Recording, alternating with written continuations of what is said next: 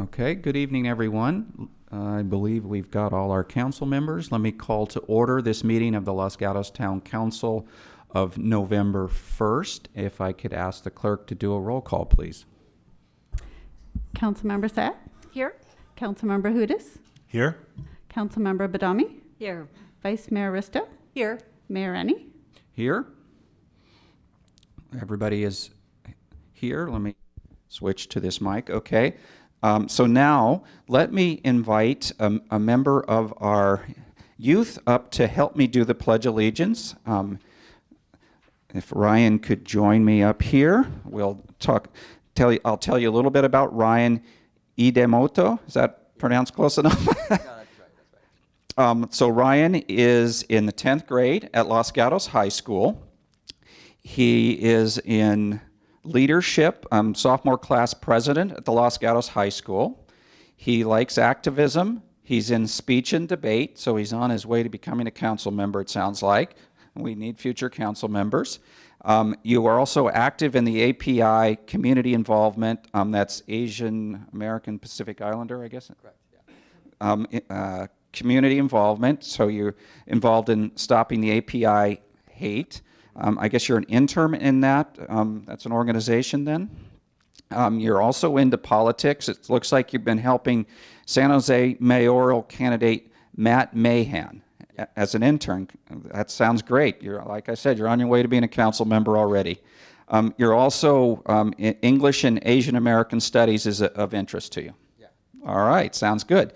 Let me give you the mic and take it away. If everyone could stand, please.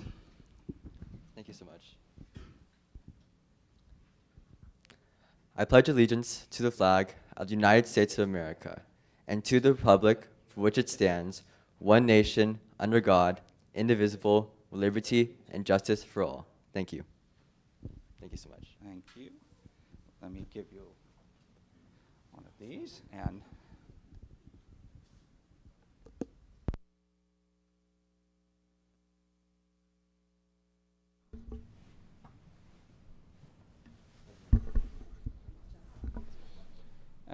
one more hand for Ryan. Thank you, Ryan.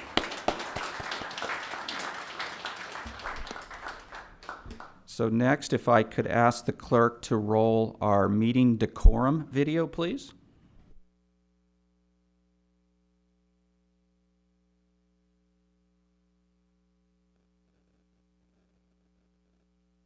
The public is welcome to participate at town council meetings, understanding that the purpose of the meetings is to conduct the important business of the town in an efficient and effective manner.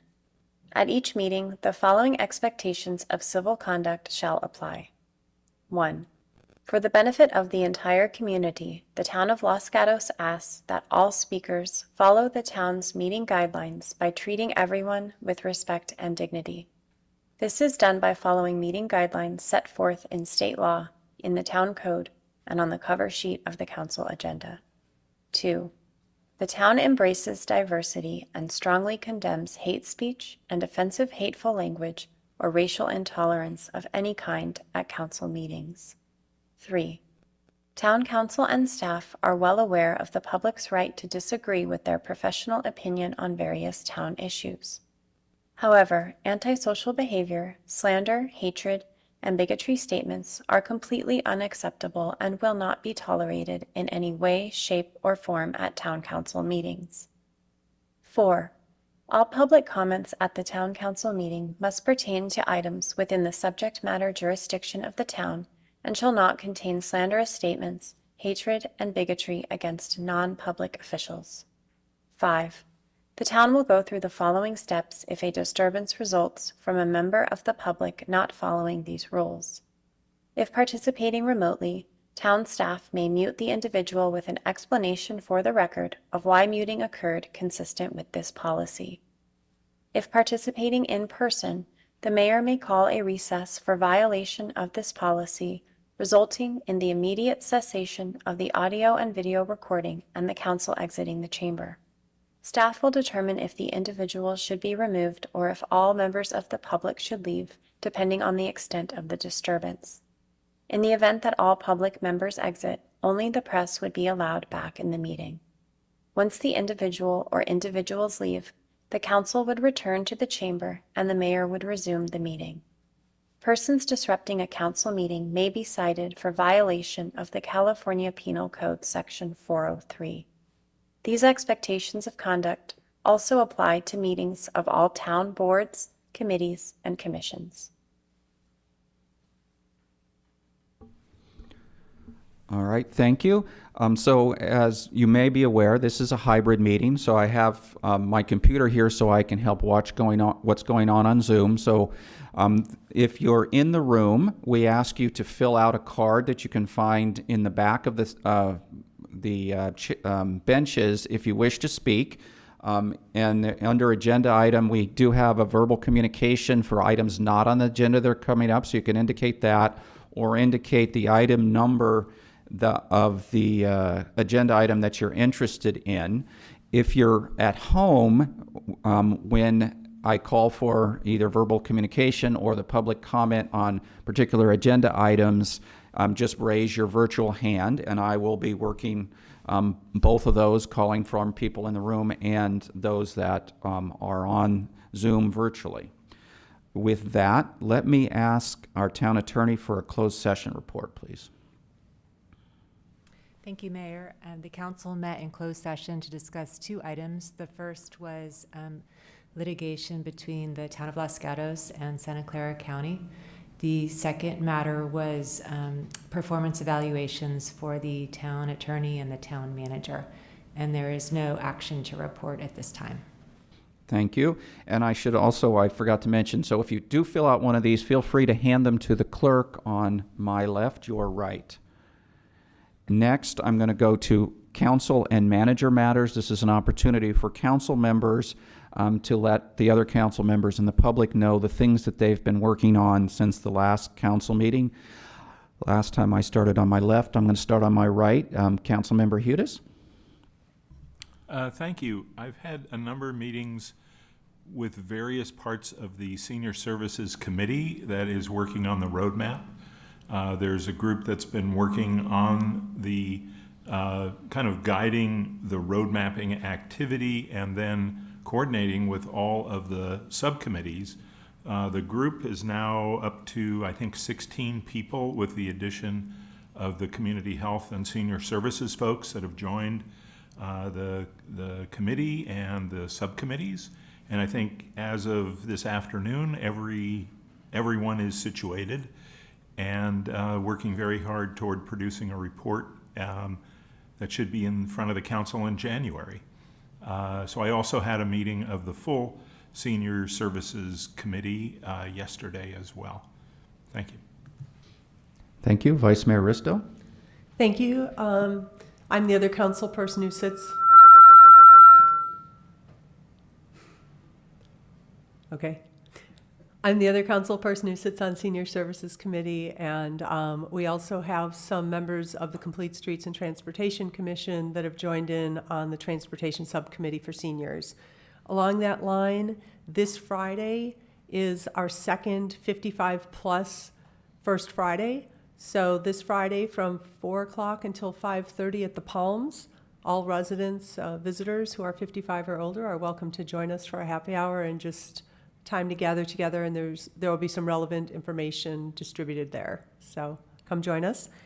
I've had a variety of meetings with residents over the general plan, the housing element, commission recruitment, KCAT programming, plant-based diet advocacy, traffic calming, and safety.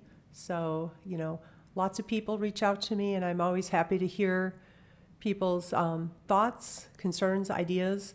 And I particularly enjoy talking to people that have a different viewpoint than mine. So I'm quite receptive. On a really fun note, because our mayor's been so busy, I got to fill in.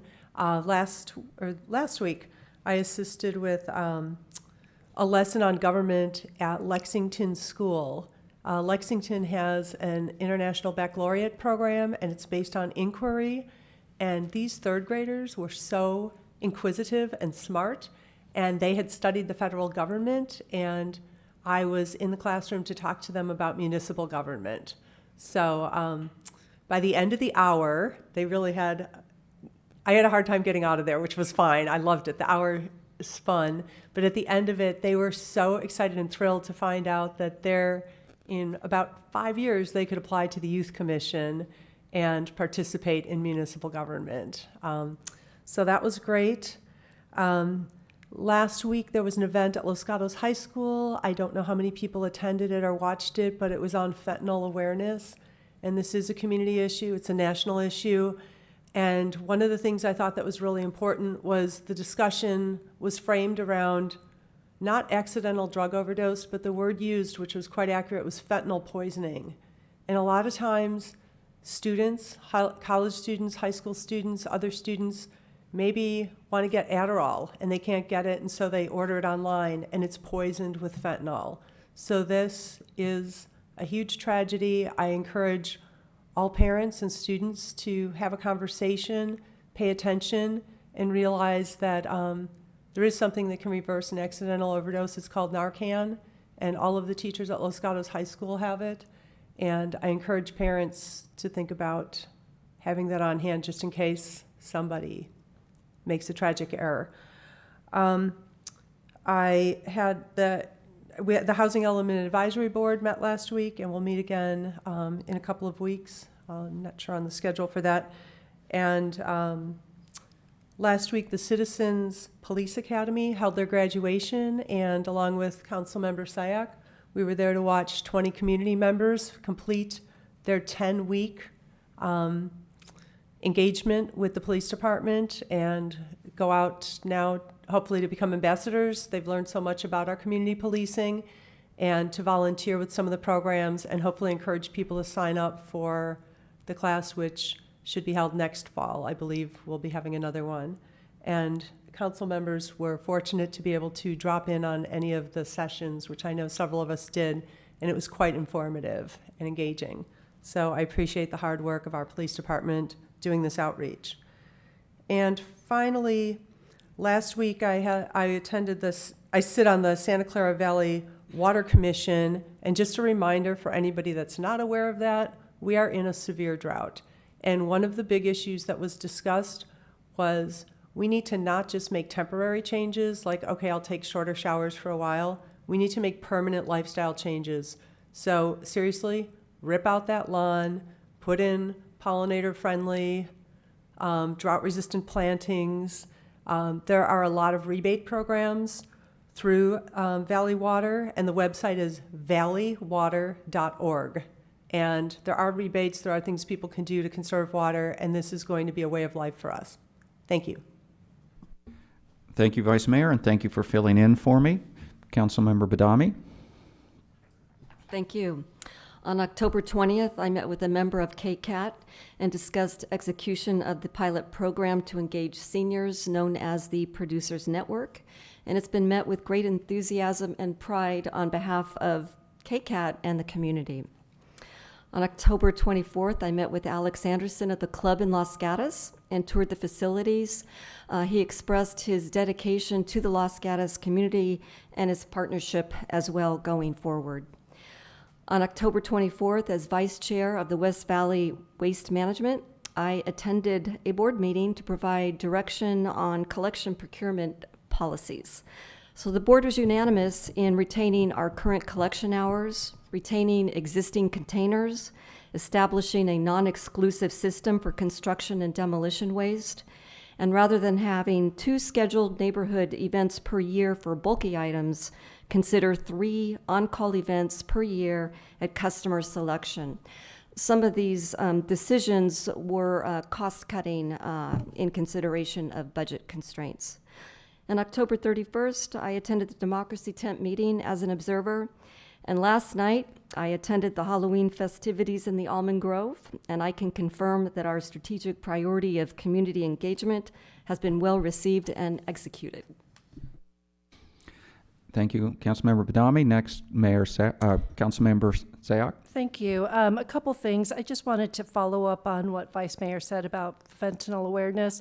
For those in the community that may not, was not aware of the community event that happened, there are several more that will be happening. They're sponsored by all the local high school districts in Santa Clara County in conjunction with Santa Clara County. They are asking all residents to have Narcan training, and kits are available.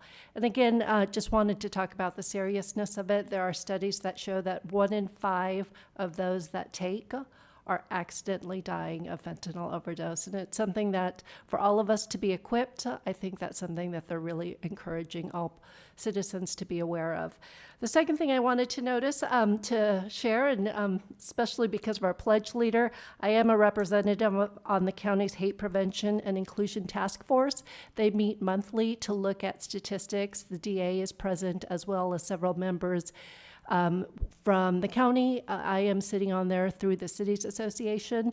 Next year, that will be a different representative, but hopefully the Cities Association representative from the council will stay engaged and bring back all the best practices that are being encouraged, and working in collaboration with our police department, bring those practices back to the town and hopefully continue our efforts to make our community much more inclusive. Thanks.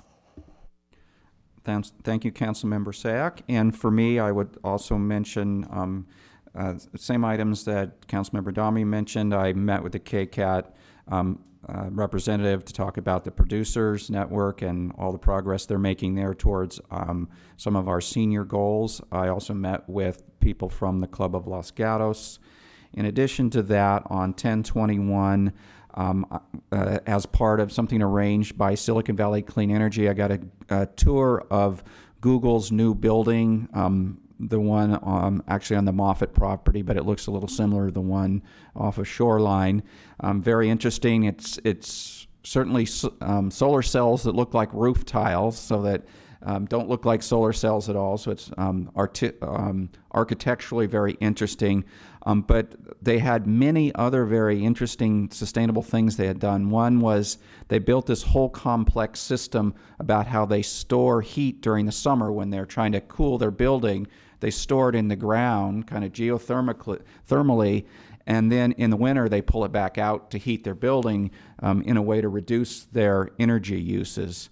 They, of course, also have a lot of water reuse that they've been working on and many other innovative ideas. So it was very interesting and enlightening tour.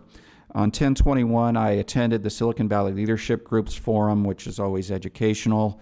10/24, I attended with the town manager, and I believe, was the vice mayor there? An update from the planners of this year's Unite Against Hate efforts to find out what they're working on for this year.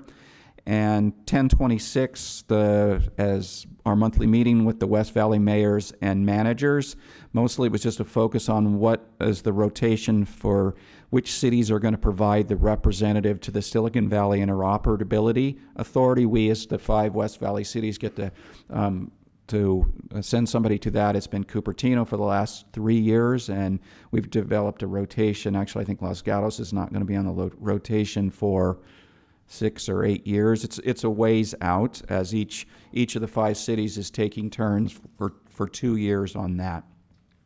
We also have we are already represented by Councilmember Hudis, who's been appointed from the Cities Association. So effectively, we do have a representative on that. On 10/26, I did 2 ribbon cuttings. One was the dry bar, which is next to the Panera on Los Gatos Boulevard. So if you're interested in, quick wash and blow dry, check out the new dry bar there. New entrepreneur who has taken on that, and I guess it's good for that end of the town, right? Most of our hair salons seem to be downtown, but it's good to have some in other parts of the town serving different parts of our town. I also did a ribbon cutting for Design on Trend, which is a mobile. She has created a truck basically with wood paneling and wood floors and so forth, where she sells women's clothing as a retailer. It's parked, I guess, most of the time behind 143 East Main. So another new entrepreneur in Los Gatos. At all the ribbon cuttings, I always tell our new entrepreneurs how much our council and town government appreciates and supports our entrepreneurs. With that, let me turn it over to manager matters. Thank you, and good evening, everyone. Next week, on November 8th, we are providing free COVID testing over at the Adult Recreation Center. Sign-ups are now available. We are still recruiting for our boards and commissions. Applications are due December 2nd, and applications are available at the clerk department. There's a lot of wonderful opportunities. This Saturday, we are doing a CERT drill, so we are encouraging volunteers from our community to participate. Thank you. All right, thank you. Next up is our consent agenda. This is a number of items that are believed to not need any discussion and can just be passed with one motion. But of course, we first check in with other council members whether there's any items they wish to pull off of consent for more thorough discussion. Councilmember Hudes? I just wanted to make a comment on one. Is this the right time to do that? Is seeing no others polls, then yeah, go ahead. Okay. I just wanted to congratulate and thank Ms. Burnham, our Director of Parks and Public Works, for serving on the Safe Routes to School committee. That is a very important community-based effort to protect our children, and so congratulations and thank you for doing that. That's item number 5, I think. All right. Would any other council members wish to make any comments on items on the consent agenda? Let me see. Would any members of the public wish to make any comments on the consent agenda? I don't have any cards from the room. If you're on Zoom, please raise your virtual hand. And I don't see any hands coming up on Zoom or nobody rushing forward in the room. So I'll close public comment on consent and come back to council for a motion. Councilmember Badami? I'll go ahead and make a motion to approve consent items 1 through 6. And Vice Mayor Risto? I'll second the motion. Okay, I have a motion and a second. Any further discussion? Not seeing any. I will call the question. All in favor, please say aye and raise your hand. Aye. Aye. Passes unanimously, I see.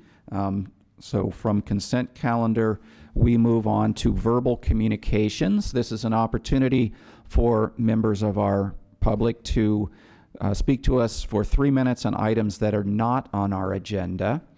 I don't have any cards up here from anybody in the room for verbal communications for items not on the agenda. I don't see any hands on Zoom coming up, so I will close verbal communications and move on to agenda item number 7. And I'll turn that over to staff. Good evening. This is Gabrielle Whelan, Town Attorney. This item is an amendment to the town code to add a holiday for Juneteenth. Juneteenth was added as a federal holiday in 2021. The town agreed to add this holiday for its employees in the 2022 labor negotiations. And so this is updating the town code to add that to the list of town holidays. Thank you.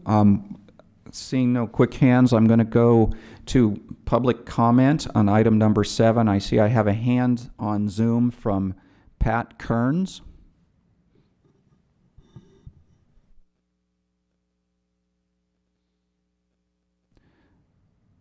Hi, this is actually Mimi Kearns, and my question is, how you mentioned Narcan and how everyone should have it. What is the method to obtain Narcan for a citizen?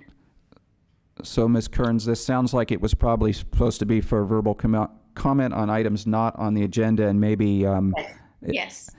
Okay, I'll take that. I was maybe too quick to close our verbal comment on items not on the agenda, and we always appreciate people speaking. So, anything else? We normally don't answer questions, but Oh, well, one of the council members suggested that everyone have Narcan, so I don't wanted directions on it, that's all. okay, thank you. Town Okay, manager, thank do you. you have any information that can be shared on this subject? I would recommend that our residents contact the county health department for further guidance and resources. Okay, thank you. Anybody else wish to speak to us on item number 7? Or that wasn't on item number 7. Would anybody wish to speak to us on item number 7? Seeing nobody, I'll close public comment on the verbal communication I just took for items not on the agenda, and I will close it for items, public comment on item number 7, and come back to council for questions or a motion. Councilmember Badami. See no hands up, I'll go ahead and make a motion to introduce an ordinance by title only to amend Town Code Section 1.10.075, official town holidays, designated exceptions, to add the Juneteenth holiday. Councilmember Hudas. I second the motion. Okay, any further discussion? Seeing none, I will call the question. All in favor, please raise their hand. Say aye. Aye. It was unanimously passed for item number 7. Next, we'll And- close. I'm going to read the title of the ordinance. Yes, please. An ordinance of the Town Council of the Town of Los Gatos amending Town Code Section 1.10.075, official town holidays, designated exemptions, to add Juneteenth as the town holiday. Okay, thank you. With that, we will close item number 7 and go to item number 8, which is discuss a recent water service interruption. I put this on the agenda because we think there was several learnings that maybe we could improve our interaction with San Jose Water Company in the future. So this is an opportunity for us to discuss potential ways of doing it better in the future and give feedback to San Jose Water. We do have a member of San Jose Water here with us, and I'll turn this over to the town manager. Thank you, Mayor. Yes, this evening we wanted to provide an opportunity for our community and the council to debrief a water service interruption that started on October 20th. The staff report details the sequence of events that occurred and how town staff partnered with San Jose Water to try and improve communications out to the affected residents. This incident lasted several days, as documented in the staff report. I think both of our agencies have learned quite a bit in terms of emergency communications and how we can better coordinate. It is important to note that our water provider here in the town of Los Gatos is a separate company. It is not the town itself. But when our residents are affected, we take it very seriously. And for this reason, we did want an opportunity to listen to comments and have an opportunity to discuss this. With that, I'd like to introduce John Tang, who is here from San Jose Water, to make a few comments from their perspective and lessons learned. John is Governmental Relations Vice President for the company. He's been a long partner with the town and other cities for which the water company provides water. Thank you, John, for joining us.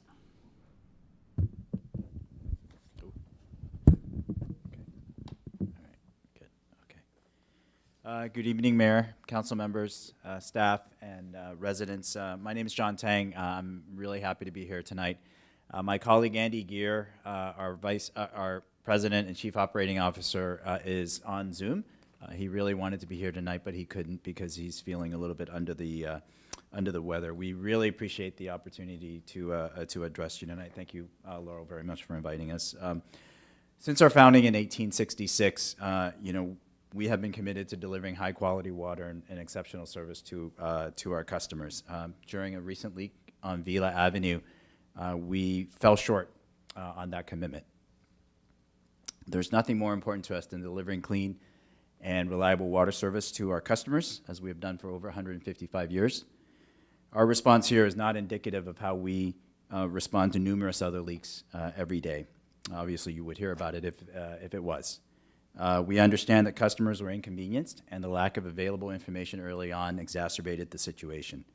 For that, we are truly sorry, and we will be sending them a letter of apology along with a $50 credit to their account.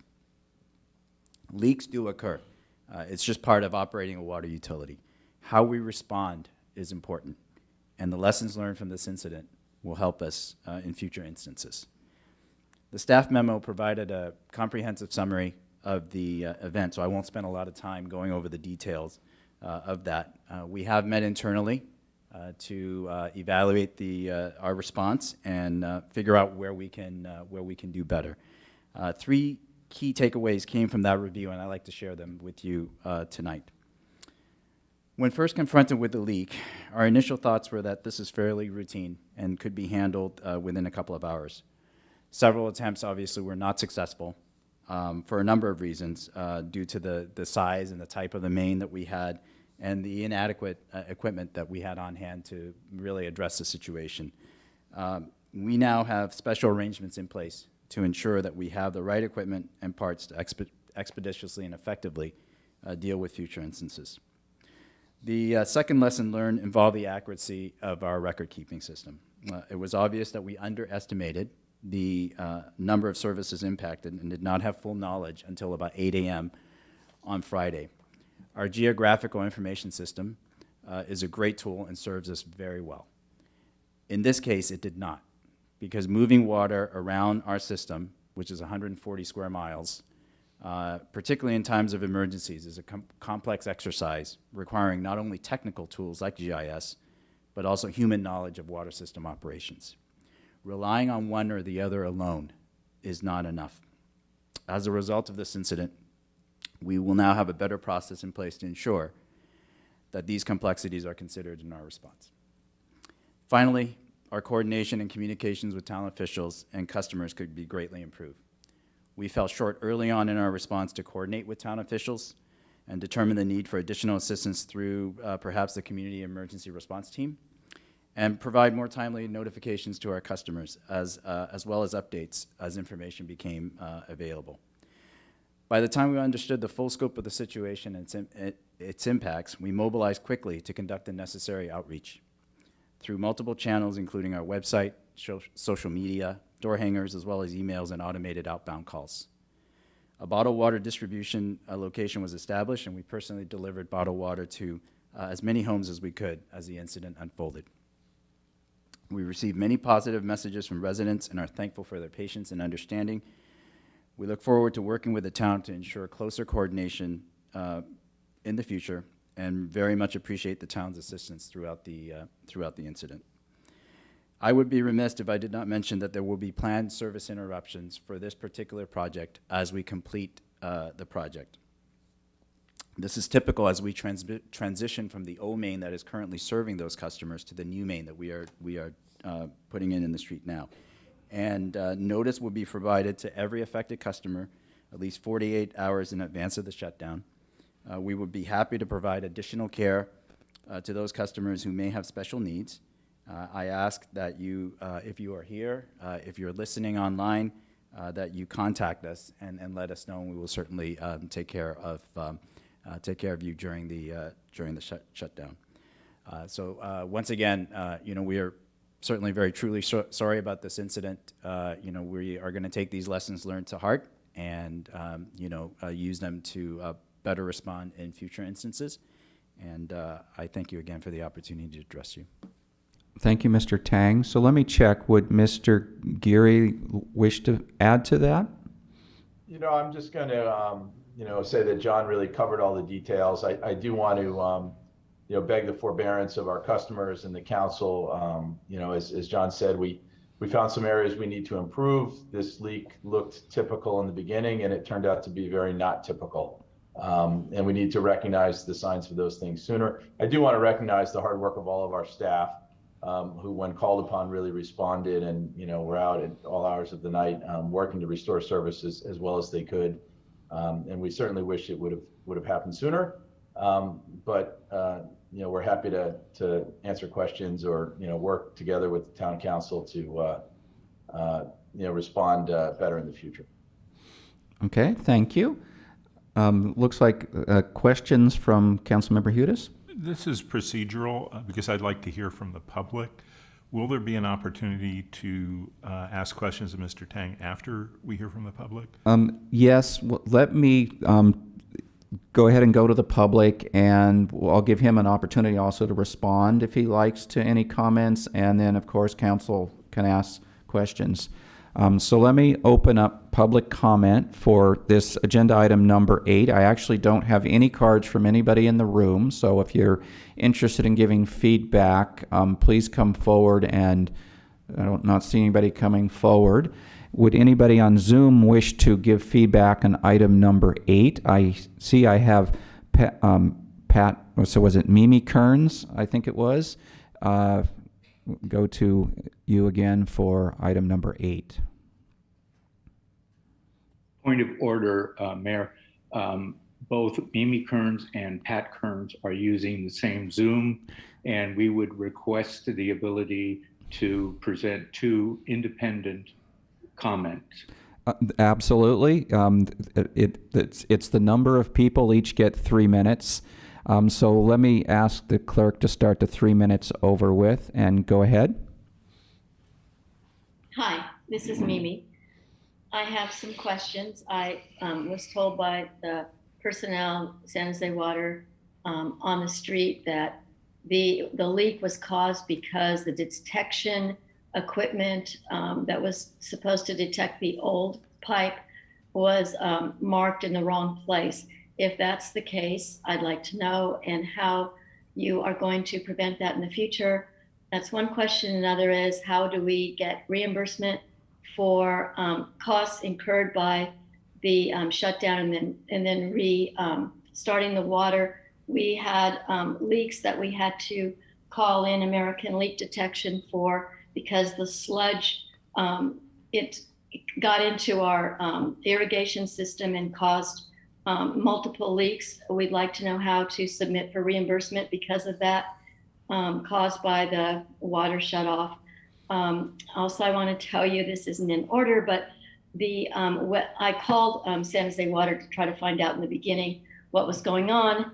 There was nothing on the website since 2018. The person that answered the phone was very nice, but she had no idea that that was the case. She told me to look on the website, and then she said she was going to immediately fix it. I thought all the San Jose Water people were great. They were very helpful.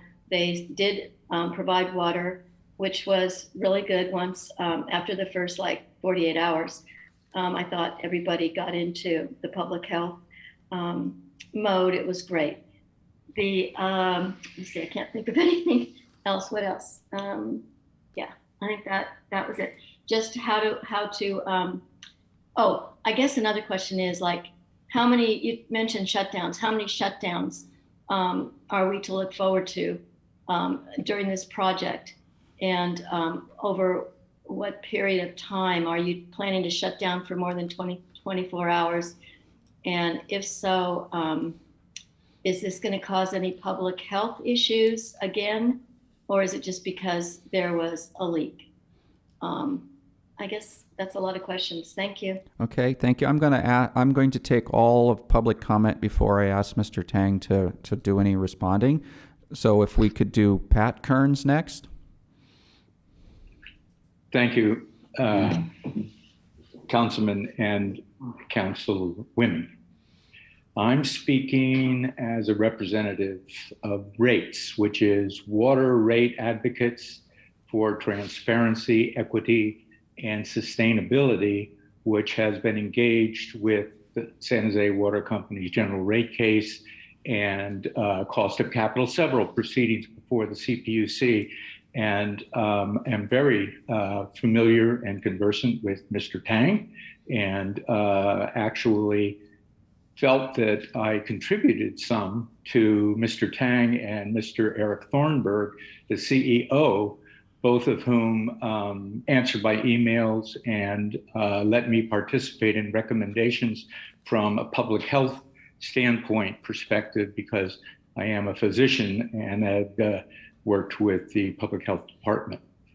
The statements I will make are based on more than 30 discussions and on-site observations, but are not a consensus of rates. I am making these as an individual because I haven't had time to develop a consensus statement from rates members who are residents of what I will call the Hill, which is St. Joseph's Hill, the residents affected by the rupture. This is not a leak. This was a rupture, which I first noted when I was driving home, and the water was flooding down Jackson. And I noticed that there were two people who were turning off the main with a 10-foot key, and the water, they were standing up to above their ankles. What I'm going to say is what I hope to submit to the council as a resident's observations and reactions. Again, appreciating the interaction that rates and I personally had with John Tang and Eric Thornburg, mentioning different public health issues that I thought had to be addressed, and medical people on the Hill who are disabled. And I don't know personally if anybody's on dialysis, but if somebody is, that would be devastating. Three issues and suggestions that need to be addressed. These issues are deeply felt by residents on the Hill. They cannot be determined with factually limited staff report, which has been submitted. And I have submitted to the council a 3-page summary on Adobe with comments to complete and expand the staff comments and impressions that were submitted on the 27th, I believe. I just submitted mine today. It may not. I have 2 comments from your staff. One said you will get it before 5. The other said you won't. I don't know if you get it, but I would hope that you would seek it out, because it really supplements what your staff have been able to find. Mine is from conversations. Mr. Kearns, I'm going to have to ask you to wrap up. Your time is gone. One of the things I was going to ask is a suspension of the rule for the 3 minutes, because this is felt very strongly by people, and I am representing a number of residents, and I have 2 more paragraphs. And first of all, I would submit that I would recommend that the commission seriously consider a task force or a subcommittee or a group of residents that be convened independent of San Jose Water Company to supply a report to the commission, to the council, I'm sorry, as they are preparing and at this moment voting for your very re-elections. I think it would be prudent and wise to involve the residents as much as you can. Issue 1, get San Jose to define what was meant by John Tang when he told me that San Jose Water will own this. By saying he will own it, $50 will not cover the charges for the water we had to waste up to 5 CCF to clear the pipes in the residence all the way up at the top of the hill. The $50 should be a flexible amount and should be determined by recommendations from San Jose Water and the residential task force, who can give you actual numbers of what their additional costs are. And the costs are not just the additional water that was wasted, but also a couple of residents had to stay at hotels. Residents did that because they were going to court or going to the hospital without a shower on Friday, Saturday, Sunday, Monday. Mr. Kearns, please wrap up. Please wrap up. Okay.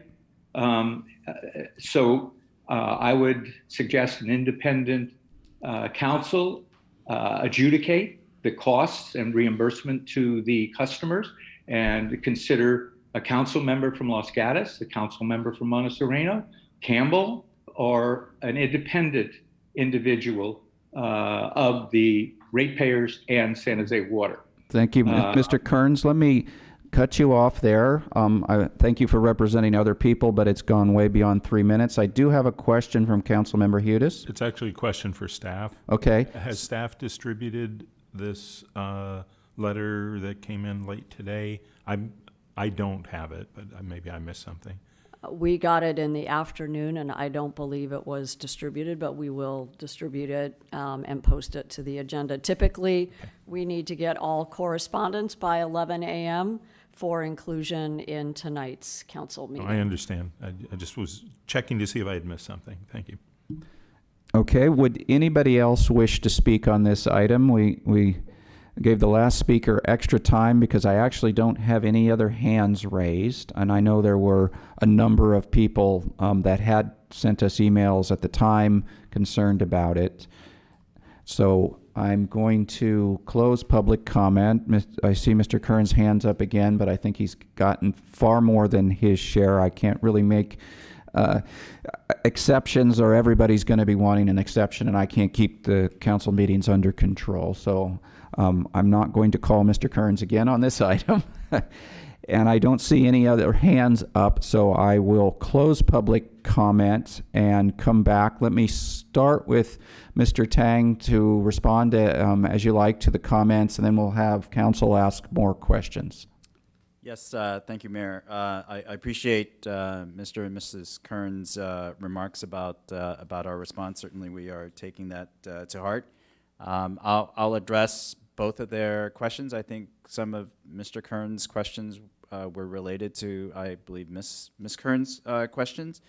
On the question regarding claims, certainly, if there is a claim, please let us know. We have a process for that. And so if a customer has a claim related to this event, certainly, please contact our customer service department. We can help with that.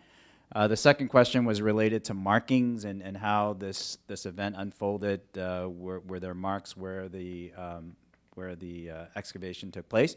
We are currently investigating that right now. I think initially it appeared that maybe this excavation took place in an area that was not marked. We still need to confirm that, obviously, and work with the contractors to do that.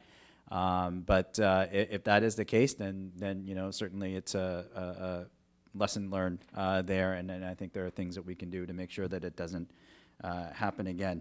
How many shutdowns will there be as a result of the tie-in process, and how long will that take? The way the system is configured, we're going to try and do it so that really there's only one shutdown. I mean, that's the idea, is to try and do it so that there's only one shutdown affecting the customers. The typical shutdown is going to last hours, is going to be during the day, where, hopefully most people are at work and they're not too inconvenienced, but it could last as long as 8 hours. It won't be anywhere near the amount of time that we had in terms of our response to this leak. As far as Mr. Kern's concerns about clearing the pipes and the concern about the lost water, as I mentioned earlier, we are providing a $50 credit to all customers. If you look at what $50 covers, it covers about 7.5 units of water, 8 units of water. Each unit of water is about 748 gallons, so this is about, I'm just doing some rough math, maybe 5,000 gallons, 6,000 gallons of water. We did put information on our website as to how customers can flush their lines if they're seeing something there, and the recommendation on our website is to flush it for about 2 minutes or until the water turns cold. A 2-minute flushing is not going to be anywhere near the amount of water that I referenced earlier in terms of the 6,000 gallons of water. And so Mr. Kearns brought up the hotel issue, the no shower issue. Certainly that's a claims issue, and if there's something that a customer wants to claim related to this event, we're all ears. And I would add one thing that you might consider. My mom has a summer cottage in an area where the water's turned off every winter, and every spring when it's turned back on, if you don't have a handyman that comes and flushes the lines, you now have grit in all of the filters in your shower heads. And if you're not used to this, or even not that aware of it, you start going, why is there hardly any water coming out of my shower, coming out of my faucet? So you might want to make people also aware that to take them apart and clear the grit from the filters if they didn't do the flush, which they probably none of them did, since they were happy to get their water back on. Kind of thing, so that there might be some opportunity to make them aware of other secondary issues. Would Mr. Geary like to make any further comments? Thanks for the opportunity, but I think John has covered it well. Thank you. Okay, let me go to council. Mr. Hudis, did you have further questions? I did. I just wanted to go back to the question from Ms. Kearns about the marking. I believe she was also asking a question about whether the proper detection equipment was available. Is that related to it? Was there proper detection equipment for the crews when they were out there? So the short answer is yes. I mean, we had detection equipment that marked the area where we were digging, and again, we need to go through our investigation to determine whether or not this area that was dug into that resulted in the incident that we had was an area that was unmarked. But the area was marked. We followed USA, basically underground service alert guidelines for the areas that for the project area. Thank you. I had other questions, but I'll wait. Any Vice Mayor, go ahead. Thank you. I'm sure all of the council members can agree we received a large number of emails, as did our town staff. And so I just want to start out by thanking our staff, because as I commented to them while they pivoted and tried to deal with the situation without a lot of information, this was not our fault. This was not our problem, but these were our residents. And so I appreciate that our staff was ready to get bottled water and reach out to people. So, I'm looking forward to, I hope that you've already got a process whereby immediately the town government would be alerted when there's another such breach. And given our aging infrastructure and the work that has to be done, I know this won't be the last time. I mean, these things happen, but the most important thing would be to remove the uncertainty, that people understand what's going on. So I'm curious with, I know when there's a power outage, I get a text right away. Mm-hmm. I know there's been a power outage, but I'm told that by my phone, but it also typically tells me approximately how wide it is and how long it might last, and there's updates. And I don't know if you've got such an app, but I think it would be really critical, because it's already annoying enough to deal without having a service that, we tend to take for granted. We turn the faucet, we have water, we flip the switch, we have electricity. When we don't, it can kind of rock our world, but having a vacuum of information makes it 10 times worse. Yes, Vice Mayor, I absolutely agree. And we did, once we got a handle on the situation and the extent of the situation, we did try to do the outbound calling, the text, the emails. Unfortunately, we don't have every customer's email. We don't have every customer's, cell phone number for a number of reasons. Probably very good reasons that they don't want to share it with us. Well, we do ask for that information. We do hope that people will give us that information so that we can contact them during these emergencies. Go ahead. Yeah, so I don't know. I mean, I think for a lot of disasters or with utilities, I've had options to opt into things. I don't know. I think there just needs to be a widespread to all the customers, whichever way you have to reach through the billing or whatever. This is how you opt in. If there's a water outage, this is how we'll let you know how long it'll last, et cetera, so that people know to sign up for it. I think that's really important. And I think the town wants to opt into that as well. Okay. Thank you. Thank you. Councilmember Hudis? Yeah, I wanted to come back to one of the other questions was occurred to me when I was reading the emails that were coming in, and that's about providing water bottles. Was that done by San Jose Water? Was it done by the town? And is there a lesson learned on the deployment side as well, or was that all just fine? I would say that there are always going to be lessons learned for an incident like this, and I've relayed some of that information to you tonight. Specifically with regards to bottled water, I contacted Laurel as soon as I heard about it. Obviously, that's an internal failing at San Jose Water Company that I was notified late, and as soon as I found out, I notified you, or I think you might have notified me first, and then we were kind of trading messages on that. And you mentioned the bottled water thing, and that's one of the first things I did, Laura, was talk to our staff and tell them, hey, we need to get some bottled water out there. These folks have been out of service for a long time. And so we were successful in doing that. Obviously, this is a big area. It takes a long time to, deliver bottled waters to their front porch. We made the best attempt to do that. I think we were able to deliver a lot of bottled water to a lot of porches, and I think you've heard that mentioned tonight. Through our response. I don't know if, Laurel, I don't recall if the town actually helped us in that regard once we got going, but certainly, we took the cue that you gave us. Thank you. Yeah, the town provided a location in the library/town hall parking lot just out here. And so there were pallets of water that were available for residents to come by and pick up if they did not get the home delivery. So, and they were here, staffed by San Jose Water 24/7 throughout the weekend. So it was good staff coordination. It was a little bit late, but at least we got there. Councilmember Hudis, go ahead. My last question actually relates to, and by the way, Mayor, thank you for putting this on the agenda and for your points about the filters and that type of thing. But my question for San Jose Water is, are there instructions when people are told to flush their pipes about how to deal with reverse osmosis systems or water softeners or filters or fixtures? Is that part of what you tell people when you tell them to flush their lines?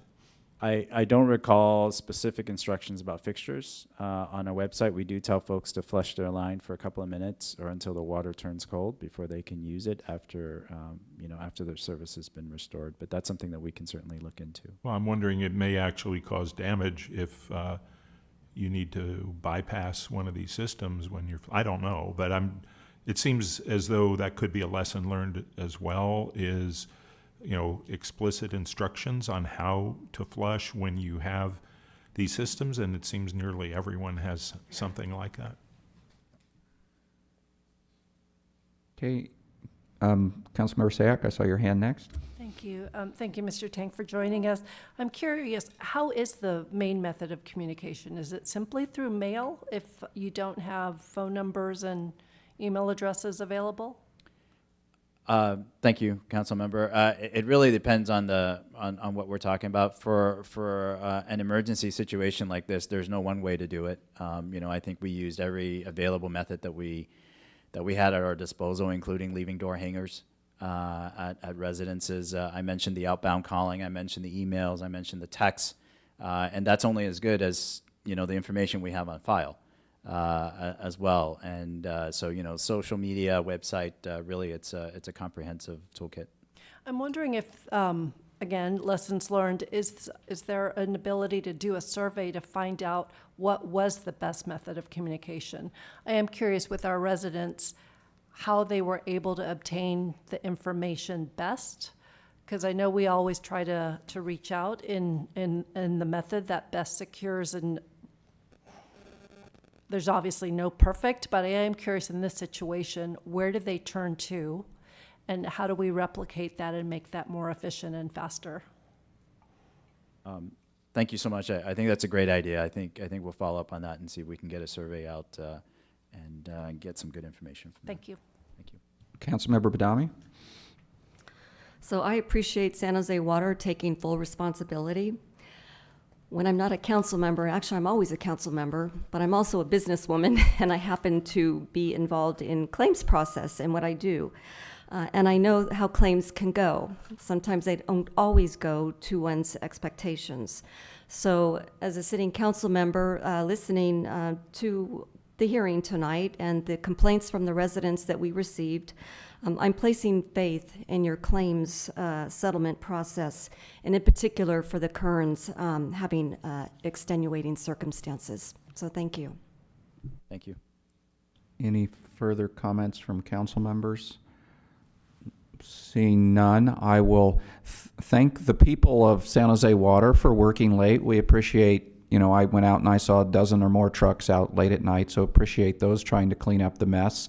And would again ask San Jose Water Management to follow through on the learnings you had to try to build better processes to try to avoid this and be able to react quicker next time and communicate better. So thank you for coming and talking with us tonight. Yes. Thank you, Mayor. Thank you, council members. Thank you, staff. Thanks for the opportunity. We appreciate it. Okay, so with that, I'm going to close item number 8 and go to item number 9, which is a story poll exception, and turn it over to Planning Manager Jennifer Armour.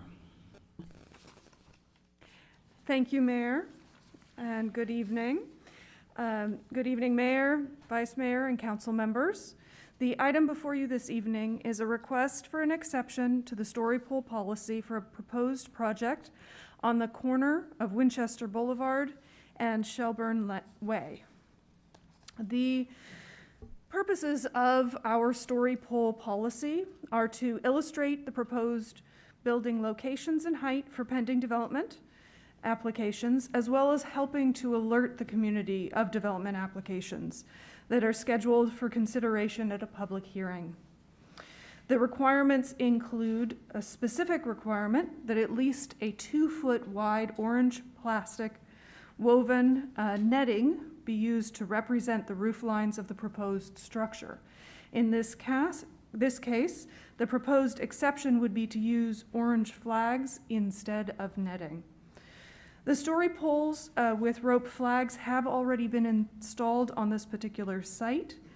However, the town council does have the discretion to determine the appropriate flagging or netting prior to review by Planning Commission. Based on some of the public comments that we did receive for tonight's item, I do want to make it clear that the consideration tonight, this discussion tonight, should really be just focused on the story pole exception, not the proposed project. The proposed development project will be scheduled for Planning Commission review once we have an approved story pole plan and any modifications have been made. This concludes staff's presentation, but we would be happy to answer any questions. Okay, any questions before I go to the public? We'll start with Councilmember Badami. A question for Ms. Armour. Did staff approve a story pole plan prior to the placement of the poles on site? And did you instruct the applicant on the netting requirements? Or did they just assume that they wouldn't need to put the netting? Thank you for that question. We did look at a story pole plan and confirmed that the illustrations showing the location of the poles and the netting was appropriate to represent the form of the buildings. We had numerous conversations with the applicant about the functionality and how that would be installed, because there was concern about both the height of the poles and how to work with the existing trees on site, which you may remember was also a difficulty with the previous proposed project, though this one is proposed to be taller, hence the difficulty using the netting. But we did not understand that the proposal was to use flags, and so as soon as that was seen that that was what was installed, we immediately got this proposal, this exception request, and scheduled it for review by town council. Thank you. Okay, seeing no more questions, I'm going to open public comment for item number 9. I have one card. If you're at home on Zoom, please raise your virtual hand. I will start with my card in the room. If Richard Canine could come forward and speak, please. I might have to apologize because I might violate your criteria. Can I use my 3 minutes? Sorry. Thank you for the opportunity to speak on behalf of myself and my neighbors. I recommend that the town council deny the request for exemption related to item 9. After the town council meeting on last month, I reviewed the 304-page housing element document which has been submitted to the state, and the first thing that caught my eye was this pipeline project on 15860 Winchester. I was surprised to learn that it's a 135-unit assisted living facility in an 81,000 square foot, 3-story building. While I was aware that the construction of an office building had been planned at this site a few years ago, apparently that plan had been scrapped and replaced by this huge facility, which is more than twice the size of the original building plan. To the best of my knowledge, there are no other 3-story buildings anywhere from Lark to downtown. This project cuts down the large trees, reduces the setback to the street, and adds a 3rd story. It seems out of place in this primarily residential neighborhood to me. I did know what I was signing when I signed the referendum, and this project is the perfect example of what happens when you rezone to higher densities. It changes the nature of the neighborhood forever. I do appreciate the Los Gatos requirement to install story poles and flags as they help to alert the community of development projects that are scheduled for consideration. This provides us with a chance to learn more about the proposed project and interact with the applicant and the town council. We live very near to this project, and I pass by this area 10 times a week, but I was not aware of the details of this project until yesterday. If I was not aware, then my guess is very few of my neighbors knew either. We are willing to work with the applicant, and I am sure that the applicant is willing to work with us by starting out with a clean slate. I recommend that the town council deny the request for exemption until the applicant has prepared and filed documents that accurately reflect the existing conditions and clearly highlight all the known variances on the plans. Thank you to all 5 of you who serve on the town council for your time. Los Gatos is my home, and I love living here. Thank you. Thank you. Let me see if there's any questions for you. Don't see any. I do have one. Councilmember Badami has a question for you. Thank you, Mr. Cunanan, for coming and speaking to us on this item and your concerns.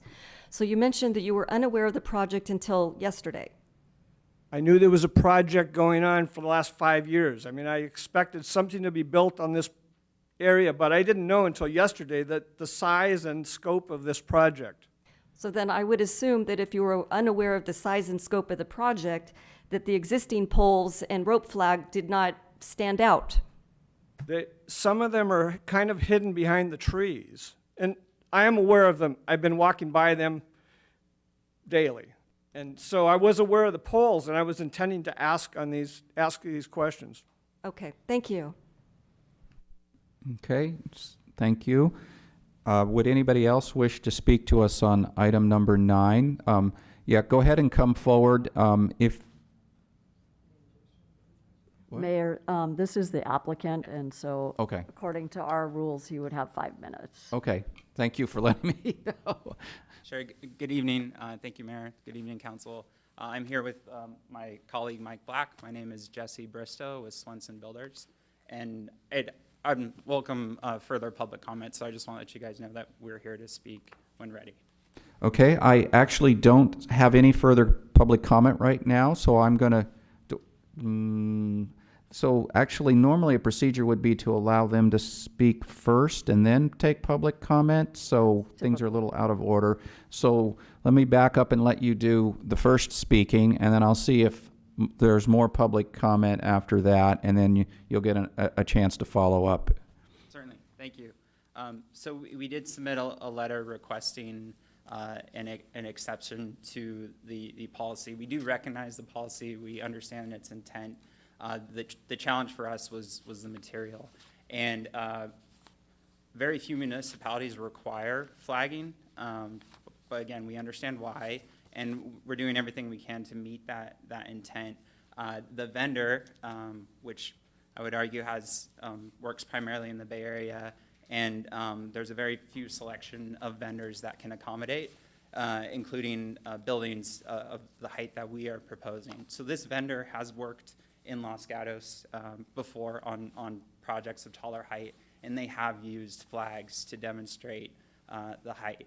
And even if we required them to, if we said, hey, we can't move forward or we can't hire you to do these unless you do the netting that's required by the town, it's a safety issue for their workers, and it's also a safety issue for the flags, or I'm sorry, for the netting if it were to catch high winds or anything like that. It could pull down the poles, and then it's a life and safety risk for the public.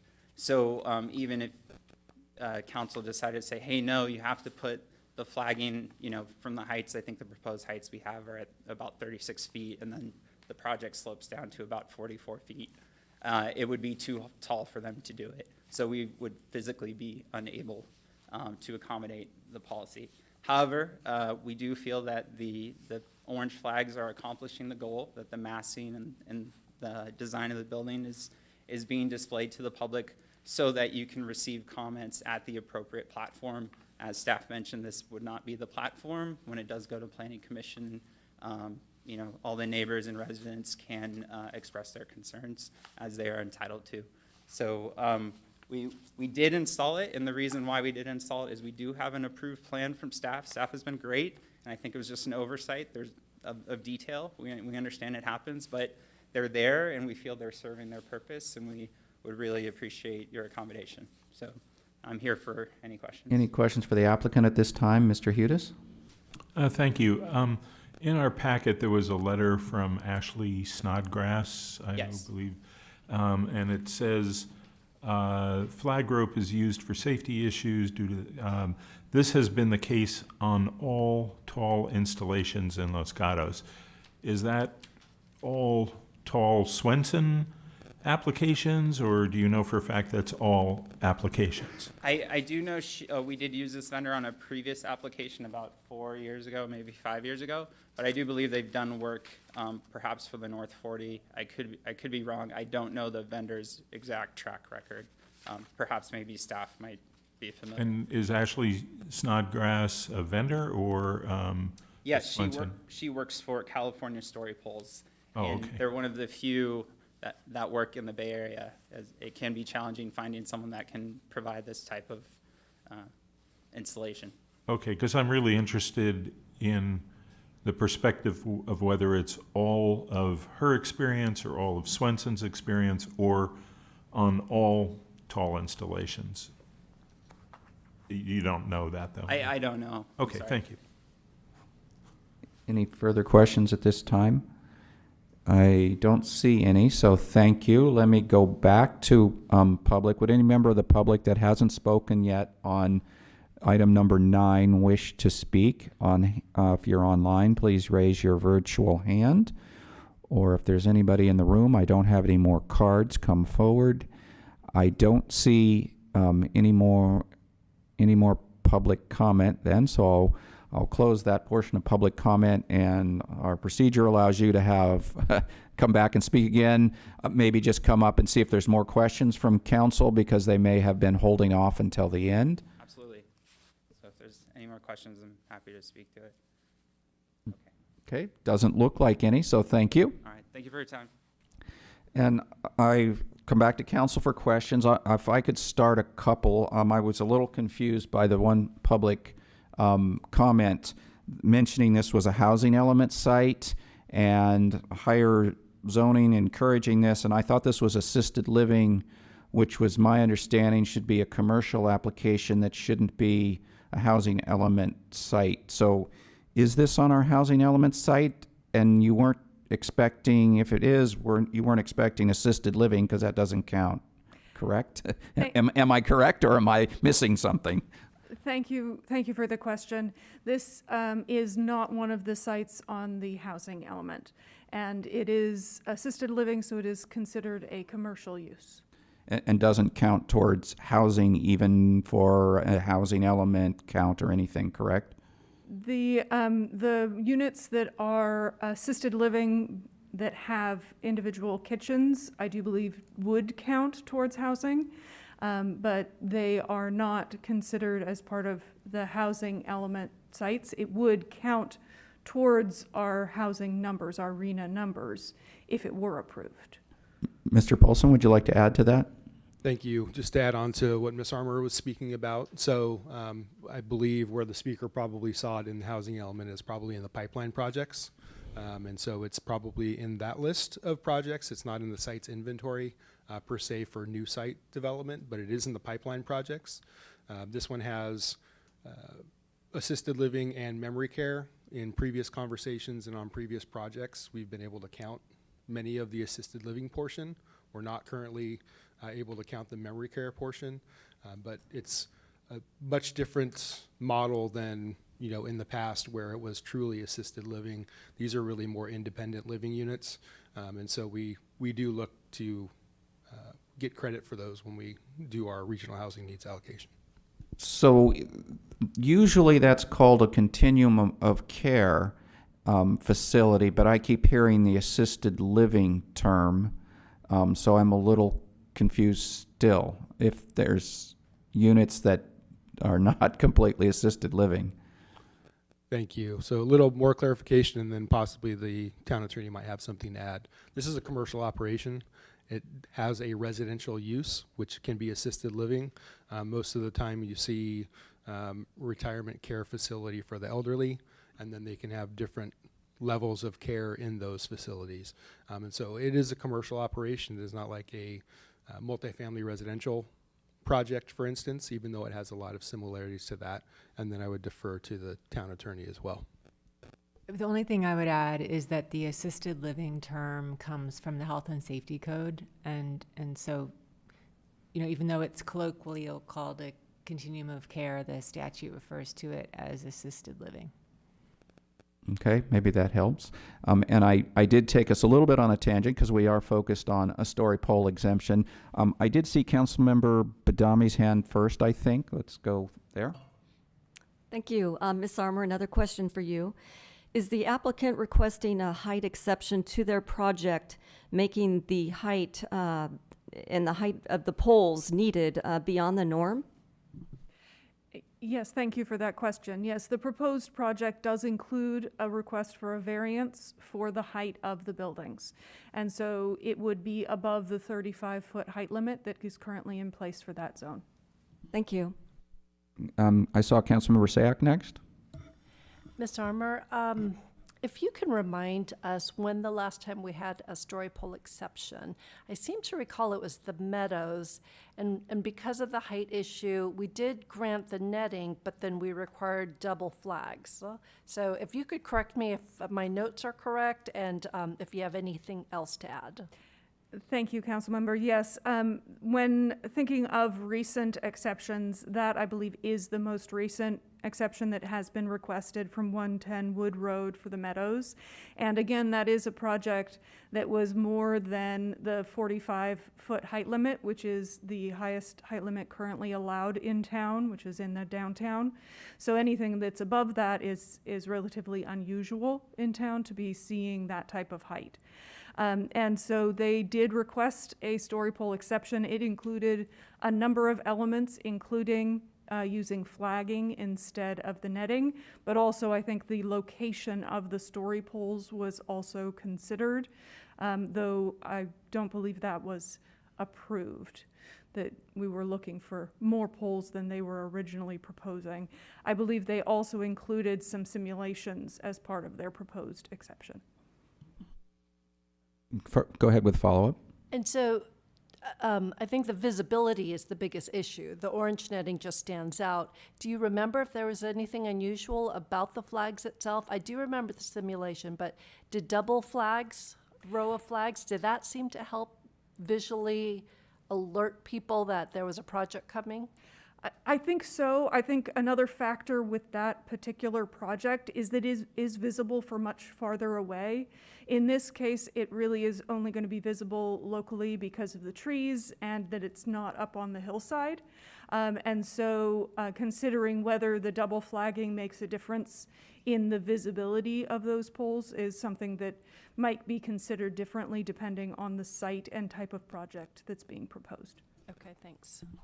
Councilmember Hudes? Yeah, just kind of staying with this topic of whether the town generally allows or the council grants exceptions.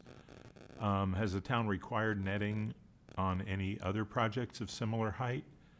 And, you know, going back a little ways, I can't remember what was on the North 40, but there was a lot of material out there. Could we find out if this is a regular thing that's happening? Thank you, Councilmember. It is unusual that we have a building proposed at this height. Because in most areas in town, the height limit is 30 or 35 feet. And this is, we're looking at 45 to 50 foot height limit or proposed. In this case, that is unusual. I do believe there were story pole exceptions, as we mentioned, for the Meadows project at 110 Road and for the North 40, though I will defer to our director in case he has anything to add about the North 40. Thank you, Ms. Armour. Thank you, Council. Yes, there was an exception for at least the Market Hall building, to my recollection, because that was in excess of the 35. I think most of the other residential buildings actually accomplished typical story pole installation, and they had a number of different requests as well for that North 40 project. Go ahead, Councilmember Hudes. Just as a follow-up, so it sounds like we have granted exceptions regarding the netting, replacing it with flagging. What are other municipalities doing? And should town staff propose a modification of our policy if they're all saying there's a safety issue over a certain height? Thank you, Councilmember. If it is directed by Town Council, staff would be happy to look into and go through the process for consideration to modify the policy. Okay, and I would just add that I recall also on the North 40 there was a few exceptions for places where there was a pole needed to be and there was safety. There was still some people living on the North 40, so we gave some for the tallest building, I know for sure, and I think there was a few others where there was going to be a pole in the middle of somebody's driveway and stuff like that. So I think it was a little bit more than just for the tall building, according to my memory. Vice Mayor, go ahead. Thank you. Yeah, I was thinking about the fact that in general, projects that come before us are only 2 stories. And when I think back, I can only think of 3 projects that have come forward that were taller. And that would be the North 40, the Meadows, and Albright, which had an exception with cherry pickers. And so, yeah, I'm curious what other municipalities do. I mean, as I look around, I see sometimes just flag used in other communities all the time, no matter what the height. And it does seem like, I can only think of 3 examples, but when you get to that height with that kind of netting that we require, that really can pick up a lot of wind, and that's a safety issue. I know the other exceptions that have been asked in the past have to do with trees, or is it impinging on employees getting through, but that's separate than replacing the netting with flag. And so, you know, as I was thinking about this and as we deliberate, I do think this would be something for the policy committee, perhaps, you know, staff and policy, to look at whether we need modifications to our policy about the story poles, as we potentially are going to have, I would think, with our housing element, some taller buildings coming forward so that we can anticipate this kind of issue. Because I do think if it's a safety issue, there should be other ways to make sure that we have that visualization. And I would say, to the point of one of our speakers, the fact that the story poles went up got their attention. It's hard with with just poles and some orange netting to visualize an entire thick, multi-dimensional building. But one of the points of the story poles is to get the public's attention that a project is coming. And one of the things I know the previous council heard over and over is, why weren't there story poles for the North 40 specific plan? Well, you can't story pole something that's a concept that's not specific. But I think to the extent that when we know a project is coming, we want the best possible, safest way to make sure that people know something's coming, and then they'll go look at the plans. So I would, if I could, make a request that as a follow-on to this, no matter what's decided, that the policy committee take a look at what we can do moving forward. Thank you. Councilmember Hudis? So I guess the part of the issue that we've had with story poles is that they go up, and then project might change a bit, and you end up asking the question, do they need to do the story poles again? And so I know this hearing is about story poles, but it was disclosed already that the applicant is looking for some variances. Are there others, like parking? It seemed like there are not very many parking places given the number of units that might change the height of the structure, or are there other variances that might get denied that might cause a change in the height? Because it sounds like we're already doing the story poles to reflect a variance, but are there others that might change our story pole approach? Thank you, Council Member. We will be working to prepare a full staff report describing the proposed project and the variances requested. At this time, the variances include the height and lot coverage for the proposed building. But all of that would be part of what was presented to Planning Commission for their consideration. We often see in cases like this, if there are modifications requested by the Planning Commission in response to their comments, that we do request that modified story poles be installed. In some cases, it's replacement of story poles. In other times, it's represented as a different color of netting or flagging, something that can show what that change was. And so it is the goal of the process to have a clear representation. And if it does change significantly in form, we do try and make that represented with the story poles. Go ahead with follow-up. I'm actually wanted to share a thought. Are we ready for some of that? Let me ask one question first. We did get an email from Mr. Mekachuk commenting on the quality of some of the documents that were submitted. I assume that staff has a full submission of documents. Is staff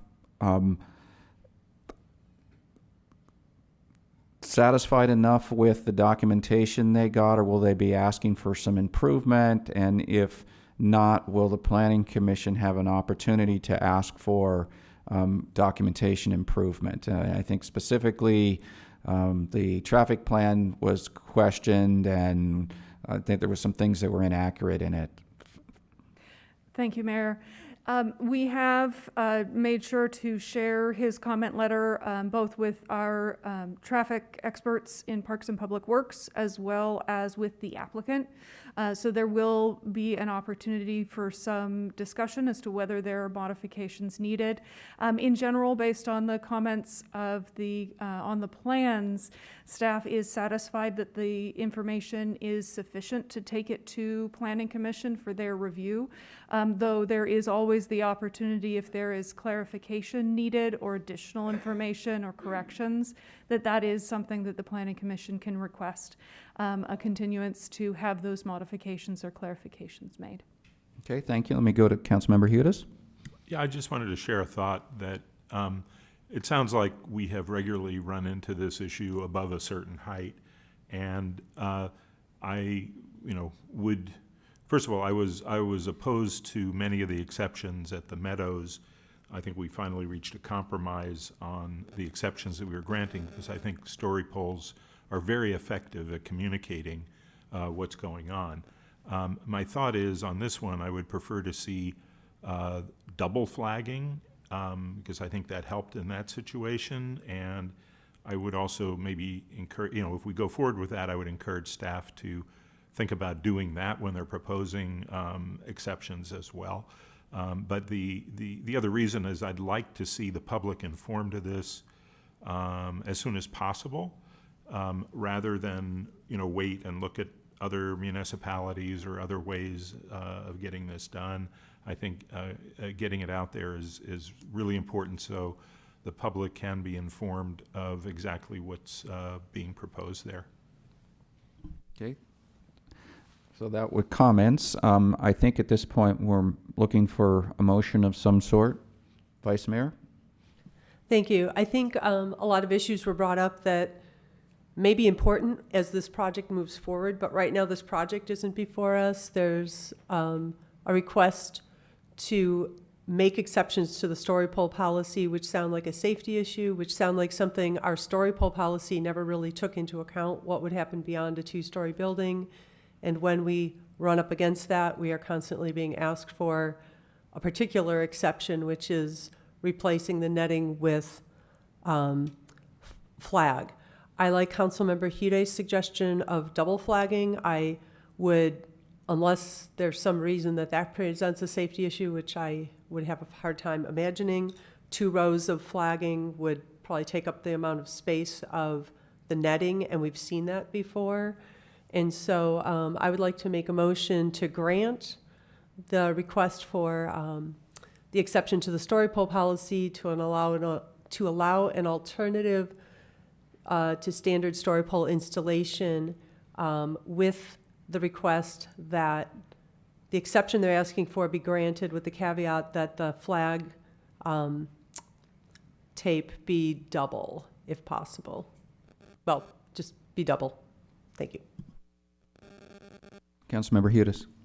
Second the motion, and add one comment, which is that I don't like exceptions. I think, we've had a very thoughtful policy on doing this to inform the public, but I'm more amenable to an exception if it's for housing, and I was glad to hear that there is some possibility of this being considered housing, and I'm looking forward to finding out how much, but I know I need to wait. Thank you.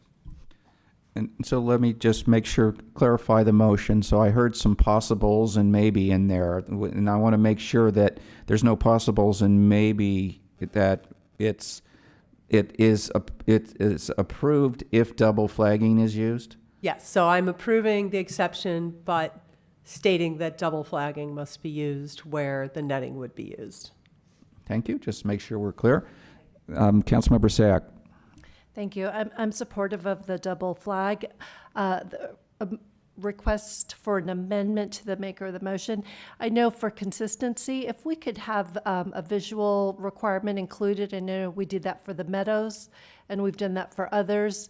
And I defer to staff on what exactly that looked like, but just a depiction so that those in the public who are not able to fully see it, there would be a visual that they can come down to Town Hall or online to see what that would look like. So that's a request of the maker of motion. Would you like to accept that?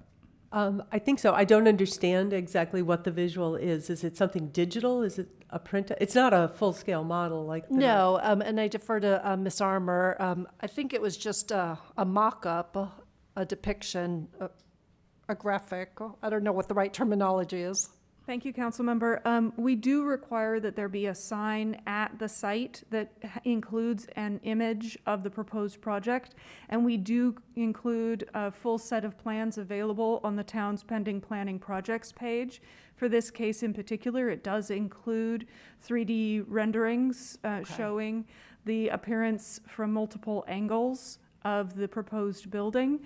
If that would satisfy, that is actually already available online. If there's something more that you are looking for, we could look into those options. And is that what we did for the Meadows? I will defer to Director Paulson if he has specific memories of that. Thank you, Ms. Armour. So I think what you're looking for is we often see what are called photo simulations. So, from different vantage points, as Ms. Armour mentioned, there are currently renderings, but sometimes there have been requirements for photo simulations that more depict maybe from, for instance, the sidewalk across Winchester Boulevard looking east or south, right? So the more true scalable images that have a distinct point of reference from where that vantage point is. And that is also referenced in the policy as another opportunity for. So after listening to this, I think I'm not going to confuse and complicate the matter. I guess where I'm going is, and maybe this is for the applicant, when you do present to the Planning Commission, if you go by the site, the trees do obscure the flags. And so hopefully with the double flags, you'll see more of it, but you may want to consider a visual. I'm not going to put it in the motion because what you don't want is the community to come to your Planning Commission meeting saying that they can't visualize what it'll look like. So again, I'm not going to complicate the motion, but I just put that out there to the applicant for your own reference. Thanks. So that was a withdrawal of the request. I will go to Councilmember Badami. So I won't be supporting the motion. The applicant is requesting a height variance, adding to a self-inflicted request. So this particular project, to me, it's a very significant change in size from a previous application.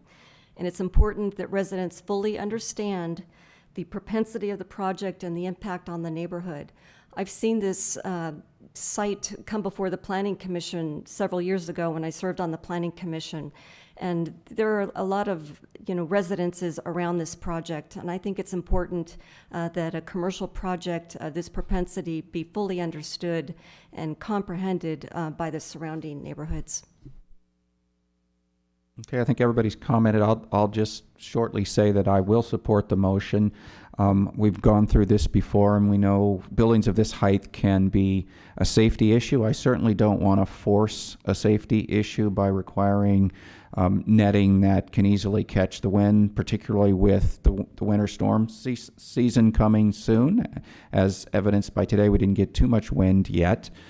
So I will be supporting the motion because I want to make sure there is some story poles out there so that the public can visualize what's going on. I do agree with the idea of trying to have other visualizations available. Sometimes they are even out on a billboard out in front of the place. Those kinds of things will be helpful also. So with that, are there any other comments? Not seeing any, I will call a question. All those in favor, please say aye and raise your hand. Aye. All those opposed? No. Okay, so it passes 4-1 with Councilmember Badami opposed. I'm going to close item number 9 and move on to item number 10, which is our Oak Meadow Bandstand design update, and turn it over to Director Burnham. Okay. Good evening, Council. I'm Nicole Burnham, your Director of Parks and Public Works, and via Zoom, I also have Assistant Engineer Corville Sparks, who's Project Manager for this project. So we can go to the next slide. We're here to update you on the Oak Meadow Park Bandstand project. So I'm going to talk to you about what the proposed plan is, what our current park usage is, and how that might be influenced by the project, results of some survey we did for community outreach, and open it up to receive feedback from you.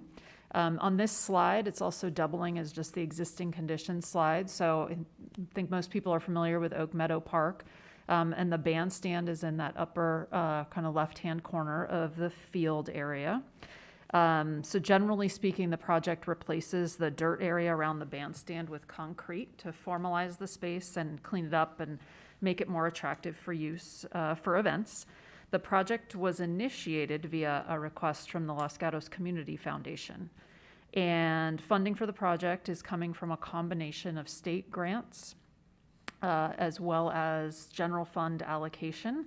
All told, the town is funding about 33% of the anticipated construction cost with general fund dollars. This next slide. So this is a visual of the proposed plan. So generally, we're just talking about adding concrete around the bandstand. The concrete would extend about 50 feet from the front edge of the bandstand and is about 80 feet wide at its maximum width, with trees on either side to provide shading. This is the final alternative that we're proposing. Staff did evaluate a number of options, many of which were larger in size and scope. So initially we were over almost 8,000 square feet of concrete area.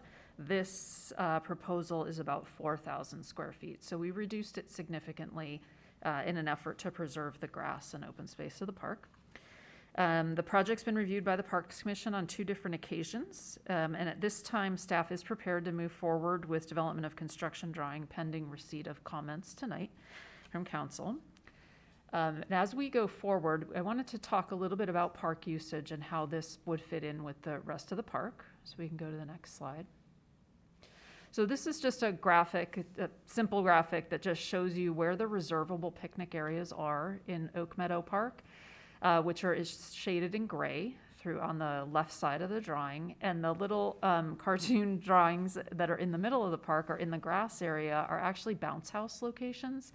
So each of those picnic areas that's shown is reservable.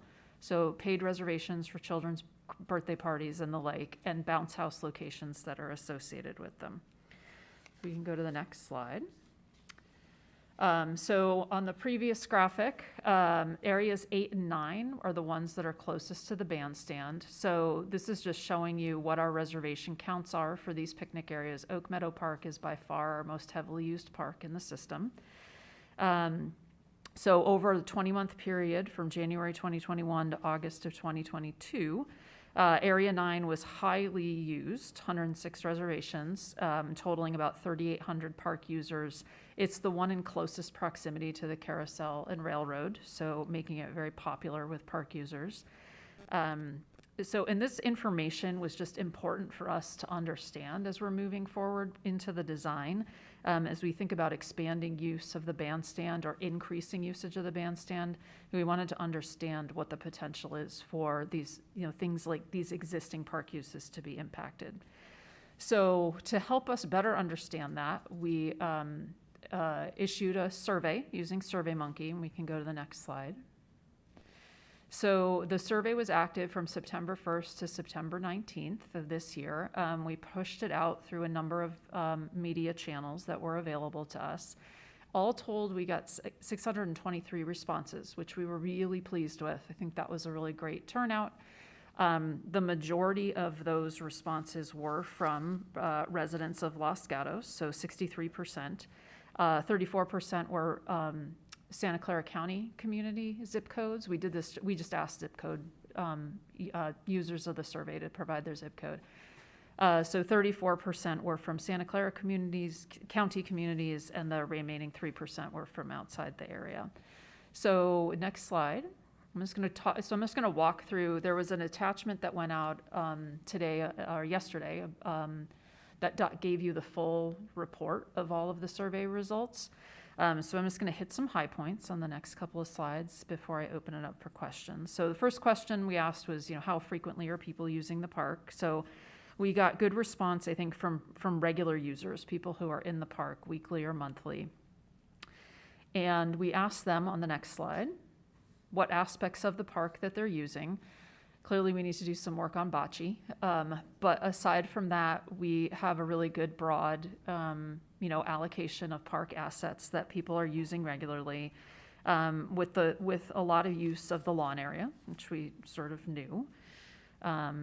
We also, in the next slide, asked about whether people had attended events in the park. I mean, the bandstand, even in its current condition, has been used in the past for events. And, we wanted to understand whether people had found those events interesting, dynamic, things that they would come to again if we had more of them more frequently. And I think what we heard, what we're seeing is people, yes, are coming to the events that we've been having at the park, Screen on the Green, 4th of July, a lot in the other category.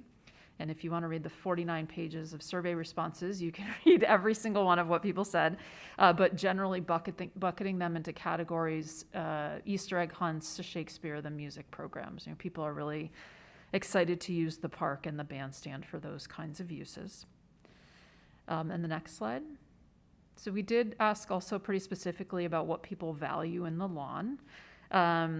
And so we heard things like, you know, just the ability to have free play, use it for games.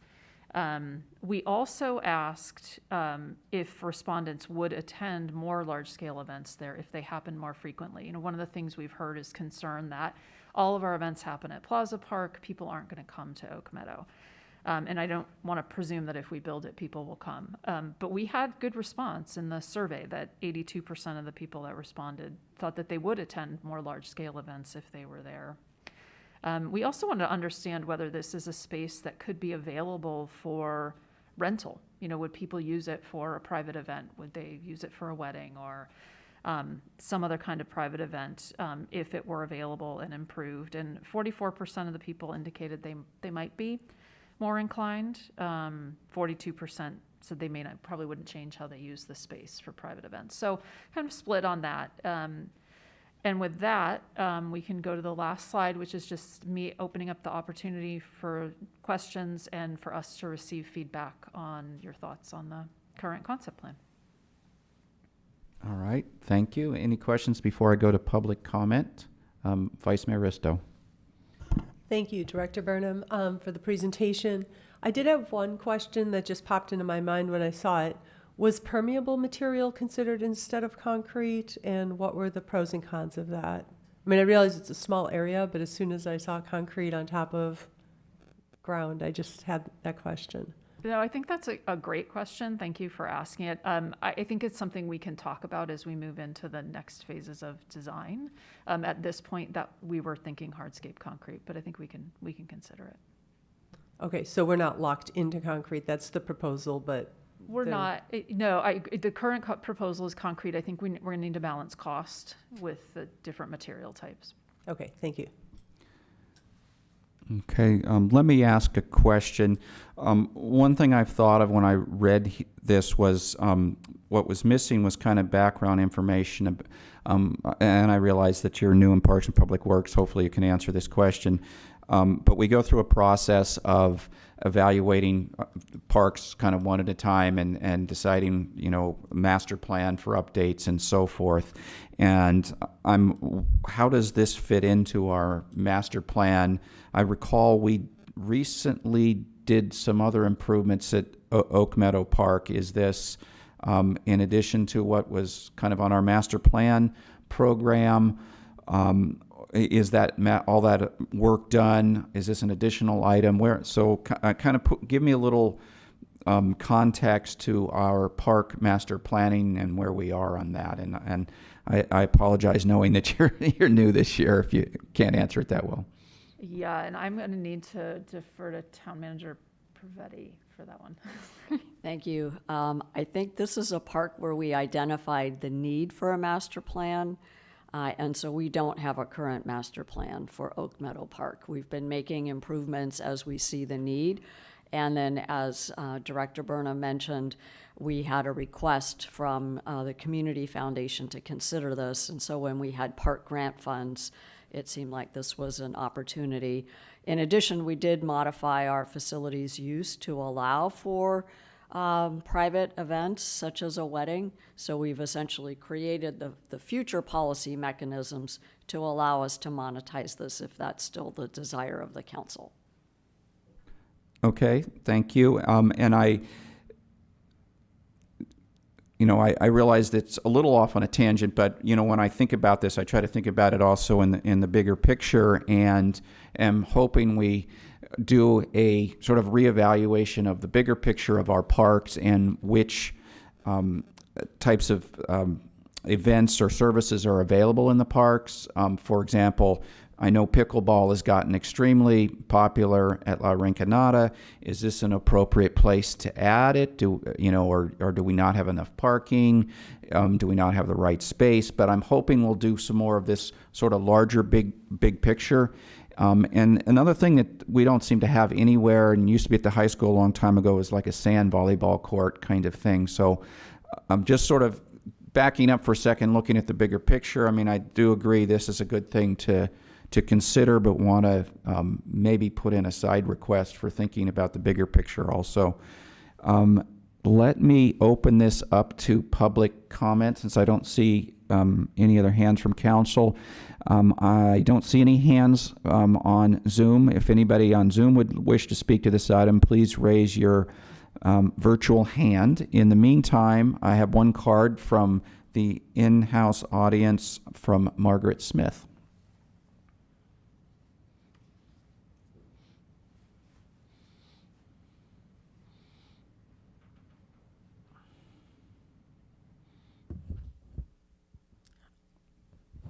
Should It's on. Yes. Good evening, Margaret Smith, a longtime Los Gatos resident. I'm so happy to see comments about Oak Meadow Park. However, one thing was missing tonight, the restrooms. We cannot be having wedding receptions or more use of the park if we don't improve those restrooms.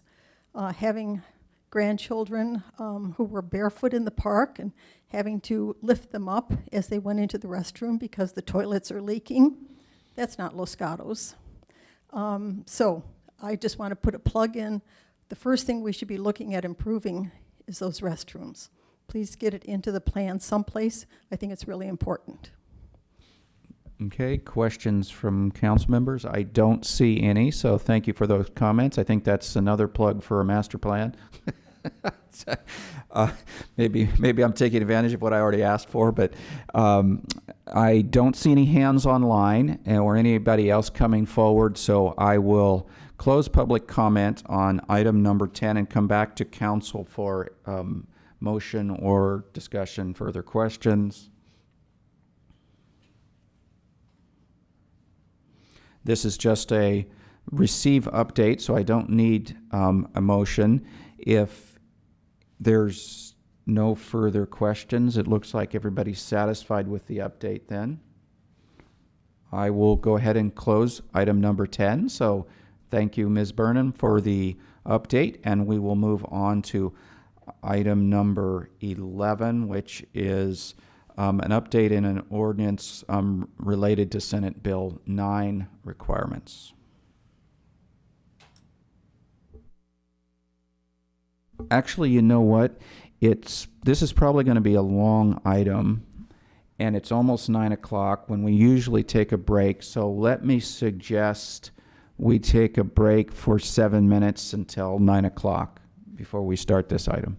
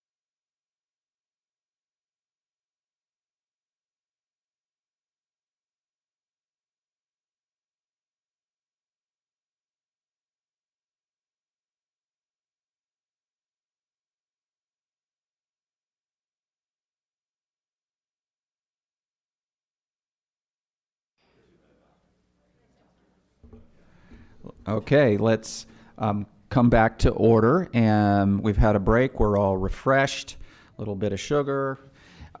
Let's start with item number 11. And Planner Safety will be giving the report, it looks like. Yes, thank you and good evening. Before you tonight is the draft permanent ordinance to implement the requirements of Senate Bill 9, also known as SB 9. SB 9 went into effect on January 1st of this year and requires the ministerial approval of certain housing development projects and lot splits on all single-family zoned parcels. The law allows for 2 new types of development activities that must be reviewed ministerial without any discretionary action or public input. That first one is a 2-unit housing development, which includes 2 homes on an eligible single-family residential parcel, whether the proposal adds up to 2 new housing units or adds 1 new unit on a parcel with an existing single-family residence. And the second is an urban lot split, which is a one-time subdivision of an existing single-family residential parcel into 2 parcels. When used, SB 9 will result in the potential creation of up to 4 dwelling units on an existing single-family zone parcel. In contrast, single-family zone parcels are currently permitted 3 units throughout the state: a single-family home, an accessory dwelling unit, and a junior accessory dwelling unit. SB 9 also outlines how jurisdictions may regulate SB 9 projects. Jurisdictions may only apply objective zoning, subdivision, and design standards to these projects, and these standards may not preclude the construction of up to 2 units of at least 800 square feet each. Jurisdictions can conduct objective design review, but may not have hearings for units that meet these state rules. On December 21st of 2021, Town Council adopted an urgency ordinance to implement local objective standards for SB 9 applications. This urgency ordinance was extended in February and is valid until the end of the calendar year. Staff prepared a draft permanent ordinance based on the existing urgency ordinance with modifications based on state and regional agency direction, clarification of existing urgency standards, as well as the document was reformatted to integrate within Chapter 29 of Town Code. On September 21st, the town hosted a community meeting to discuss this permanent ordinance and facilitate public input. September 28th, the Planning Commission met to discuss the draft ordinance and made suggested edits within their recommendation of approval to Town Council. These edits are outlined in the staff report, and the track changes are shown in attachment 2. Several public comments have been received throughout this process, which are included in attachments 3 through 6. Additional public comments were received following publication of the report and were distributed yesterday with the addendum report. Staff recommends that the Town Council introduce the ordinance by title only, affecting the SB 9 amendments to Chapter 29 of the Town Code, with any specific changes identified and agreed upon by the majority of the Town Council, and make the findings in attachment 1. This concludes staff's presentation, and we're happy to answer any questions. Okay, would any members of council wish to ask questions before we go to public? We'll start with Councilmember Badami. I may be premature in asking this, but I will.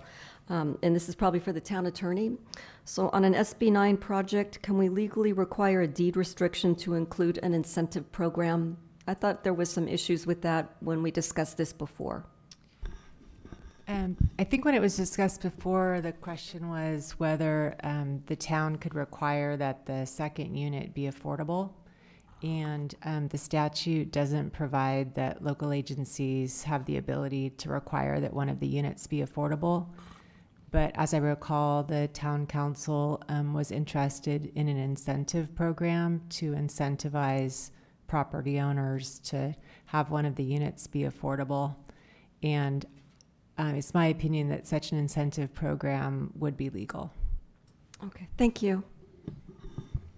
Okay, seeing no further questions, I'm going to open up public comment. So let's see, hold on a sec. I'm going to start with, on Zoom, Scott Watson.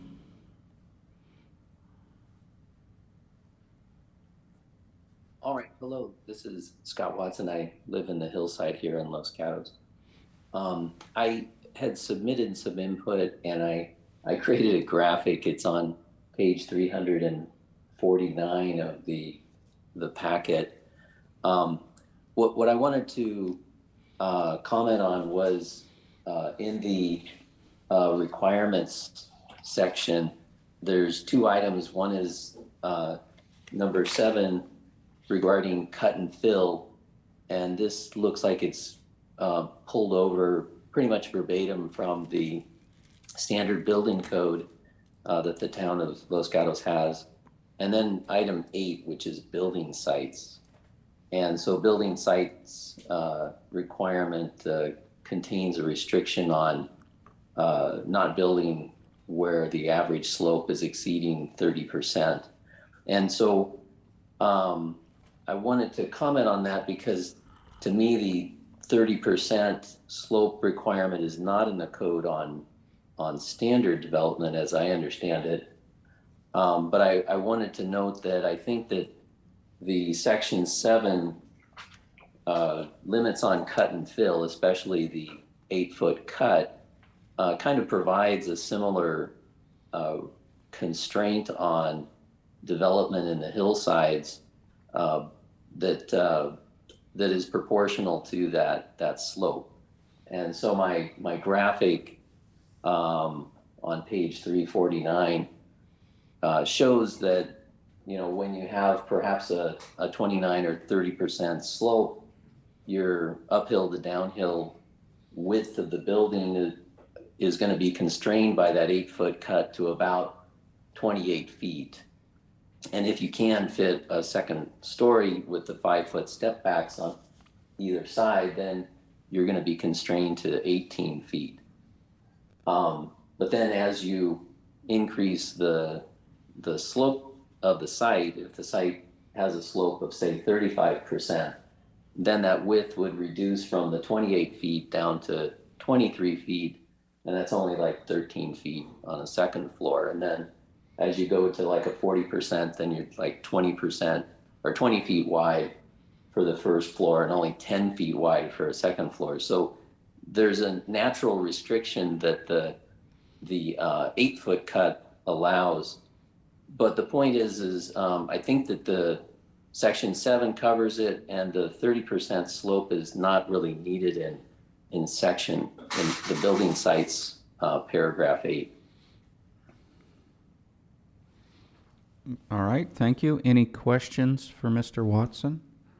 I don't see any, so thank you for your comments and your sent-in letter. Next, we'll go to Ivy.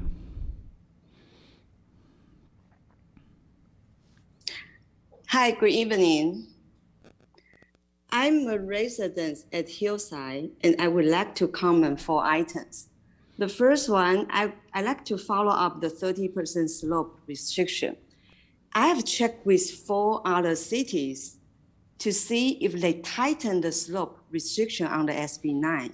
Saratoga, Palo Alto, Monta Serena, and Los Altos Hills. None of them tightened the slope restriction, and 2 of them even loosened the requirement on the SB9 because they follow state law not to reduce in intensity of the use. So I respectfully request you to remove 30% slope restriction in the SB9 ordinance. The page 7 cut and fill table can well control hillside development as defined by town code. I expect the town will not violate the state law under the watch of town council and town attorney. The second item are 16 feet height limitation at Hillside. It prohibits 2-story building at Hillside. I suggest that we just adopt town code 18 feet height if it's visible, 20 feet high if it's not visible from the designated map. The third item are 1,200 square feet limitation for first SB9 units. I love the idea to produce more affordable housing, but there are so many 1,200 square feet ADU in the market already. Imagine you live in a 1,200 square feet house, an additional 100 to 200 square feet is a lot. So please change to 1,400 square feet maximum for the first SB9 units, then we can provide more option to the market between 1,200 square feet ADU and 1,400 square feet SB9. My last comment is the design review standard, the #1 balcony and the deck. The restriction should be exempt if we meet standard zoning setback. My interior side has no neighbor for over 100 feet. Why can't I have a balcony? Please only apply the privacy restriction on SB9 setback. That way we can encourage residents to meet standard zoning setback on SB9 development. Please consider my recommendations. Thank you. Thank you, Ivy. Don't see any questions from council, so we will move to David Hutchinson.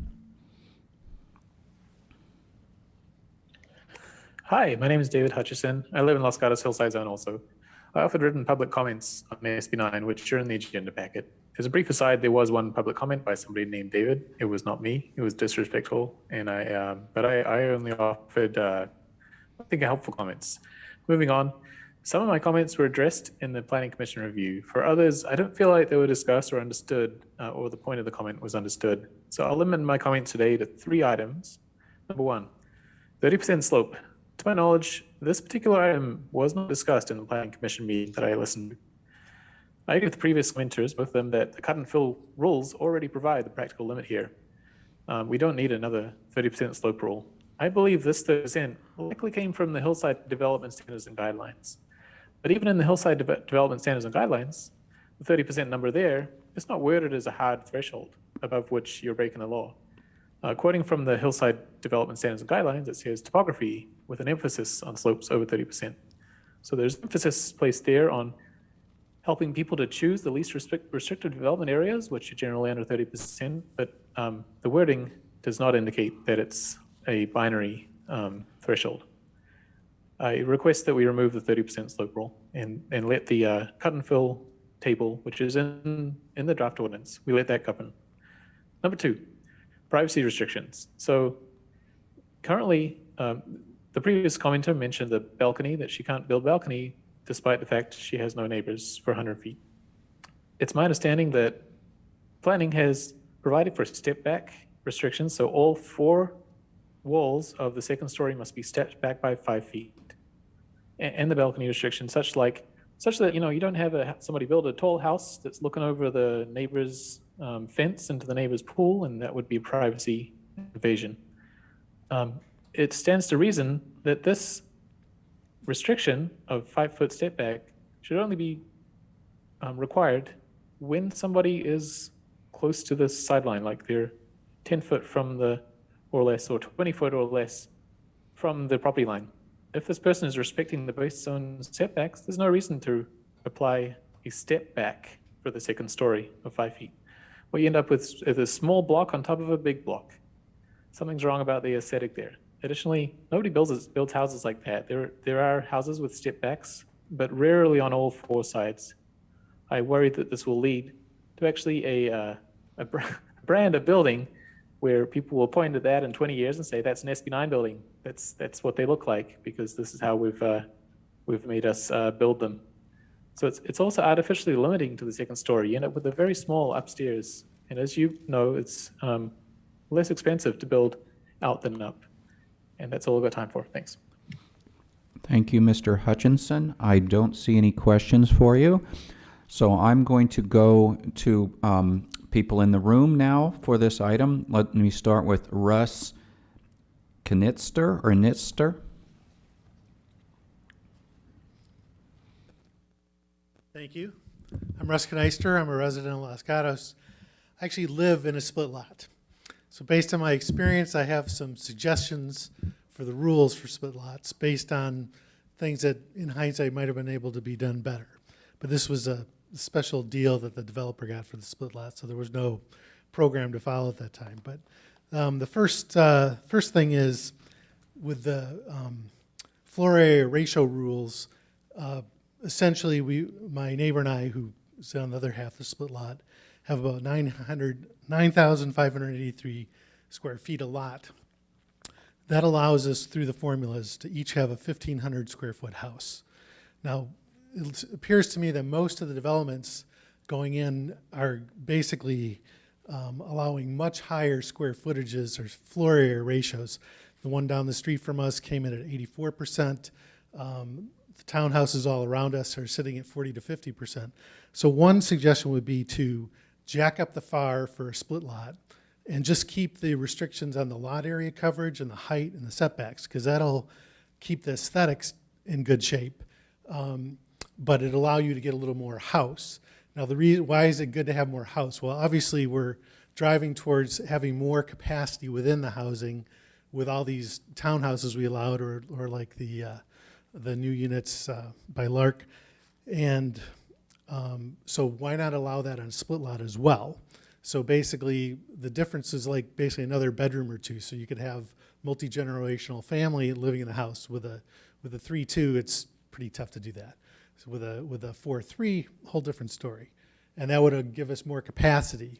It wouldn't necessarily add more units, but it would add more an ability to have more people, because you wouldn't have, I had to kick a kid out to, it was getting too crowded in there. So, but she could live with us, and that would have been less total units if we'd had more people in the unit. So just an example, relaxing the FAR and protecting the aesthetics by using the other rules, I think would be a good way to get more people in without changing the feel of the neighborhood. And then the other thing is with the way the rules work, that when it's split like that, it's designated essentially a condo. So if you're trying to get a new loan, or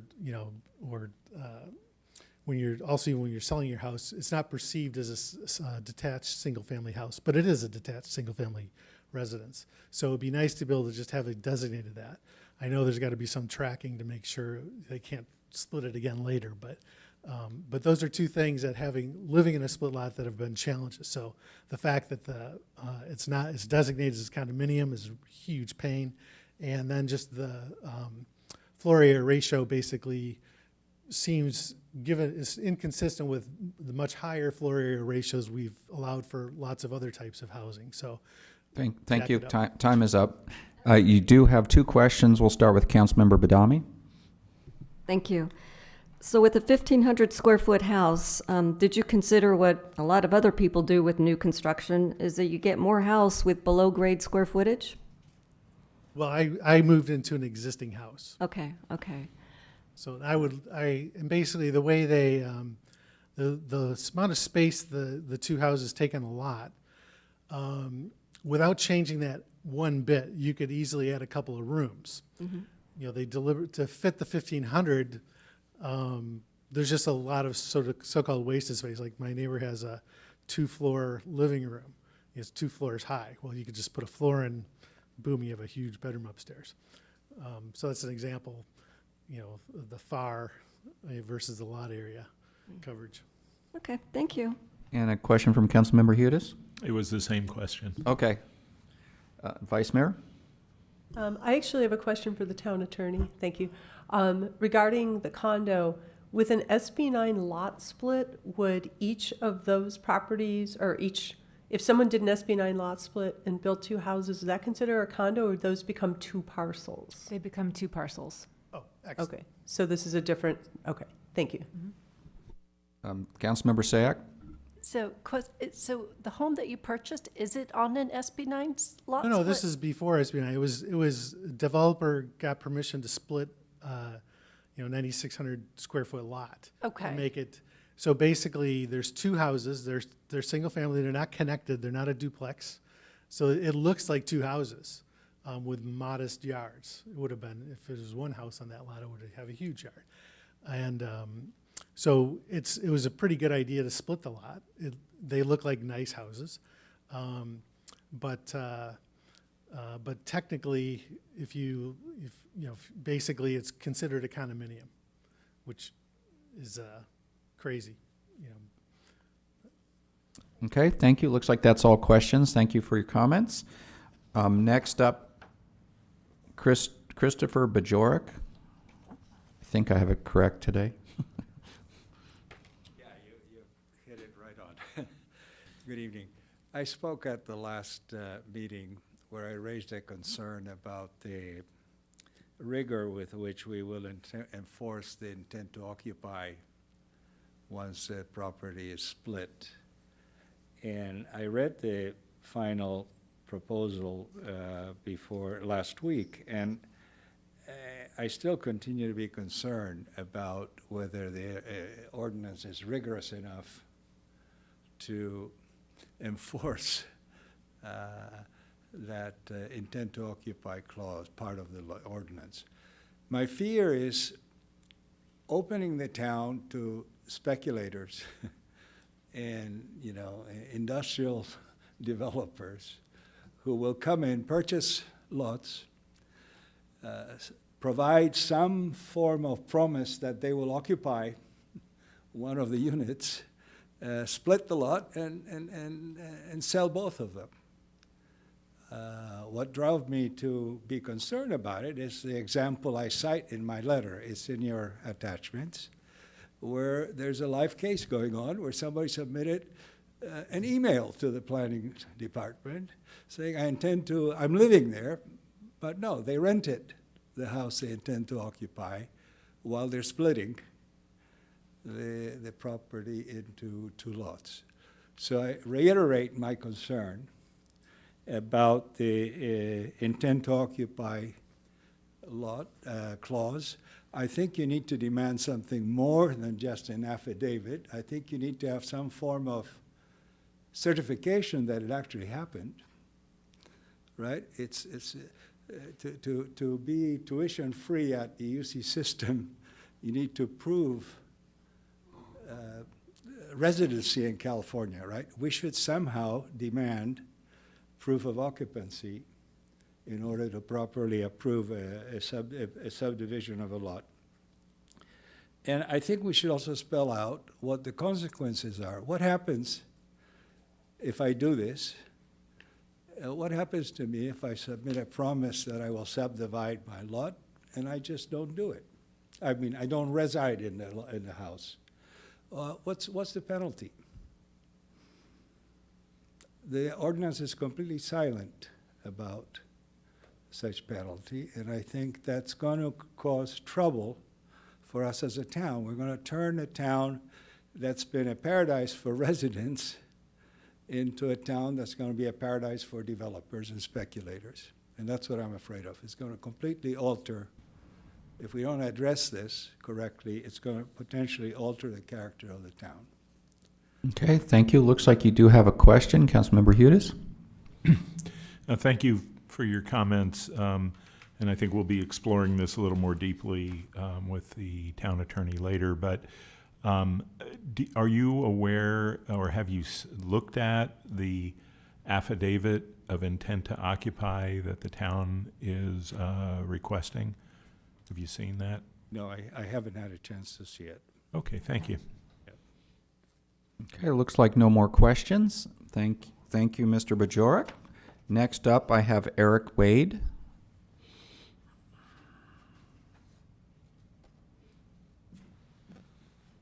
Hi, my name is Eric Wade. I'm a resident in the local hillsides, and I just wanted to support the existing way that the regulation or that the restrictions on SB 9 not be increased in any significant way. And I'm hearing, you know, all about slope density or slope and height and setbacks. I'd like to see fewer restrictions on SB 9. I have personal reasons for housing aging parents, and I think that the way the state has produced that SB 9 shouldn't be restricted more than it already is. That's it. Thank you. Okay, thank you. I don't see any questions for you. Next up, Tony Jeans.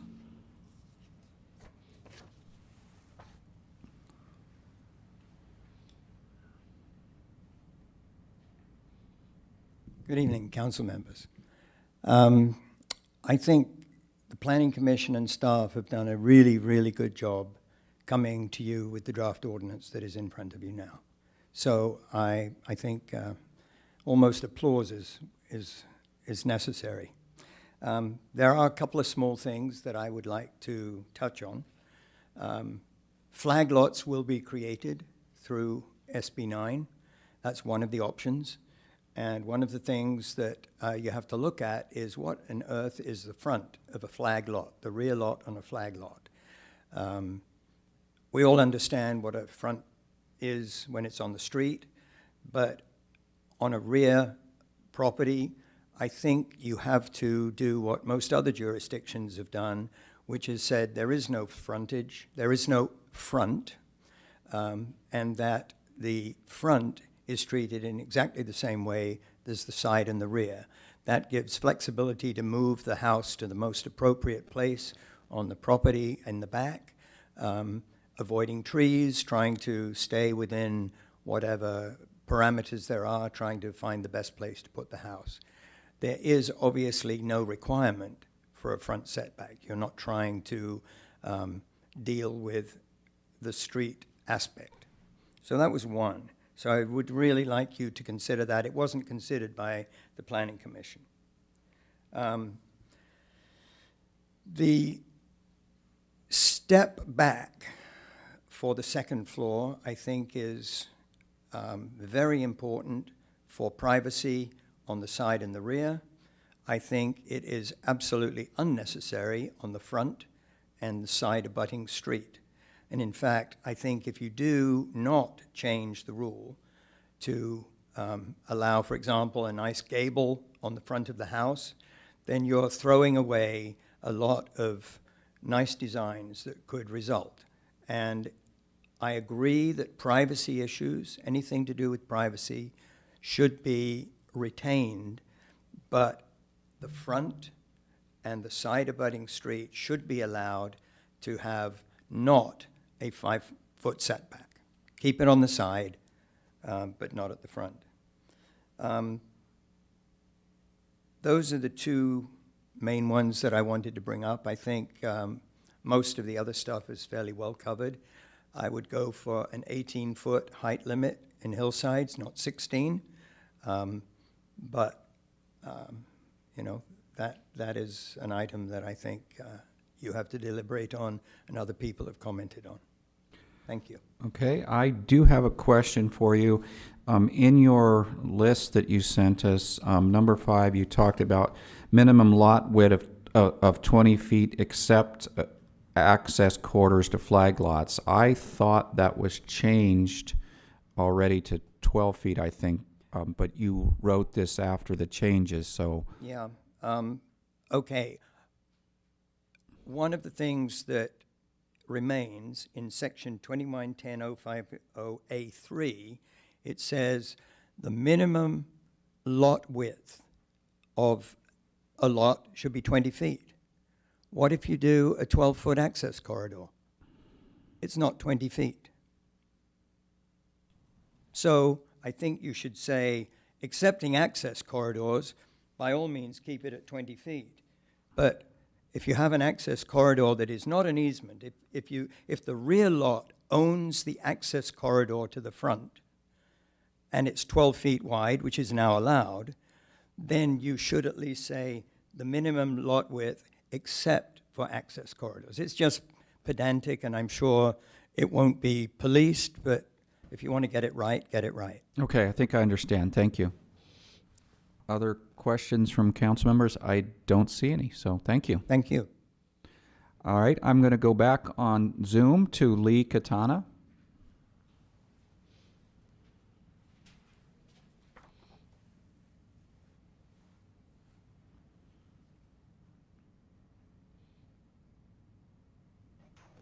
Okay. I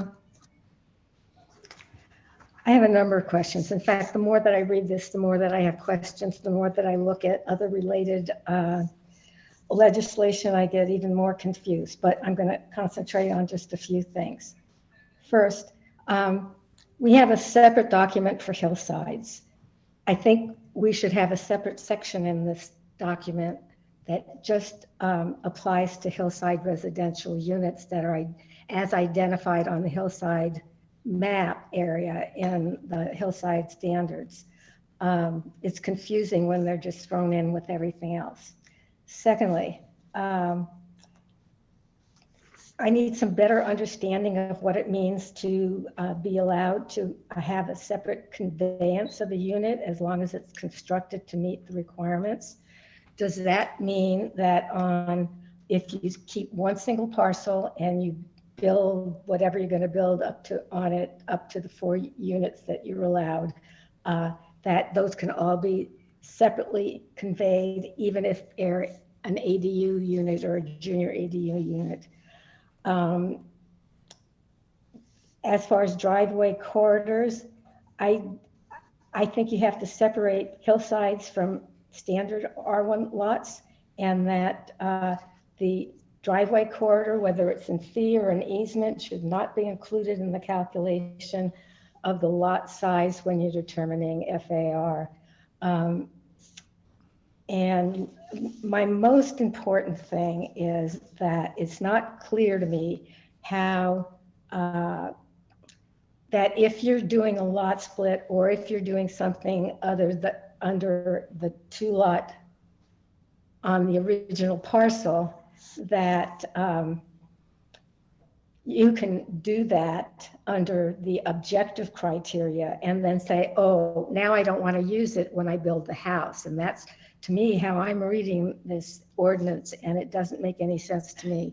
If you're using SB9 for one part, it should follow that the second part also requires objective standards. I think that was the intent of the ordinance. I mean, that was the intent of the law.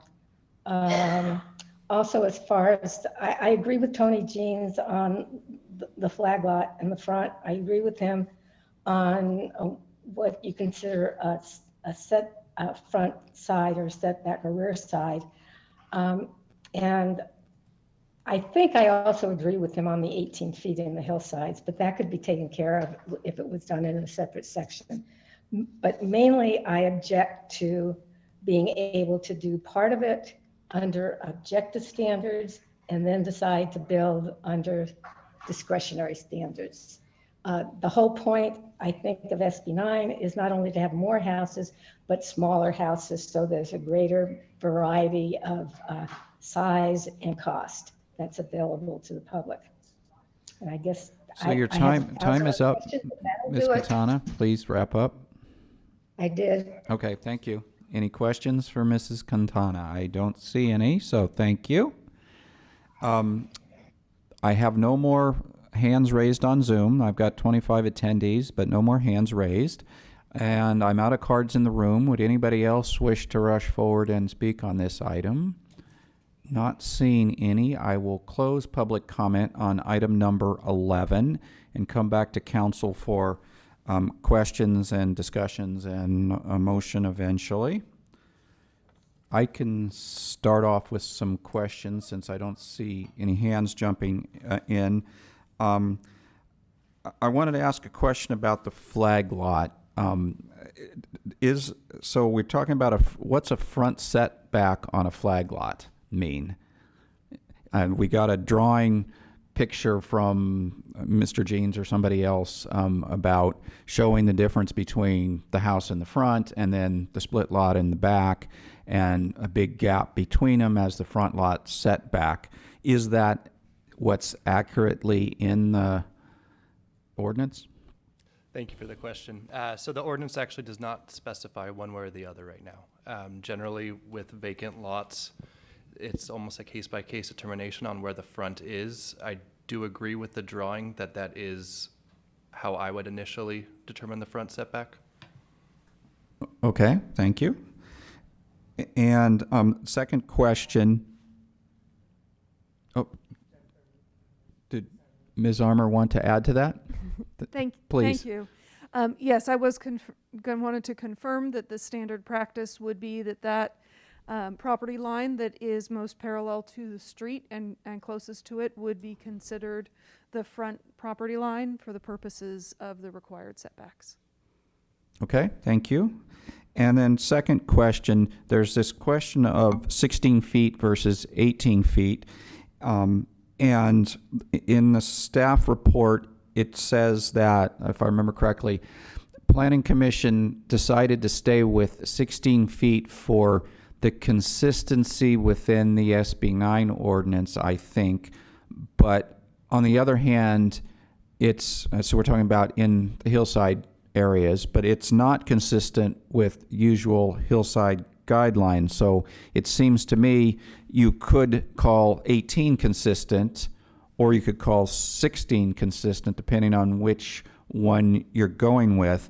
And since I wasn't really intimately involved in discussing all of this as much, can you explain to me, if you, if you can, your best interpretation of why the Planning Commission thought it was better to be consistent with the SB 9 height limit versus being consistent with the hillside guidelines height limit? I apologize, I do not have an answer to that question, but perhaps Director Paulson or Ms. Armour could. Thank you. Thank you. Yeah, so there are the two numbers, 18 feet height and 16 feet height, that are part of this discussion. The 18 foot is a height limit that's part of our hillside development standards and guidelines.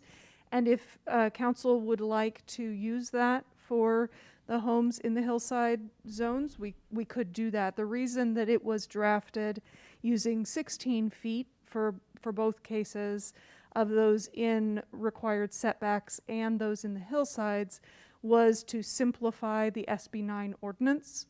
If we talk about a 16-foot height limit in some places and an 18-foot height limit in others, it makes it slightly more complicated, but that is a modification that the town council could consider. Okay, thank you.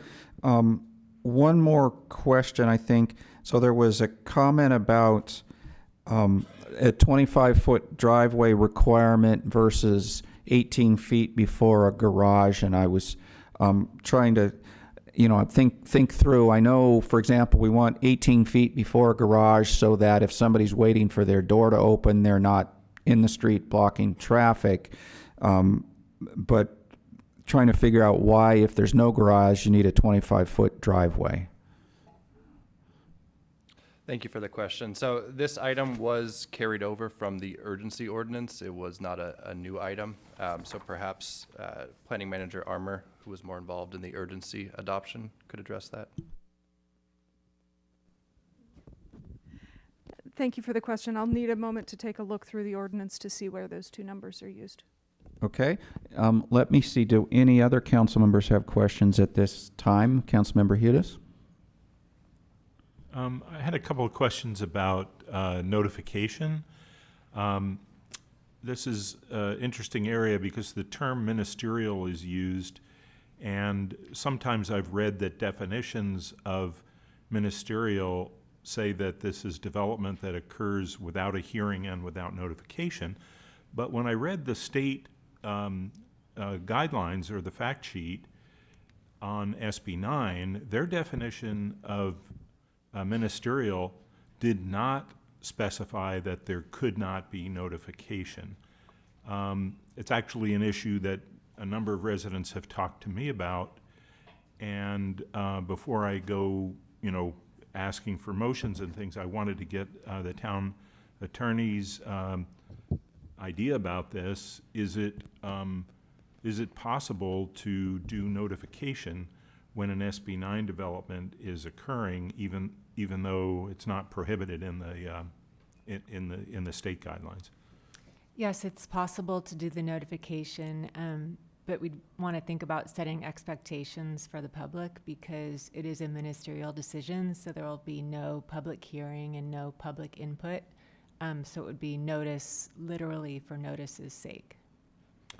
Well, I don't want to get into a debate on it, but the information that I've received from residents is that sometimes staff is missing something on a property that they've been living on for 30 or 40 years, and they may have information that would be valuable for staff to consider before doing an approval, because a number of residents have found out about a development, ADU,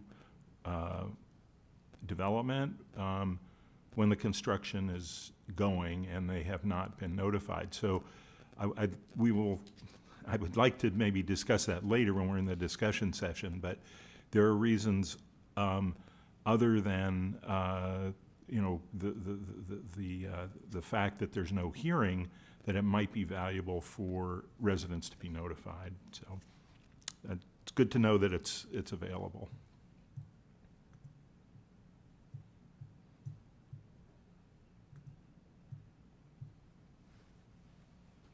Vice Mayor, go ahead. Thank you. Oops, thank you.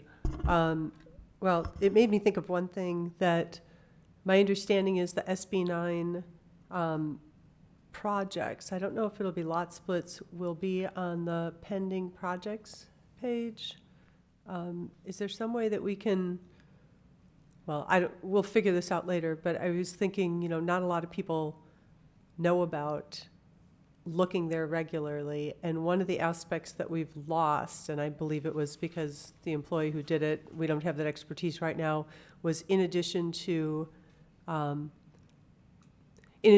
just listing the streets alphabetically, there was a map. So somebody could look and see, oh, there's going to be like 2 or 3 things right near my house. So I think one of the things that would be very helpful at a minimum is to be able to get that map capability back when possible.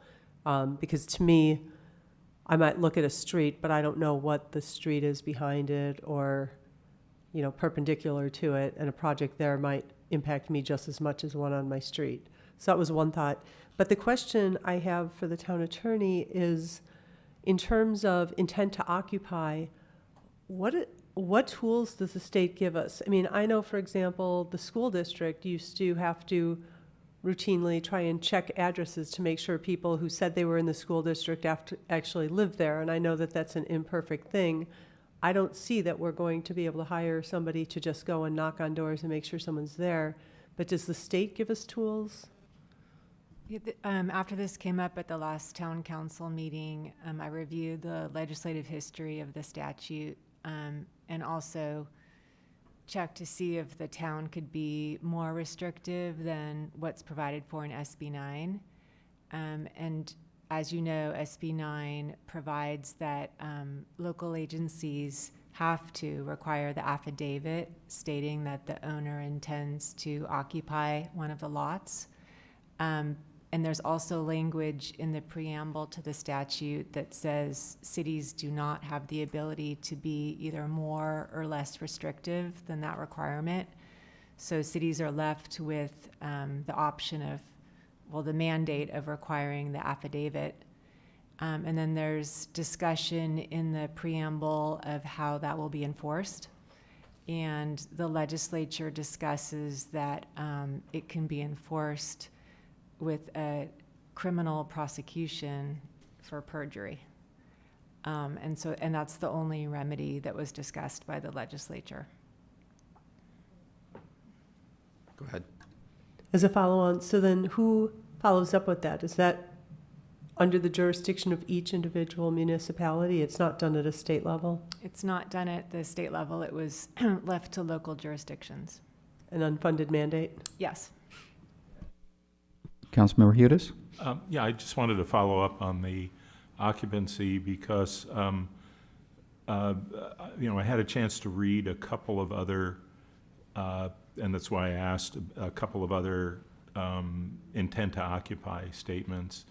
The town of Atherton has one in which they say that the town is authorized to undertake such action as it deems necessary to verify both the accuracy and veracity of the declaration, and goes on, it says it could be include but not limited to scheduled inspections and property record searches. And it also goes on to talk about what happens if someone doesn't comply, including collecting fines as described in the municipal code and recouping attorney's fees and costs with that. That is in, that's in their intent to occupy. And I believe in Hillsborough, they did require a deed restriction that no short-term rental, no residential use, no separate conveyance is also required, in that the restriction is that they that the applicant states that they will use one of the units as their primary residence for a minimum of 3 years. Have those ideas been considered, and would they strengthen our current intent to occupy? On the Hillsborough example, the statute is really getting at two things. One is the urban lot split, and one is the 2-unit development. I'd want to look into whether that Hillsborough program is for the lot splits or the 2-unit developments, because my read of the statute is that the town is limited to requiring the affidavit for the lot splits. And then with regard to the 2-unit developments, the proposed ordinance does have language prohibiting short-term rentals of one of the 2 units. And then with regard to Atherton's program, I'd be happy to contact them. My reading of the statute is that the town is limited to requiring the affidavit. Yes, but I was reading you text from the affidavit. So from their application, they specify that the town can verify the accuracy and veracity, including inspections, property record searches, and also to specify fines if there isn't compliance. So I don't read the state legislation to allow for fines. I do think that the town, has the capability to search property records and other records. It's a matter of resources, like, how many resources does the town want to dedicate to that endeavor? I think it's also informing applicants of that possibility as well, because they're informed when they sign that of those requirements, and I'm not sure that ours does. I actually haven't seen our affidavit form, but it does seem like some municipalities are taking pains to spell out what the town can do and what the consequences might be, and that might be helpful in reducing some of these issues that our residents have brought up. So maybe I don't know where we're going to go with this, but it does seem like there are things we might go further in the occupancy affidavit and still staying within the state law. Okay, Vice Mayor Risto? Thank you. I don't want to get too much into this, but one of the other thoughts I had is what power does the town have if within, say, a year and a half, if somebody's supposed to occupy for 3 years and they put the house on the market? Or we don't even know is there some way that the county would have to let us know if there was a transfer of title or something? Because if they have to occupy there, presumably they can't also sell it in that time? I think it would have to be complaint-based. Like, town staff would have to find out about the transfer, and I don't think there's a program by which the county automatically tells the town of an intended transfer.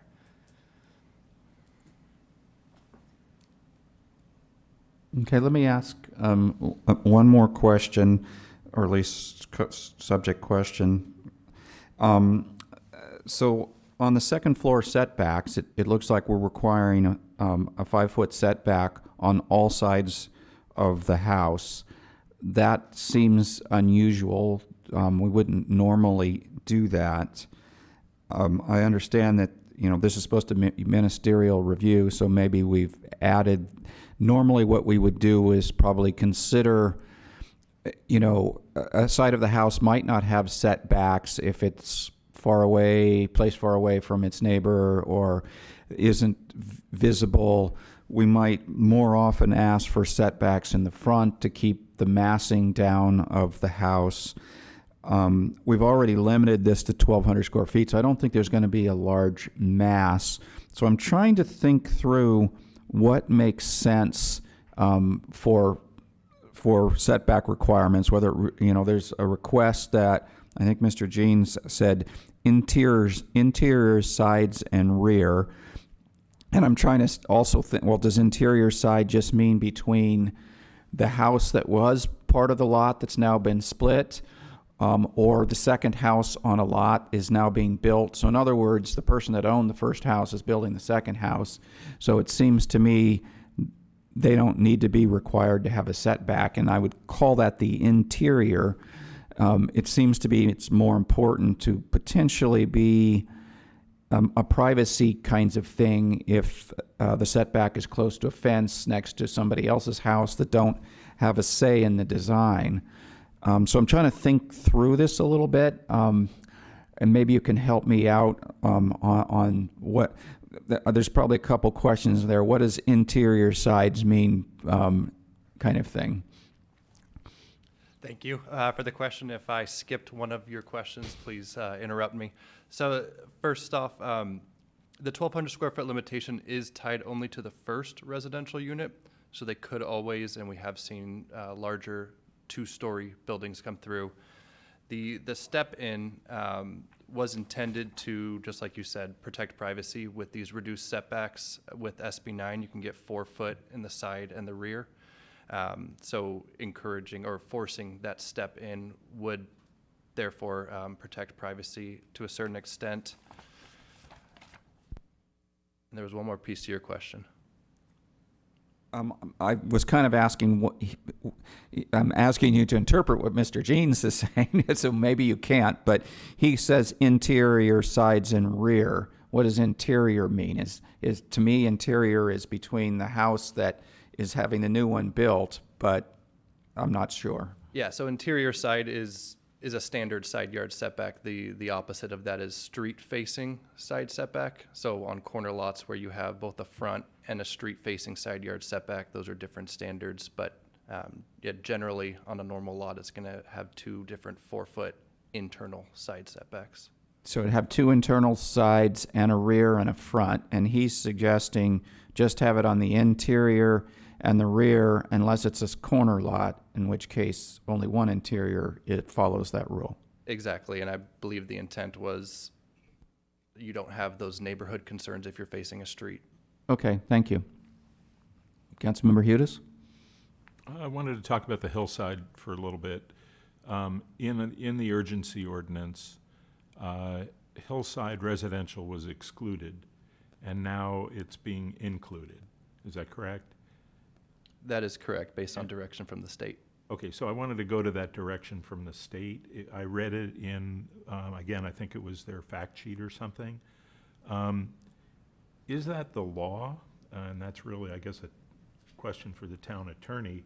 I know they put that language into their fact sheet, and we, shifted direction and went in a different direction. I think they said something about horses and hillsides and that type of thing. But is that actually specified? The wording is a little bit different in the state law. It does, I can't remember the terminology, I can find it, but it doesn't speak to hillsides per se. It does say that local agencies can prohibit the units in like hazardous areas. It uses a phrase that talks about hazards. So this is an area I think we need to explore a little more, because that was the big topic about fire hazard.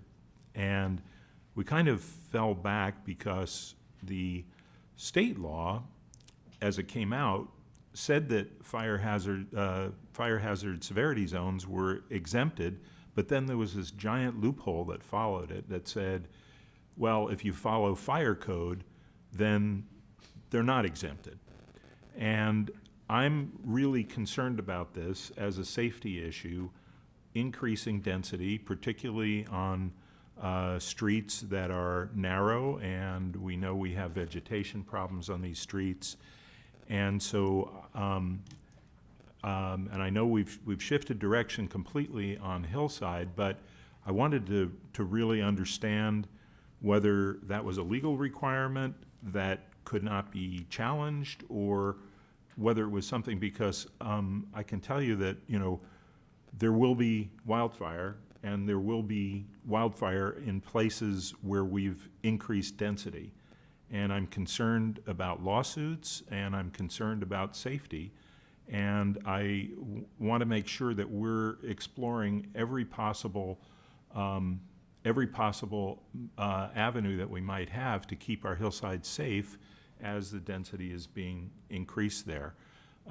So that's why I'm asking specifically whether there's a complete legal prohibition in hillsides, and also how are other municipalities handling this. I believe that Oakland prohibited any SB9 activity in not even their hillsides, but in any very high fire hazard zone. And I don't know whether that has withstood a test, but they were very specific. And Oakland is not known as a place for squashing development, but they did that. So I'm concerned with moving forward until we've absolutely explored every possible mechanism there is for dealing with the wildfire combined with the density. So I don't know if, did this come up at the Planning Commission?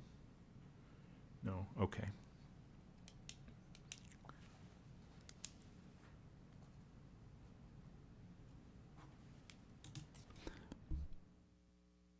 So there wasn't a question there, that was more of a statement, correct? Well, I had a question about how sure we were about the law, because I didn't think I got a complete, clear answer on that. And I think our town attorney's thinking about it, it looks like, maybe. I'm reviewing the statute to see what it says about hillsides. Okay, let me go back to Ms. Armour, Mr. Polson, about my question on the 18 versus 25.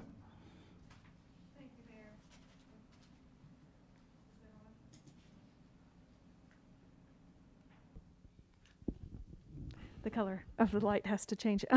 Thank you, Mayor.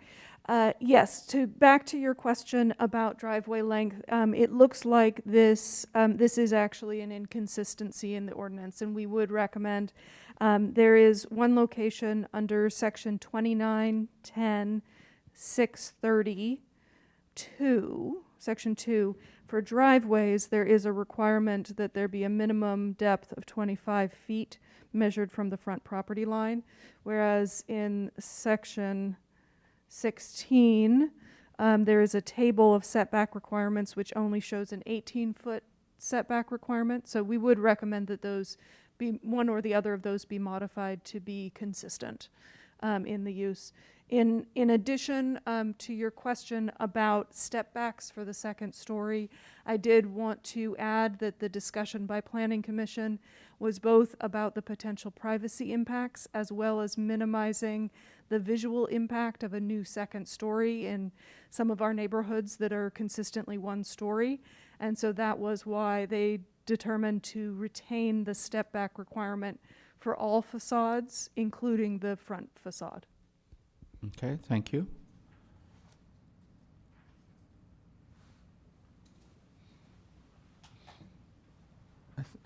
I think we still have one question pending. Any other questions or comments? You know, I would add the first comment that the thing that seems left out was the flag lot question. It seems to be the most glaring to me. When we were told that it's not really in there, we just kind of assume something, and those sort of run into problems in the future. So it seems to me we should say that there isn't a front. My suggestion would be to say there isn't a front to a flag lot, that it all follows the side setback rules. That's a suggestion for whoever ends up making a motion. The other items I'm thinking about still. Go ahead, Vice Mayor. Thank you. I had another thought about how we define the first unit. And the reason I was thinking about it is when we created the urgency ordinance, I believe when I made the motion, I was thinking about the fact that the first unit would be up to 1,200 square feet, so that if 2 units are going to be built, someone was going to use the FAR, our thought process had been along the lines that someone would want to maximize the FAR, and we wanted to make sure that we could get a smaller unit in addition. So the first unit would, to ensure that we got a small unit, the first unit would be up to 1,200 square feet, and that somebody who wanted to maximize their FAR would then maybe build a really small ADU and then a larger unit. But thinking about it, I realized I precluded one option, and that is someone being able to create a duplex. Because if the FAR allows something larger than 2,400 square feet, then someone would never build a duplex. So I don't know if I want to open a can of worms, but one of the things I was thinking is possibly an either or, where someone has the option to exactly build 2 units of identical size to create a duplex, or if it's going to be 2 different buildings, the first cannot exceed 1,200 square feet in a way to encourage a smaller unit. So I don't know if I've explained that well to my colleagues. I apologize. I was just thinking about this tonight, but if we limit the first unit to 1,200 square feet, and for example, the FAR would allow somebody, you could have 3,000 square feet, it would be preferable to me to have 2 1,500 square foot units as a duplex if we're trying to get different types of housing. And maybe I'm just bringing up something crazy at the last minute, but that was something I was just, I don't know. I mean, do you know what I'm saying? I don't know if staff can explain it, because I think one of the things we were concerned about is somebody's going to just maximize the square footage on the house. So do a lot split and just do 2 big houses maxed out with FAR, and with the idea that we're trying to encourage more variety of housing. That's why the first unit being 1,200 square feet came about, being maxed out at 1,200 square feet. But now I'm wondering if we want to consider allowing duplexes. If I may, just for consideration, duplexes don't have to be of identical square footage. There are examples of, of a duplex where one unit is significantly smaller than the adjoining unit. So they don't have to be identical. Even examples where one has 2 garages and the other has a single garage. I rented one of those once, and I got the single garage side. Yeah, there's some wonderful examples. I was in Minnesota a little bit ago, and the most beautiful duplexes that fit in single-family neighborhoods. And you wouldn't even know that they were duplexes until you started looking at, well, where is the front doors? How many meters are there? And, and some of them did have some variation in size, but there were some very nice examples. Okay, then never mind. Councilmember Hudis. I wanted to talk a little bit about affordability. I think that the council took a very productive step forward with affordability by design, with the 1,200 square feet, and I see that quite a few other municipalities have done that since then. I don't know if they're following Los Gatos, but it does seem to be an effective way. But I did want to understand more about what the Planning Commission inquired about on incentives and deed restrictions. So I know, and I saw that Sonoma County, as well as the city, Los Altos Hills, Temple City, and Beverly Hills have a deed restriction for affordability. And I believe Santa Barbara also in one of their districts has a requirement for affordable housing based on income. First of all, from a legal perspective, are those options available to us, and either on an incentive basis or a requirement basis for specifying income levels that would make some of these units affordable? In my opinion, the town could not mandate the affordability, but the town could adopt an incentive program to encourage that one or more of the units be affordable. And can I ask, did you look at Sonoma County, Los Altos Hills, Temple City, Beverly Hills, Santa Barbara? And I know things may have changed, but I believe they did have affordability requirements. I have not looked at those cities' ordinances. Again, I think, those are considerations I think that are important. We had a little bit of discussion about this last time. I did, again, some research, and the creator of the bill, Tony Atkins, talked a lot about doing this in order to achieve affordability, but it wasn't specified how municipalities could do it or should do it, but it was left to the municipalities to kind of come up with their own ways of doing it. But I know maybe we haven't done the research, but it does seem like it's still maybe a mechanism we should look into. Would staff be willing to look into some of these cities that I've mentioned? I would. Okay, thank you. Go ahead. If this is a good time, I have an answer regarding the law on the areas where SB 9 does not have to apply. So the applicable section is in the government code, and it says that SB 9 is not required in 6 different areas. Some of those are like coastal zones, farmland.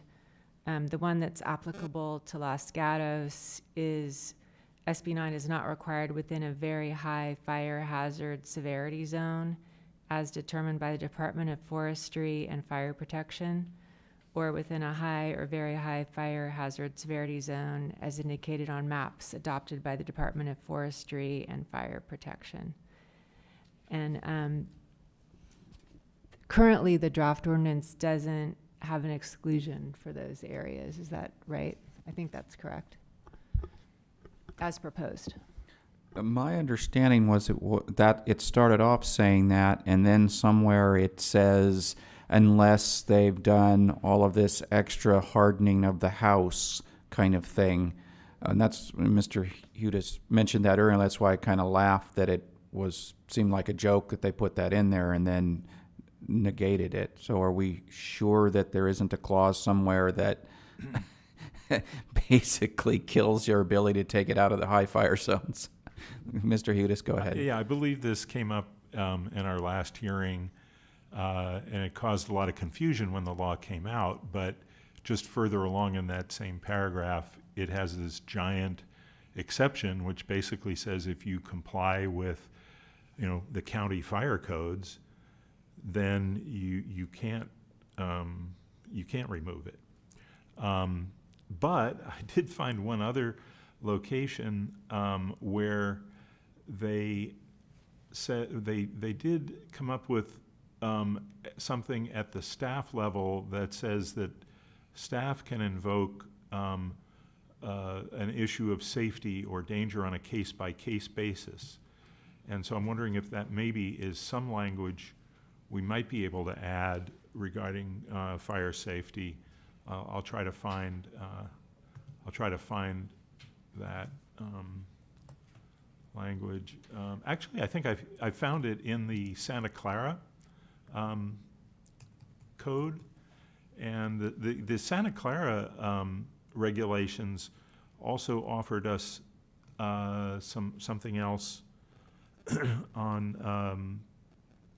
I believe on occupancy, but let me find this one. Ms. Armour had something to add while you're searching. Yes, thank you, Mayor.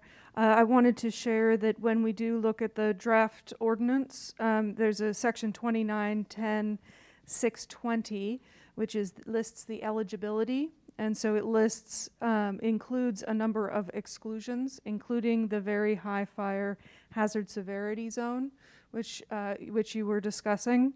And that is language that's drawn directly from the state regulations, and it does include the exclusion of those parcels, except when we have building standards and fire mitigation measures adopted, which the town does. And so that is what Councilmember Hudis was discussing. There is also a section of the regulation that states that the building official, chief building official, could deny an application for specific safety issues. And that is really the only reason that we could deny that has to be made by the building official. And do we need to put that in our ordinance, or it's automatically? It is in the ordinance. Okay. So it sounds like there's nothing to add related to very high fire zones then to the ordinance. Councilmember Hudis, go ahead. Well, perhaps looking at the hillside again, and whether that guidance is actually legally binding. That would be of interest to understand that. I'm not sure what, I understand what you just said. So we originally adopted an urgency ordinance that excluded hillsides. After that, the state issued a memo that's guidance that says, essentially, you can't exclude hillsides like we did. But it's a memo. The question is it in the law? I mean, the fact that they issue a memo doesn't make it a law. And so, particularly since there are other municipalities that are facing the same thing, I think some research into this would be valuable about whether we could actually include hillside development if it isn't specifically excluded. So I want to try to draw this item to a close. Is there anybody that would like to make a motion to move forward with something tonight? I think I'm hearing from one end of the dais a desire to postpone and ask for some more information, which could be an outcome, or would somebody else like to make a motion for something different? Go ahead, Vice Mayor. I do have a question. So if we move forward with an ordinance tonight, can it be amended pending further information? Yes, it can be amended before the second reading and adoption. It could also be amended after adoption. Okay, and is there anything about this ordinance that if we did pass it and then we came up with information that would allow us to be further restrictive, that we would preclude it from that? No. Okay, thank you.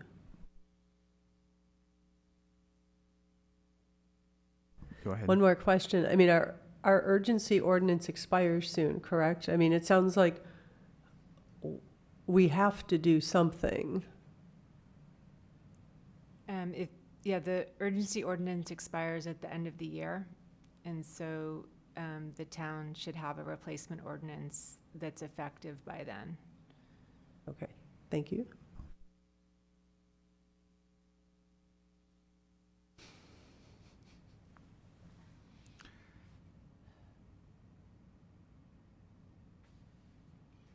Silence for a moment while we think.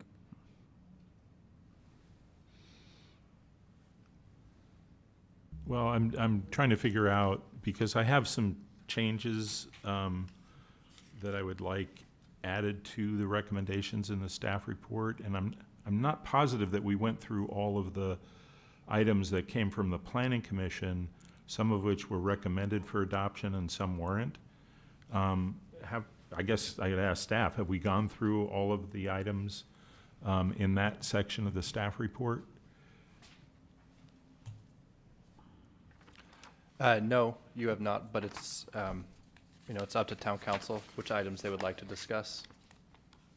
So feel free to discuss anything Well, maybe in I the could ordinance. ask, there were some things that the Planning Commission recommended that staff didn't agree with or recommended otherwise. Could we maybe start by covering those?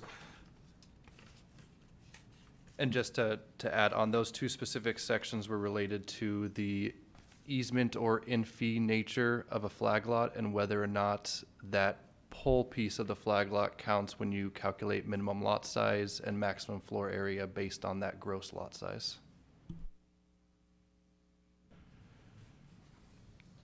And could staff explain why they have taken that position rather than what the Planning Commission recommended?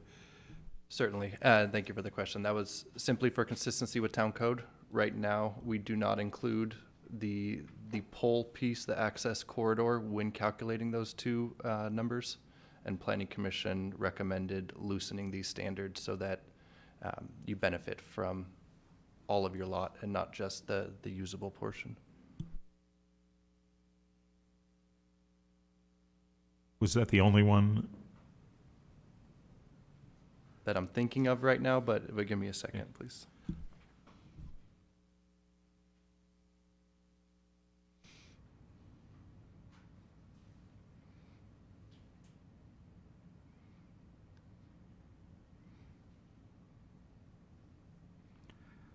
While he's thinking, I'll just give my comments that I thought the Planning Commission did a pretty good job of thinking through this, and I say I generally agree with, their recommendations both ways. Of the discussions we've had, I mentioned that the flag lot front setback, I think, is a missing item that I suggest adding, that we don't require a front setback on a flag lot, because that's really just a setback from the house that's already in charge, has the discretion of how to build the house behind, so they can decide if they want a bigger setback or not, and that we don't need to require it as a front setback is my thought. The driveway length was recommended as inconsistent. It seems to me that we make both of those 18, but either way we should make it consistent. I would suggest 18 on that. We talked about intent to occupy, and I wasn't sure if we actually came up with anything to add to that. That was another thing I was wondering about. My thoughts at this point.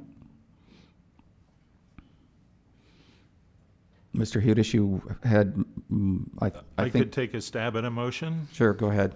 Let me make sure I have it in front of me here.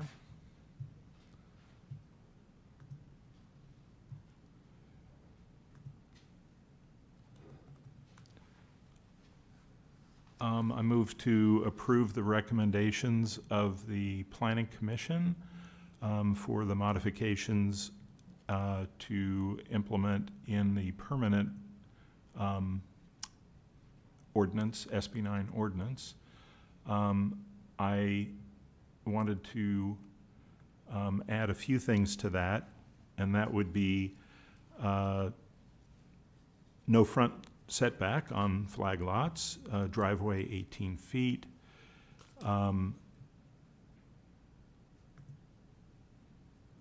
occupancy to develop an affidavit modeled after the town of Atherton application, and the Santa Clara County, which also includes language that says applicants for an urban lot split under SB9 must sign and record a deed restriction that they will use one of the units as their primary residence for a minimum of 3 years. And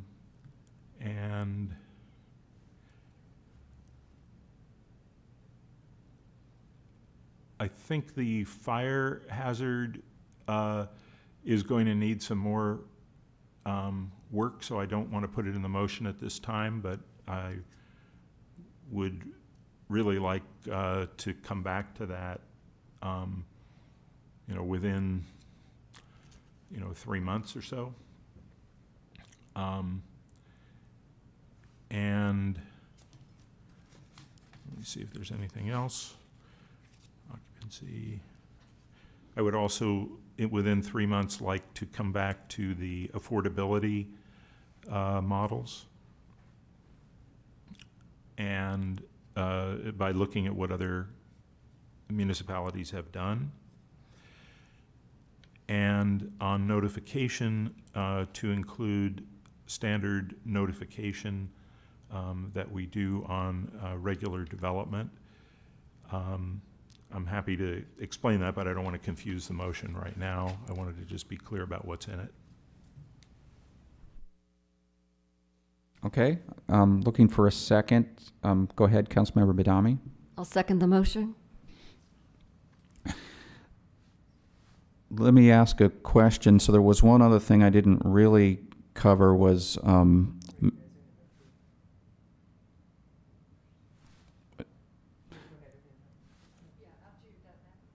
okay.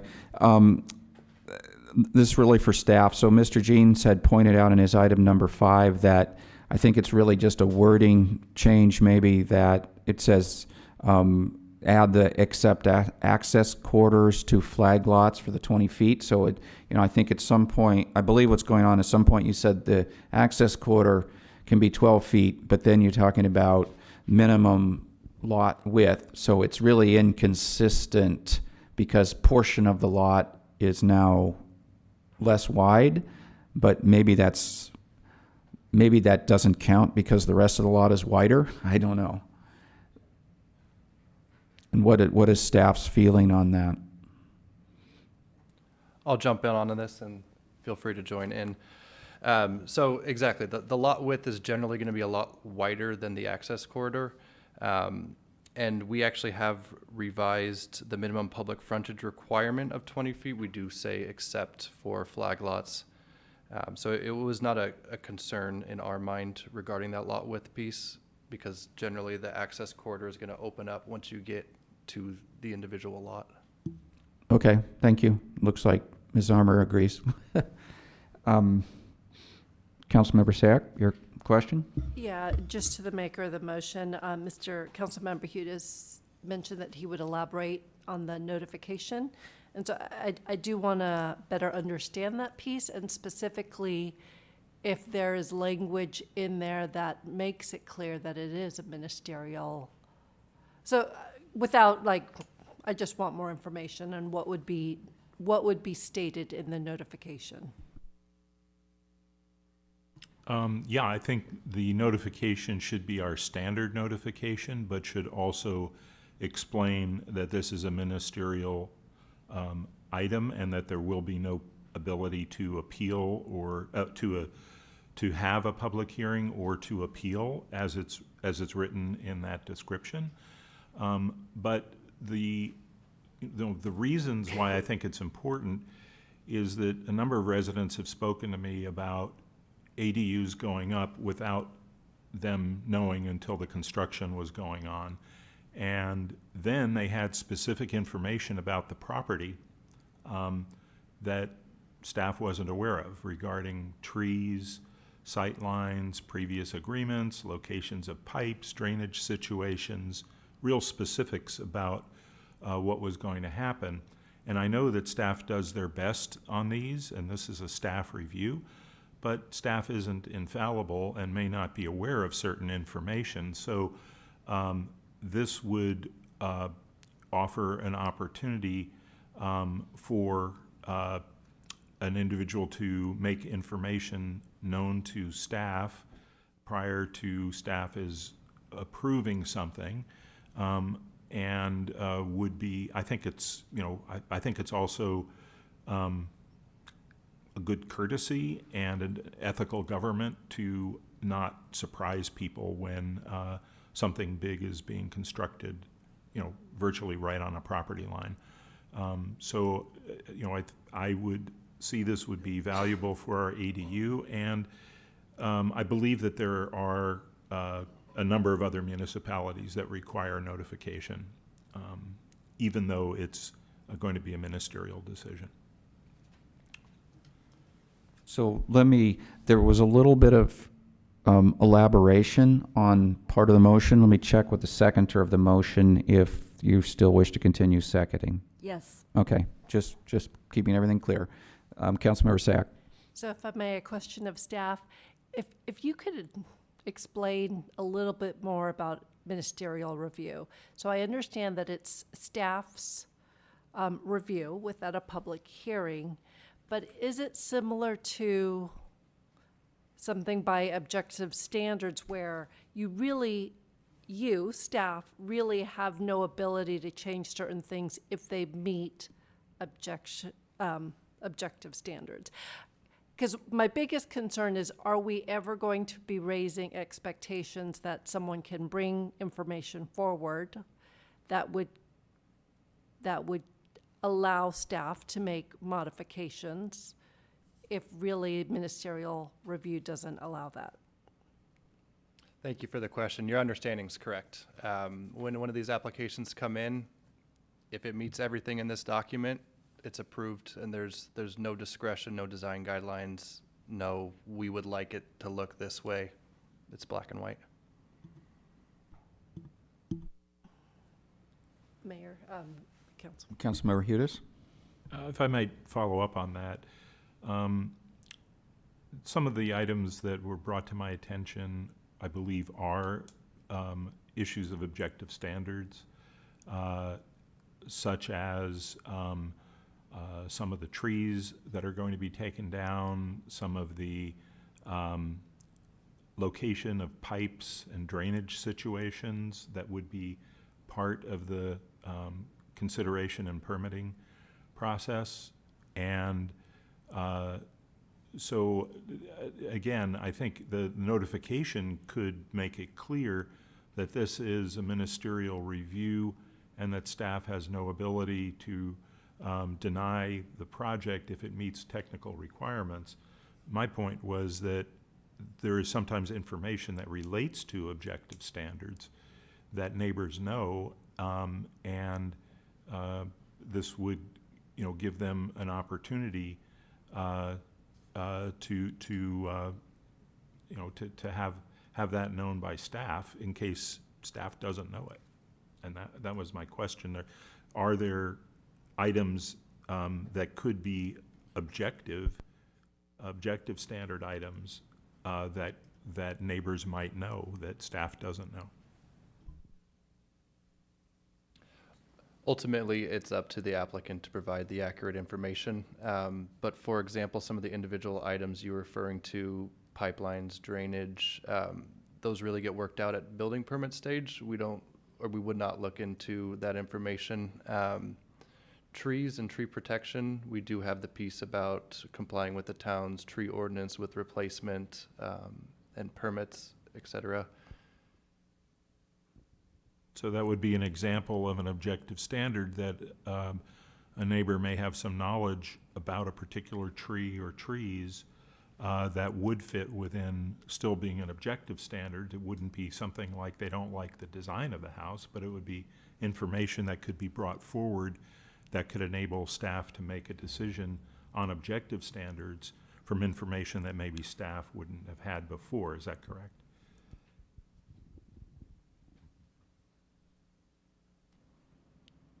I'll start by saying that's correct, unless Director Paulson or Ms. Armour want to chime in, because again, we do have objective standards for tree protection. A neighbor may have information that something in the plans is incorrect, but outside of that, Thank you, Mr. Safdie, Councilmember Hudes. So yes, it's possible. I mean, we see that come up during DRC hearings, or for instance, where there may be some historic component that staff isn't aware of.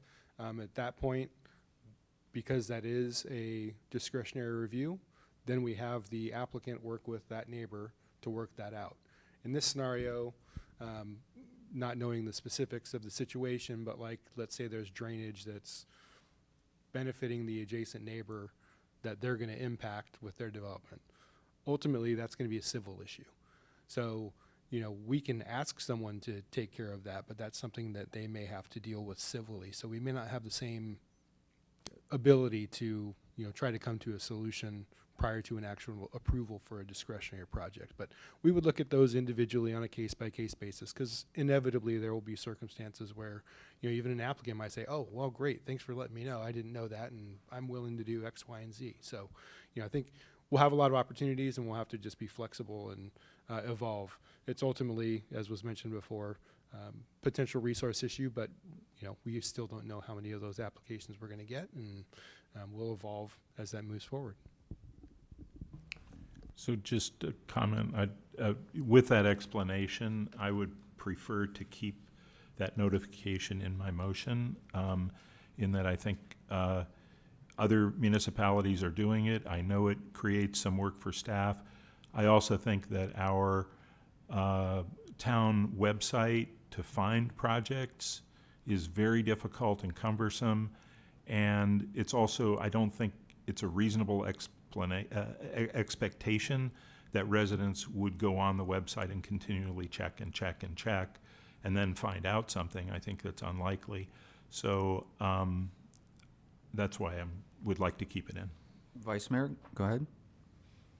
Thank you. So our standard notification, if staff could explain, for example, if we were to do that, is it a radius from the project that would be notified? And I realized, in the hillside it might be 15 neighbors, in town it might be, I don't know how many, but do we have a cost estimate per notification? Because this is mail, correct? Thank you for the question, because we actually do have 3 different public noticing requirements. A minor residential application, for example, it's adjacent neighbors and then neighbors directly across the street. Non-hillside, it's a 300-foot radius. Hillside, it's 500. So if there was one of those specific noticing procedures you'd like implemented here, we would like that direction. Okay, so I'd like clarification on that. And the other thing is, if I were to support this, what I would like to see is first of all, I would like to see it as a pilot program where we revisit it and see what kind of results it's getting. What is the cost? What is the outcome? Are people paying attention? Are we getting feedback? Number 2, if I can make a friendly amendment, number 2 would be on that notice, there'd be a QR code or something that links people back to the pending project page so that we breadcrumb people back to our website, which is where we want people going. And maybe with feedback, we figure out a way to make it more accessible on the town website. But I would ask that this be implemented for only a year and we revisit, or some period of time. I would like to see it not, maybe even separate from this ordinance, maybe an action item that goes with it, but not be part of this ordinance, if I may make that suggestion. I think we have the ability to revise this, and I think it would be wise to get an update from CDD after a year and decide whether we should revise it. But I think it's best, left in the ordinance for now.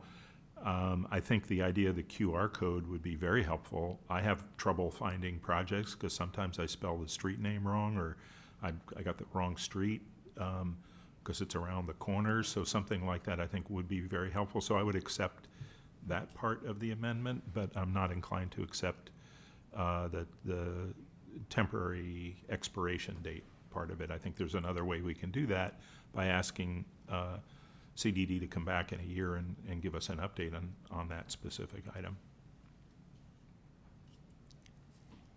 Okay. Councilmember Badami. One of the reasons I supported the idea of the notification is because as a town, we strive for open communication and transparency, and this is a way to achieve that, and just courtesy alone. Not only that, but it brings neighbors together to kind of communicate with each other as far as expectations might go with construction. Maybe there's going to be noise associated with it. Wouldn't somebody next door like to know how long they're going to have to endure that? I just think it sets neighbors on better terms.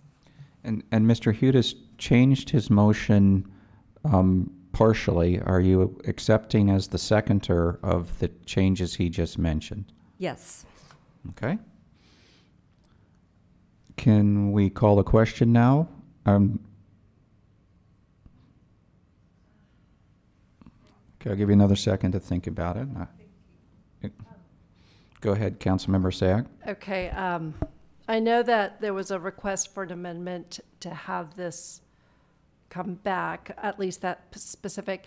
To the maker of the motion, I just want to make sure I understand the motion. There were several elements that were going to be brought back in 3 months.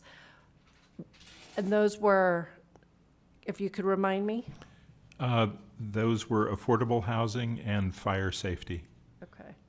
And that's not to change anything or to put a temporary on them, but to explore options that other communities and the legal options that we have to further improve our fire safety that I believe is actually being decreased since we are now opening up our hillsides. Okay. And so my comments, and then I guess we'll go to a vote. I like the idea of bringing this back. I agree the 3 month for further information. My biggest concern with the notification is, again, are we creating expectations? And what I'd like to know, whether it's a temporary or whether we bring back the entire ordinance within a certain amount of time and you revisit it, is it absolutely clear about this ministerial review? What I think would be interesting for the new council coming in is if it notifies people, people come to town hall requesting changes, and then it causes further concern, nervousness, tension. Dissatisfaction because they're coming assuming that they can make changes. I think that's where I'd like to see that information come back, because if it's causing further division and going opposite of the intent, I think it's worthwhile to revisit. I think the notion and the intent right now of facilitating conversation between neighbors is positive. I would be supportive of the notification for minor residential, so it'd be the immediate instead of an overall radius. I think those that are immediate to the lot split, I think would be most impacted and would be most beneficial. But again, I think it would be an interesting exercise to bring the entire ordinance back within a certain amount of time to see how it's working, what other changes other municipalities are seeing, and then have that further discussion. So I think right now I would be supportive of it, but again, if there's that specific change, that it would be the minor residential notification that is, I guess, our lowest tier. If I could just ask staff to clarify what notification is in minor residential? So minor residential notification, you select every property that's directly abutting, as well as the properties directly across the street. Ends up being about 6 to 8 properties generally. And if you don't mind, I did have one clarification on the motion. There were 2 items that I did hear support for, but they weren't included in the motion. 18-foot versus 16-foot height limit in the hillsides, as well as the 5-foot step-in on the front elevation of a 2-story building. So if I could respond to that, I did not specifically include the 18-foot in the hillsides for reasons that were conveyed by other residents that didn't speak tonight. I think that there is a lot of good reason to keep the 16-foot. On the 5-foot, I think that's fine. So I could add that one as amend my motion. Could you provide me the language on that specifically?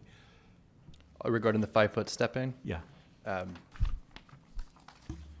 And would you like to include it when it's on a corner lot also, the removal, right? Correct. Again, the support I heard was front and street facing side setbacks. Currently, the ordinance says that a 5-foot step back, all elevations of a second story of a 2-story primary dwelling unit shall be recessed by 5 feet from the first story as measured wall to wall. So that amendment that I heard would be on rear and internal side property lines. I'm not sure I have all of that, but I think if staff does, I would be okay to say to include the 5-foot setback amendment as staff has stated.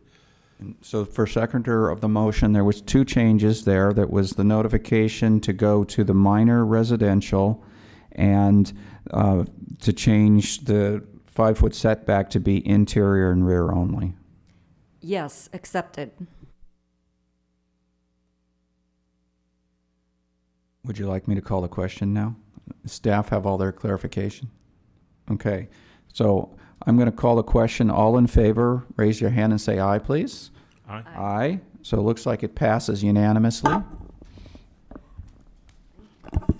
So Can I just get clarification from the city attorney? Since this is a first reading, is that enough information to note the changes in the ordinance for the first reading? Yes. Okay, then I'll go ahead and read the title of the ordinance. Please.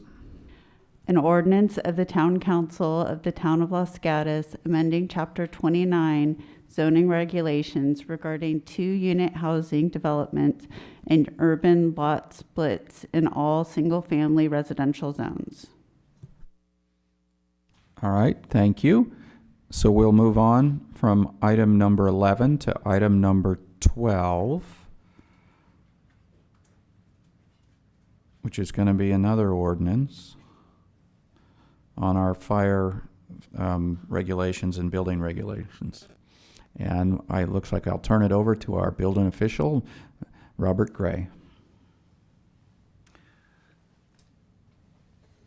Good evening, Mayor, Vice Mayor, and Council. I am Chief Building Official Robert Gray. Before you this evening is an ordinance repealing and replacing Chapter 6, Building Regulations, and Chapter 9, Fire Prevention and Protection of the Town of Los Gatos Municipal Code with the new 2022 California Building and Fire Codes as amended. The California Building Standards Code, California Code of Regulations Title 24, is published in its entirety every 3 years by order of California Legislature. For 2022, the State California Building Standards Commission adopted 12 new parts of the California Code of Regulations, commonly known as Title 24, and also referred to as the 2022 California Building Standards Code. Local jurisdictions are required to enforce these new codes as written by January 1, 2023, or adopt a local ordinance that enacts these codes with local or regional amendments based on climatic, geological, and topographical conditions with findings that support those local amendments. The town must take action to incorporate this new set of codes with any recommended amendments into the town code. In cooperation with code officials around the region, town staff has developed local amendments to the California codes that are uniform across multiple jurisdictions throughout the Santa Clara Valley, Peninsula, East Bay, and Monterey Bay areas to enhance regional consistency. These local amendments are contained in the draft ordinance. You may recall on June 7th of 2022, staff brought a discussion item before the council to review input regarding REACH codes for this adoption cycle.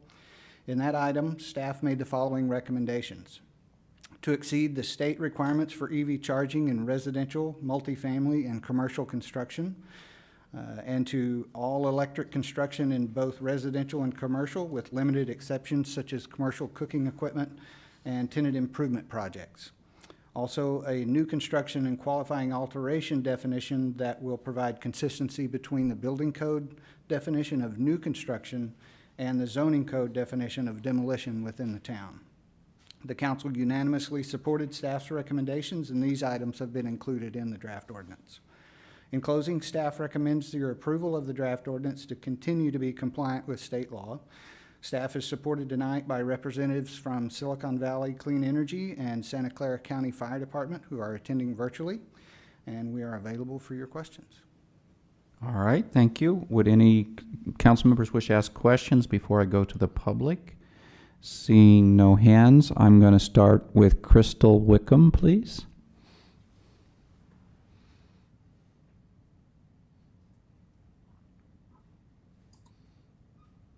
Hello, Mayor Rennie, Vice Mayor Risto, and council members. My name is Crystal Wickham. I'm a volunteer representing the Sierra Club Loma Prieta chapter. We support the REACH codes for new construction and electric vehicle charging readiness. The proposed codes are consistent with the model codes put forth by Silicon Valley Clean Energy and have only a few exceptions. All electric REACH codes for new construction are a necessary first step toward decarbonizing our towns and our lives. We know that fossil gas and the pipelines that carry it are a threat to our climate and health. For climate, gas pipelines consistently leak methane into the atmosphere at every stage: extraction, storage, transportation, and even inside our homes. Methane gas has more than 80 times the warming potential of carbon dioxide. But methane is also much shorter lived in the atmosphere, on the order of 20 years compared to CO2 with a lifetime of hundreds of years. So reducing shorter-lived compounds like methane can have an outsized impact on the amount of warming in the nearer term. For public health, a peer-reviewed meta-analysis found that children living in a home with gas cooking have a 42% increased risk of having current asthma and a 24% increased risk of lifetime asthma.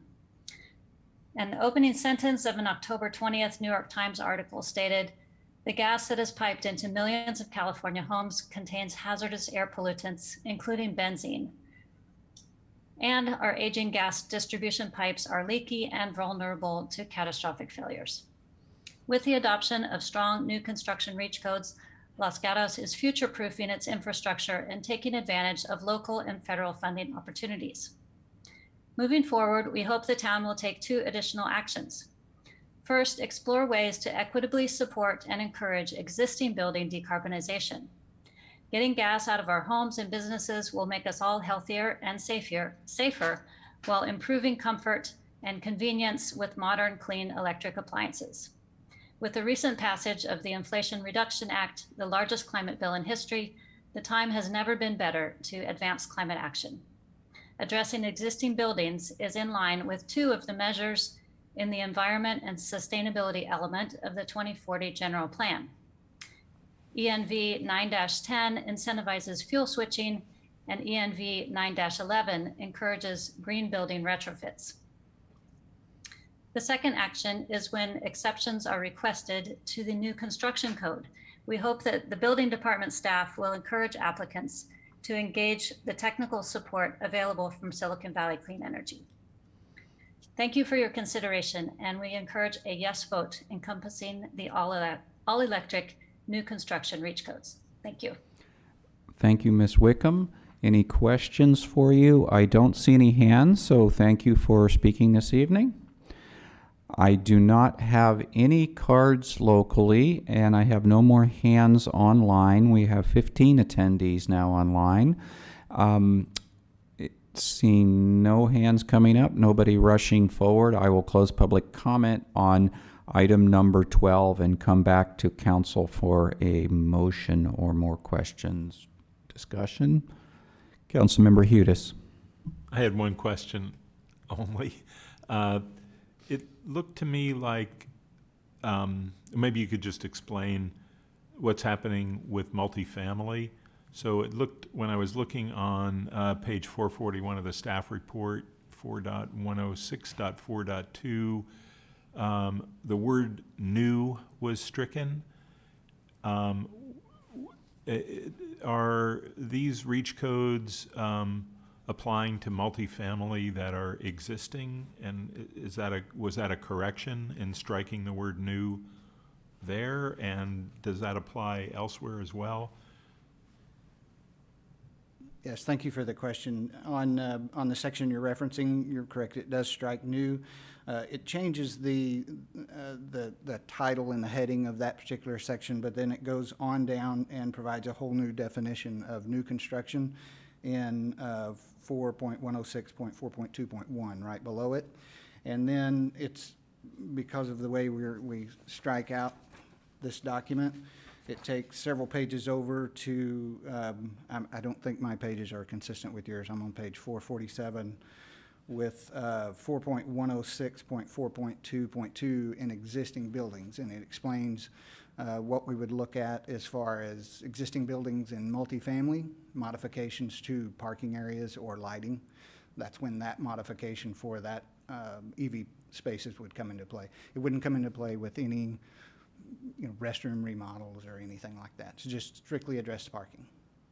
Okay, so my question is, are we making a significant change to our ordinance in the way we are addressing multifamily by addressing existing, whereas before we only addressed new construction? Yes, thank you for that. Sorry for the misunderstanding of your question. We are addressing that significantly more than what we would have in the past because we utilize straight standard code for that. Now we're adding, I don't remember the exact percentage that we're adding for that particular, for multifamily in existing, and perhaps our representatives from Silicon Valley might be able to address that percentage-wise, but we are addressing that more in depth. So just one quick follow-up to that. How will that be enforced on existing? Does that mean that there'll be inspections done and citations issued, or does that mean that when somebody comes in for a permit, we will be having different requirements for existing than we did in the past? Yes, thank you. Thank you for that question. Exactly. It's directly tied to a building permit.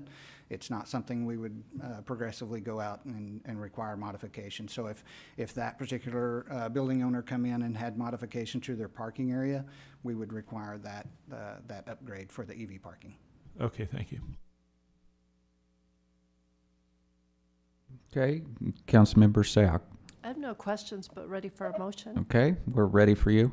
Okay, I move that we introduce an ordinance by title only affecting amendments, repealing and replacing Chapter 6 of the Building Regulations and Chapter 9 of Fire Prevention and Protection of the Los Gatos Municipal Code to include the REACH codes as contained in item number 12. Vice Mayor Risto. I second the motion. Okay, I have a motion and a second for further comment. Seeing none, I'll call the question. All in favor, please say aye and raise your hand. Aye. Aye. I think I got everybody. That was unanimous, I believe. So that passes unanimous. If we could have a reading by title only, please. Sure. An ordinance of the Town Council of the Town of Los Gatos repealing and replacing Chapter 6 Building Regulations and Chapter 9 Fire Prevention and Protection and adopting new 2022 California Building and Fire Codes as amended, including REACH codes. Okay, thank you. We'll close item number 12 and move on to item number 13, which is for us to provide direction on the approach to a plant-based diet education implementation program. Thank you, Mayor. As you know, back in 2019, the Town Council adopted its first plant-based piece of legislation, and that was the Green Mondays resolution that essentially said that for any town event where we were serving food, we had to have plant-based options. We've been implementing that since December of 19. In addition, last year, we updated our procurement policy to also acknowledge the role of plant-based diets and food. So we have now healthy food and beverage guidelines that make sure that we also include plant-based options. As we were going through the 2040 general plan update, as you recall, we had many residents and others express interest in us adding an implementation program regarding the merits of plant-based diets. And that did get incorporated into the adopted 2040 plan. Town Council agreed with that recommendation. So it is now one of the very many implementation programs that are in the general plan. And typically when we have so many implementation programs, we bring them forward to Town Council during our strategic priorities setting session in January. So that way you can sift through, recognizing our limited resources, and you can prioritize which implementation actions you'd like us to take in an early phase. Typically in the February timeframe is when you provide us with any budget direction. So this item is coming a little bit before our typical process, which is totally fine. I have met with the plant-based advocates back in August. I know Director Baker has had similar conversation with our advocates. They're very excited about bringing education programs forward. And for that reason, staff is recommending that we take a facilitation role at this point and encourage programs through our library. And that we're very excited to be able to offer a location for education, whether it's cooking classes or other things to happen here in our community. And then council could certainly direct more in-depth analysis or additional legislation or other guidance in the 2023 timeframe. But for right now, I think our best role, given our existing work plans and priorities, is to stay in a facilitation manner at this point. And both Director Baker and I are available for any questions. Thank you. All right. Councilmember Hudes, did you have a question? How did you know? Because you warned me. This is a question for the mayor, and I think was partially addressed by the town manager, but we have many, many implementation programs, things like affordable housing, safety, historic preservation, quite a few items that are in the general plan. Why is this on the agenda now? Does it relate to the resources as well as the community's interest? I'm just interested that this one came forward. Okay, and so I've had an hour to think about it since I was warned of the question.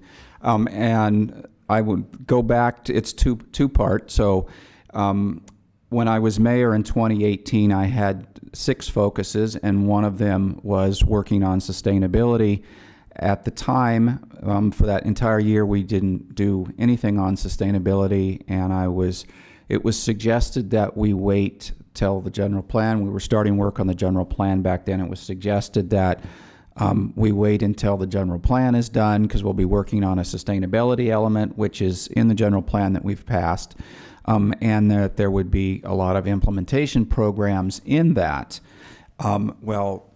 Guess what? I'm mayor again, and we still haven't worked on the general plan. So 4 years later, I'm mayor, and I've got a month left at being mayor, and we really haven't got to working on the implementation programs in the general plan. So I've been waiting 4 years to work on sustainability items. So that's the first part of it. The second part of it is, as mayor, probably the most significant thing you do is help set the agenda for what goes on during the year. I'd say most agenda items the mayor ends up putting on the agenda are things that have to be there, land use decisions coming, ordinances we have to change because of state laws, other things that have been requested by council members. So I'd say this year, the agenda that I've, set for each meeting has really been filling a request of a council member, or filling a request of some things from the public, or reacting to other things that are going on in the town. So with my year almost over, I decided I wanted to have something on the agenda that I've been waiting to work on. So that's why this item is a little bit ahead of time, because my year as mayor the second time is running out, and I wanted to work on a sustainability item. This is also an item that we've had many people from the public.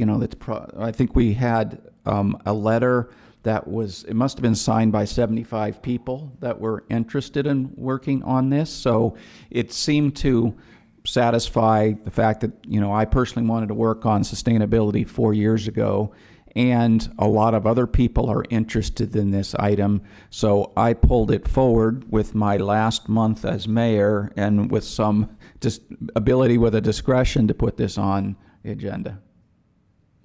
Thank you. Is that long enough explanation? Okay, so questions from council before I go to public, other than that question. All right, let me go to Zoom first. Lisa Wade, please.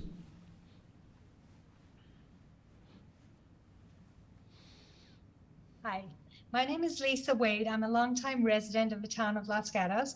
Thank you, Mayor, for putting this on the agenda, and thank you to the council for including a plant-based education program in the general plan.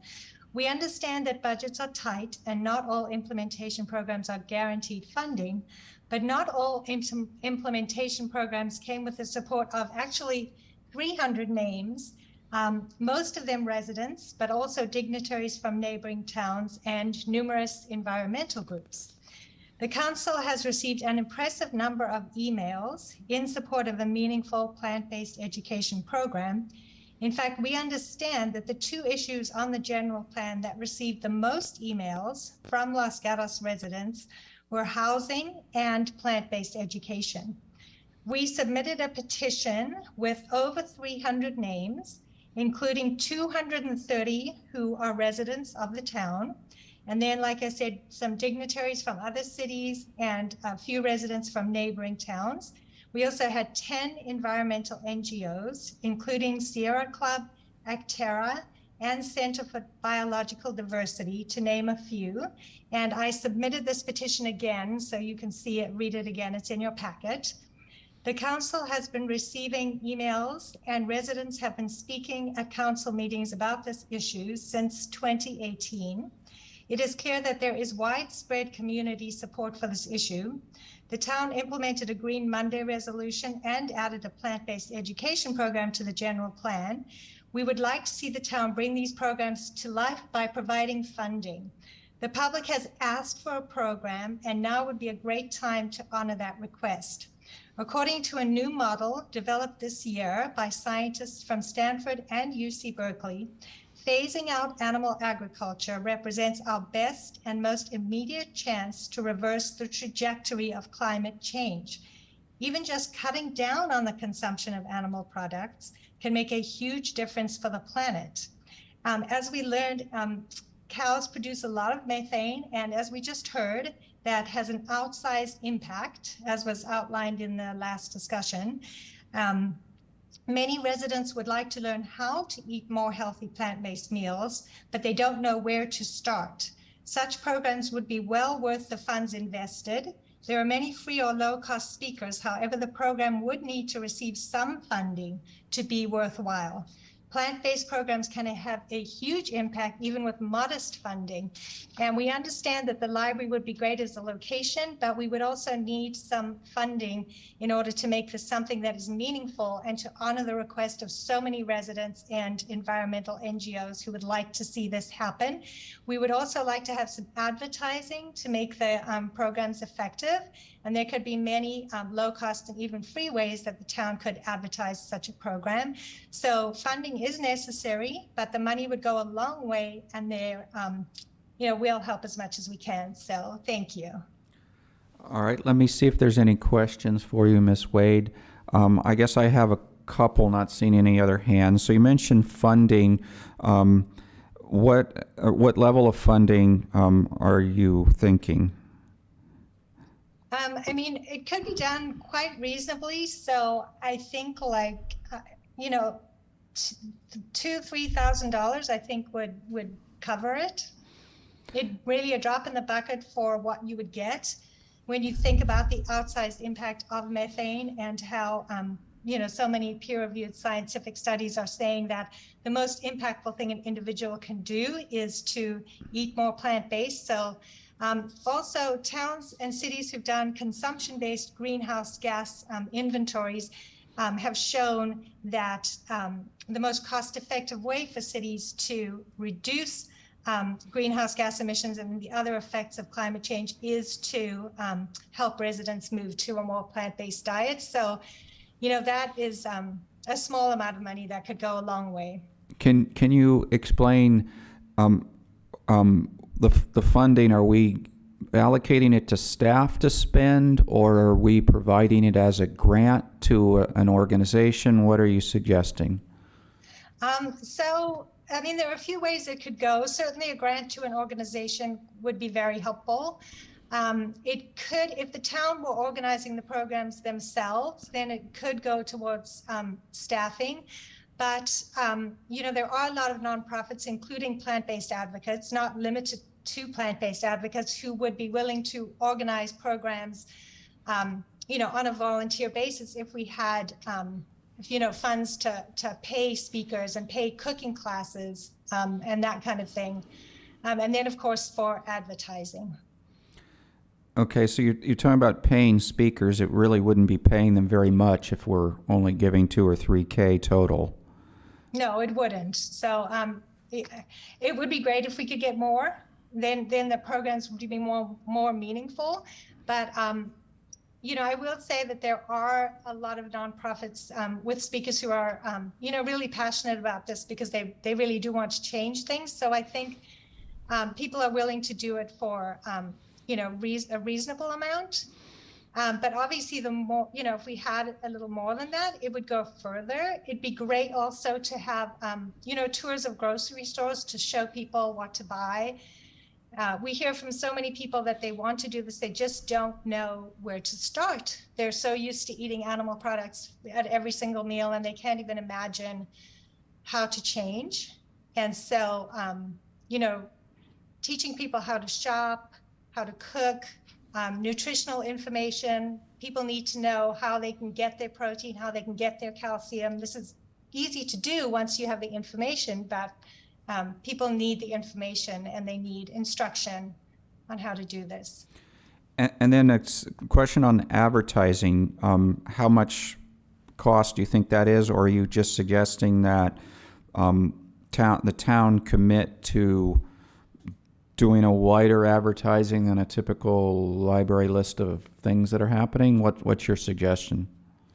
Yeah, I mean, I think that there are low-cost ways to do that too. So maybe the town newsletter that goes out could include things. The Growing Greener newsletter, each time that comes out, there could be information about how effective plant-based diets are. That's not so much advertising, but that's also kind of getting the word out, because the other component to that is, there are people who understand the benefits and want to learn how to change, but there are also people who don't yet even know, the effects, the positive effects that can be obtained from a plant-based diet and how they can have a personal impact on reducing their impact on the planet. So information in the Growing Greener newsletter each time would be really, really helpful. Flyers, banners, things like that could be helpful too. Okay, Councilmember Sack had a question? I asked it already, okay. Any further questions? I don't see any further questions for you, Ms. Wade, so thank you for your comments. And I don't see any more online. We're down to 4 people online. In the room, Karen 80.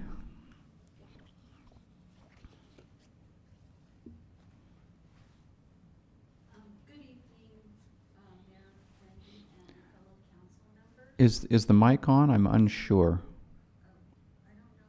Or does it need more volume from KCAT? Let's make sure she can be heard online.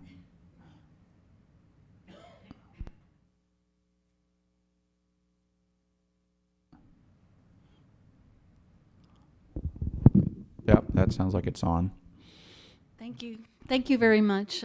Good evening, Mayor Rennie and fellow council members.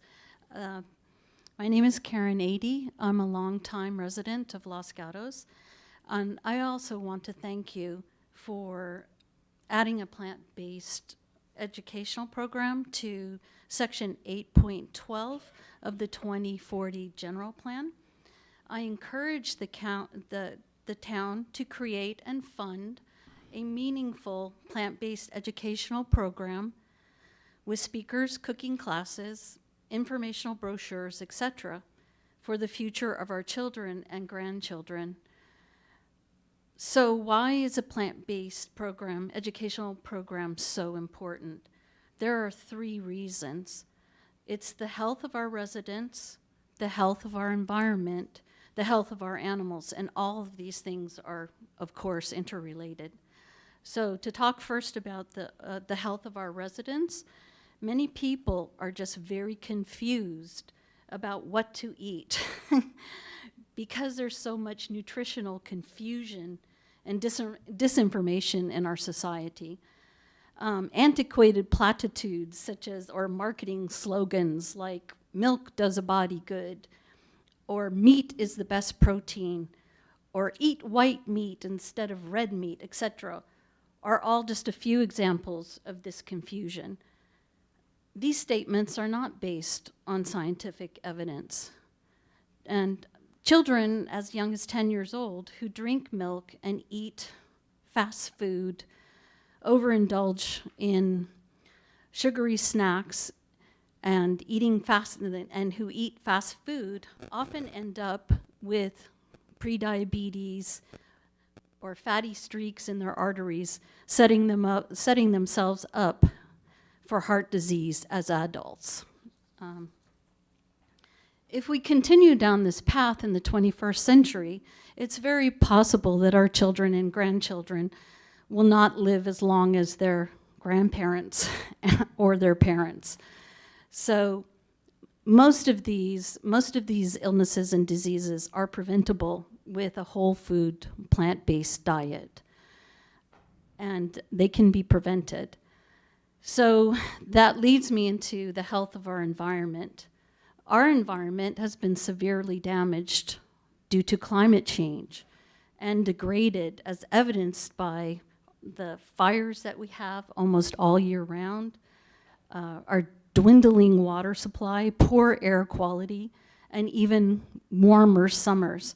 So among all these factors that are negatively impacting our environment is that meat production accounts for the majority of greenhouse gases.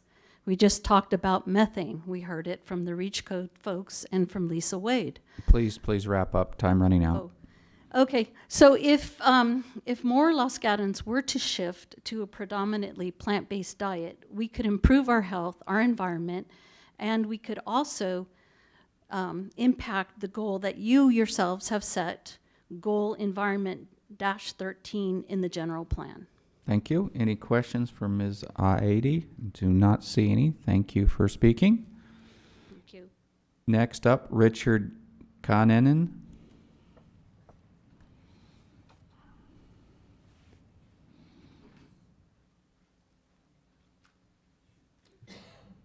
Thank you for supporting this topic. So I recently gave a presentation on my plan to live to 101, and a cornerstone of that was to follow a plant-based diet. My daughter's been my mentor on the health benefits of this topic for many years. So I support a low-cost town program where we simply provide access to videos such as Forks Over Knives, What the Health, The Game Changers, Fed Up, maybe books like How Not to Die, Fiber Fueled, 7-Day Rescue Diet.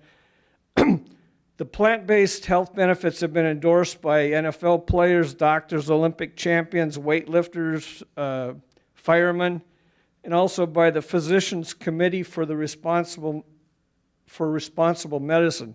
PCRM.org has a group of 17,000 doctors who support the health benefits of plant-based diets.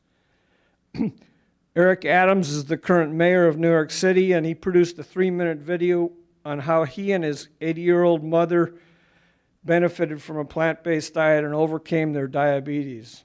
So I was very encouraged to see this long list of Los Gatos residents who supported this topic. I had no idea there was so much support in the town, and I don't think the town would need to have to spend a whole lot of money on this, but just simply provide a framework that can be used to by residents to self-run programs and informational access to each other. So thank you for taking the time on this topic. Thank you, Mr. Kananen. I don't see any questions for you. That is the last card I have in the room, and I see no further hands on Zoom. So I will close public comment on this and come back to council for questions, motion. Let me start off with a question for staff. So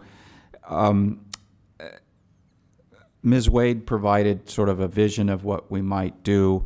And it sounded like it could be potentially plant-based advocates working with the library staff, or it could be library staff taking a more active role in that.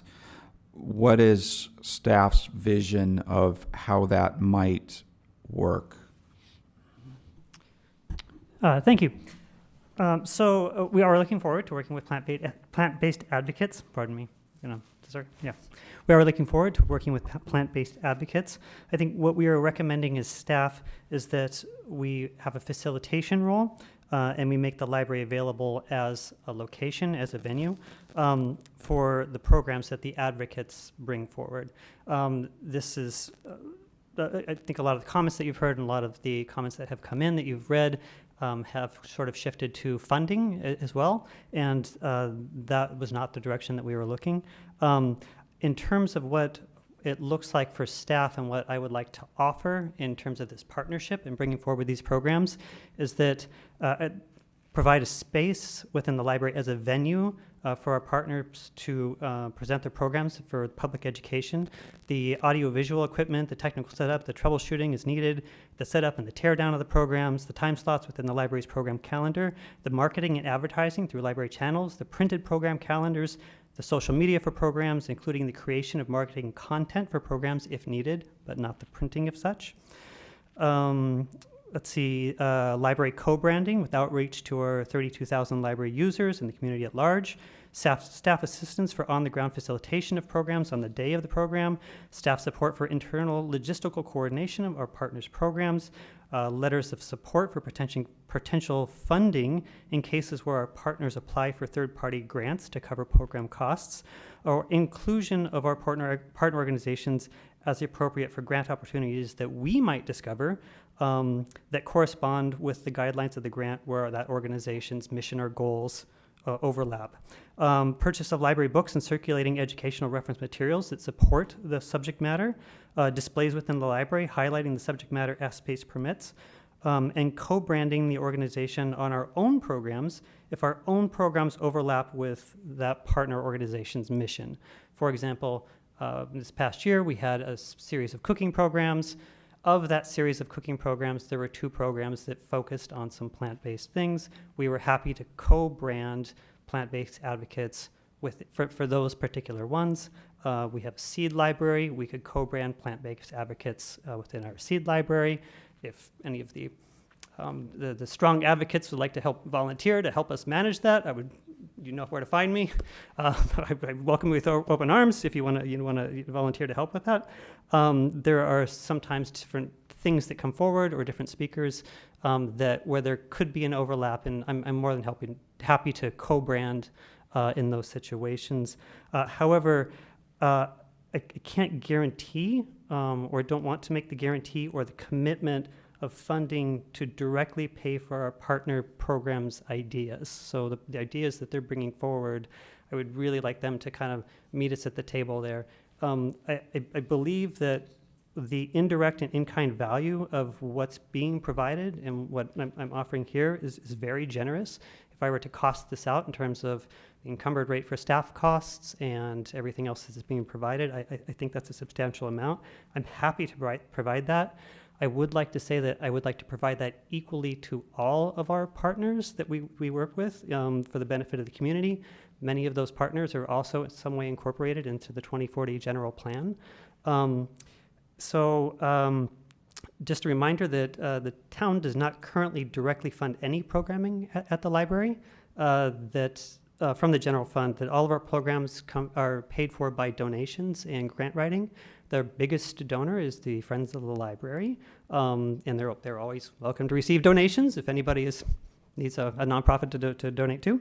But those funds are limited, and we use them widely to the interests of our 32,000 library users. If you're considering kind of a new precedent on funding commitments to our partners from the general fund, I would ask that you consider sort of the impact on the equity of all of the town's partners, and how that equity is going to play out if you're going to move in this direction that you haven't before. And I would also like you to consider how directly paying for a partner's program costs might create a channel that bypasses the community grant program that you have in place, which is the process by which organizations apply for funding using one transparent set of rules and scoring rubric to allocate funding in a manner where all organizations compete on equal footing within an established budget line. If you're going to specifically carve out for this organization or that organization some extra funds, then that is kind of a bypass, and I would expect that other organizations are going to try to do that. So I'm more than happy to bring back the community grant process as well, if you'd like to look at that and amend that, but that does have an impact there as well. Can you remind us when in the year our community grant process starts again? Yes, it starts at the beginning of the budget year. So we would be doing that in May timeframe, or that's usually when we start. As soon as you pass the budget is when I make the applications available. Okay. So that budget passes in end of June, and then the applications become available. Okay, thank you. Councilmember Hudis. Thank you, and it sounds like the in-kind activity is significant. You didn't put a price tag on it. Did you want to do that and didn't get to it, or? I'd be more than happy to cost this out and report back to you as a number if you would like. It's also variable by programs. If we're looking at our partner organization, the advocate saying we would like one program a month, that's different than one program a quarter, or if it's two programs a month and printed brochures, or whatever it is. So that'll be variable, but I could cost that out if you would like. Yeah, and one quick follow-up on the community grant program, which I think is an excellent program that the town has. A lot of places don't have it, and I know you run a very objective process that probably would recognize the 300 people or the large demand for a program as one of the factors. Is that right? There's a scoring rubric. That rubric is very set, so it's all apples to apples comparison. I would say that much of that process comes down to how well the grant is written in terms of what the explanation is in terms of what the funds will be used for. I do note that plant-based advocates submitted an application in this last grant cycle, but we always have more applicants than we have funds to give. Those grant applications are scored by members of the Community Service Commission and members of the Arts and Culture Commission working together, and they do use that standard rubric. So it does come down to some grant writing skills. Thank you. Okay, further questions? This one is a provide direction, which could be a motion or could just be comments. And I was impressed with the long list of supportive items that you went through very quickly. There was no way that I was ever going to be able to write them down. But was that list something that you would normally do that people can take advantage of, or was it an additional list that you want us to confirm that you provide? So we have been working more informally with program partners in the past. over a short period of time, we realized that we probably should put this into a more formal letter of agreement, non-binding letter of agreement. We're working with the library board at the moment, and then Gabrielle will also look over this. But these things will probably spell out a little more, just so that all partner organizations that we work with clearly know what we're bringing to the table, and what we would like the other organization to bring to the table, or what we're not bringing to the table. So we just like to spell it out more. Councilmember Sack? Thanks, Director Baker. I would like, if possible, when you bring this back, to monetize that. I think it would be of interest to know how much that would cost. You mentioned that it would be your desire also to make this available to all partners. So without knowing exactly how many partners, if you bring this back, could you also share how you envision this would work if every single partner took advantage of this? Would you be programming every single week, every single month? I mean, just to give us a sense of how much more time your staff would be devoted towards this endeavor. I think it's great, but I think it'd be helpful for us to know what additional time and effort it would cost your staff, and if that would take away from anything else that they're currently doing. Yeah, I can actually put that in as well. But we have some good go-getters in terms of our staff, and so I do think this is substantial. With all of our partners that we're working with, it is a lot of juggling, and so putting kind of a component on top of that is a little bit of a stress for us. So, but yeah. I can bring that one but back if as well. I think it would be helpful, though, as you say, to manage expectations, because what you said about making sure that this is provided equitably to everyone it resonated with me, right? So I wouldn't want any one person to utilize the schedule so that others wouldn't. And so if there's a process that you could help develop, would be useful for, I think, for the council to also contemplate. Sounds good. I do have some extra little technical words in there that kind of reference that I didn't say out loud, but those will be in the document, and I'll bring those back. Thank you. Vice Mayor Risto. Thank you. A quick question, just a rough estimate, approximately how many community partners are there? I mean, if there were 3, I could understand how much time they might get. If there's 30, does that mean somebody gets 1 program a year? It's, off the top of my head, NUMU, United Against Hate, our local schools. We have student interest groups, Anti-Racism Coalition, Girls Who Code, County Health, our furry friends, Therapy Dogs, Silicon Valley Reads, LGS Rec. I can provide you a more detailed list. I should say that this isn't just any community member that wants to come forward. We're looking for partnerships with people that have with organizations that have established practices that they can actually bring something to the in terms of programming. So it's just not all on staff. So. Okay, great. That's actually really helpful. I mean, it gives me an idea of, it reminds me of who our partners are, but in addition, there are some that might be more seasonal than others. There are some that might want regular programming and others that might come once a year. So that is helpful for me to understand. Thank you. Okay, further comments? It sounds to me, go ahead, Councilmember Sack. So I just wanted to make sure that process-wise, so by bringing it to tonight's discussion, that doesn't preclude it from having further discussion at strategic priorities, does it? No, of course not. Yeah, I think you would want to look at it within the context of other ideas as well. And within the staff report, there were also several attachments as examples of other programs that go well beyond education. So if council was interested in pursuing something like that, strategic priorities would be a good time to identify it. Okay, thanks.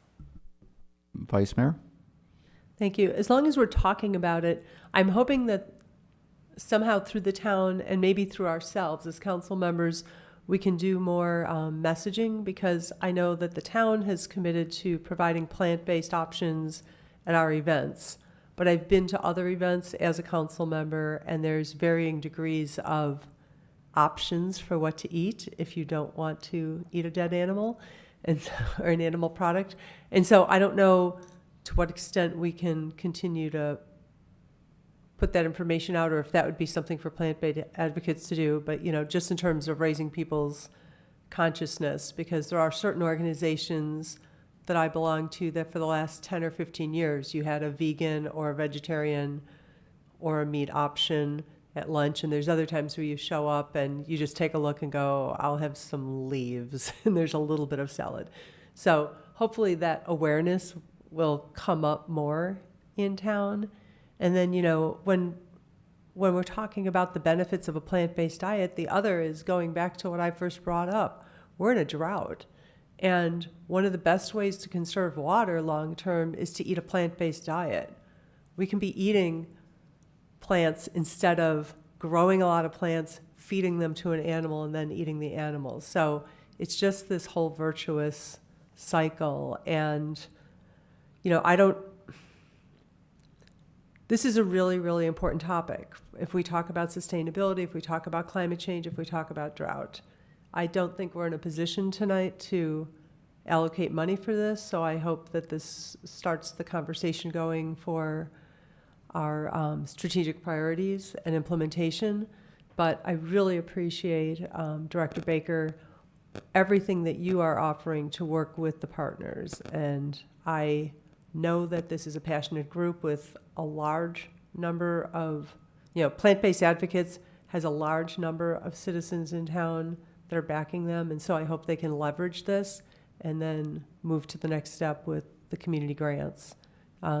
Because when we talk about advertising and trying to get out the information about plant-based diets, you're working against a lot of other advertising that's been going on for years because of subsidies, because of profit motive, convincing us to eat things that we probably really shouldn't be eating and are not healthy, but it's messaging that has a lot of money behind it. So we have a big lift here with a small budget. Thank you. Councilmember Hudis? I'm very supportive of the ideas and the goals of the plant-based program. The more I hear about it, the more I think I should be doing more of it, and the more that I think that it'll have an impact on our environment. But I also want to recognize we are a small town, and so as we move this, it sounds like maybe to the strategic priorities, I would really like to see some more exploration of how we could leverage resources from the county, from the high school, from West Valley Community College, from De Anza, San Jose Community College, San Jose State, other agencies that have, or organizations that have the ability to do more than our town of 30,000 people that's facing a budget deficit. So all of these, to me, would be more powerful ideas in our strategic priorities in understanding how we can better leverage community and even wider than community resources to help support this. And I haven't heard a lot of that from some of the directions that we've had or requests that we've had from the public, and I know they're not opposed to it, but I do think that we're really going to make a dent in this if we partner with other organizations that that are either already down the track or have significant resources that could help apply to it. So that's just my comment as we move into the strategic priorities part of this. And I have a question. So you're working on a non-binding agreement, which sounds like kind of the next step to moving forward on this. But what would be the venue for bringing that forward to us? Is there going to be an agenda for that, or is it part of something else? When would it come?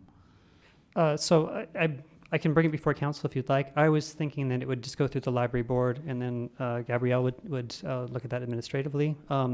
Since it's a non-binding agreement, however, I'm more than happy to bring it before council if council would like to take a look at that, or if procedurally that should happen. I'm not sure of the procedure for a non-binding agreement where we're just sort of spelling out terms. The purchasing policy provides that contracts where there's compensation of 100,000 or more go to the council. I'm not aware of a policy where agreements without compensation go to the council, but staff can always bring agreements to the council even if it's not required by a policy. And I'm not saying that it needs to come back to council. I think maybe we'd like to know what the status is when it's done, kind of thing. Unless there's disagreement from council members, you can put it in our Friday notice or something like that, just to kind of keep us updated and maybe what then comes next, kind of thing. We'd be happy to do that, and we can also, at that time, include the cost estimate based on the 1 per month versus the 1 per quarter as requested. Okay, Councilmember Hudis? I mean, I would also be interested to understand the level of commitment that the town is making in terms of in-kind resources, not just the cost for doing a specific event, but it was an impressive list of items, and it struck me that they probably had a significant value way in excess of the funding request. So I think it'd be helpful to understand that as well, if that's possible. Okay. If no further inputs, I can close this item. So I will close item 13, and that is our last item on the agenda, and we are adjourned. Thank you.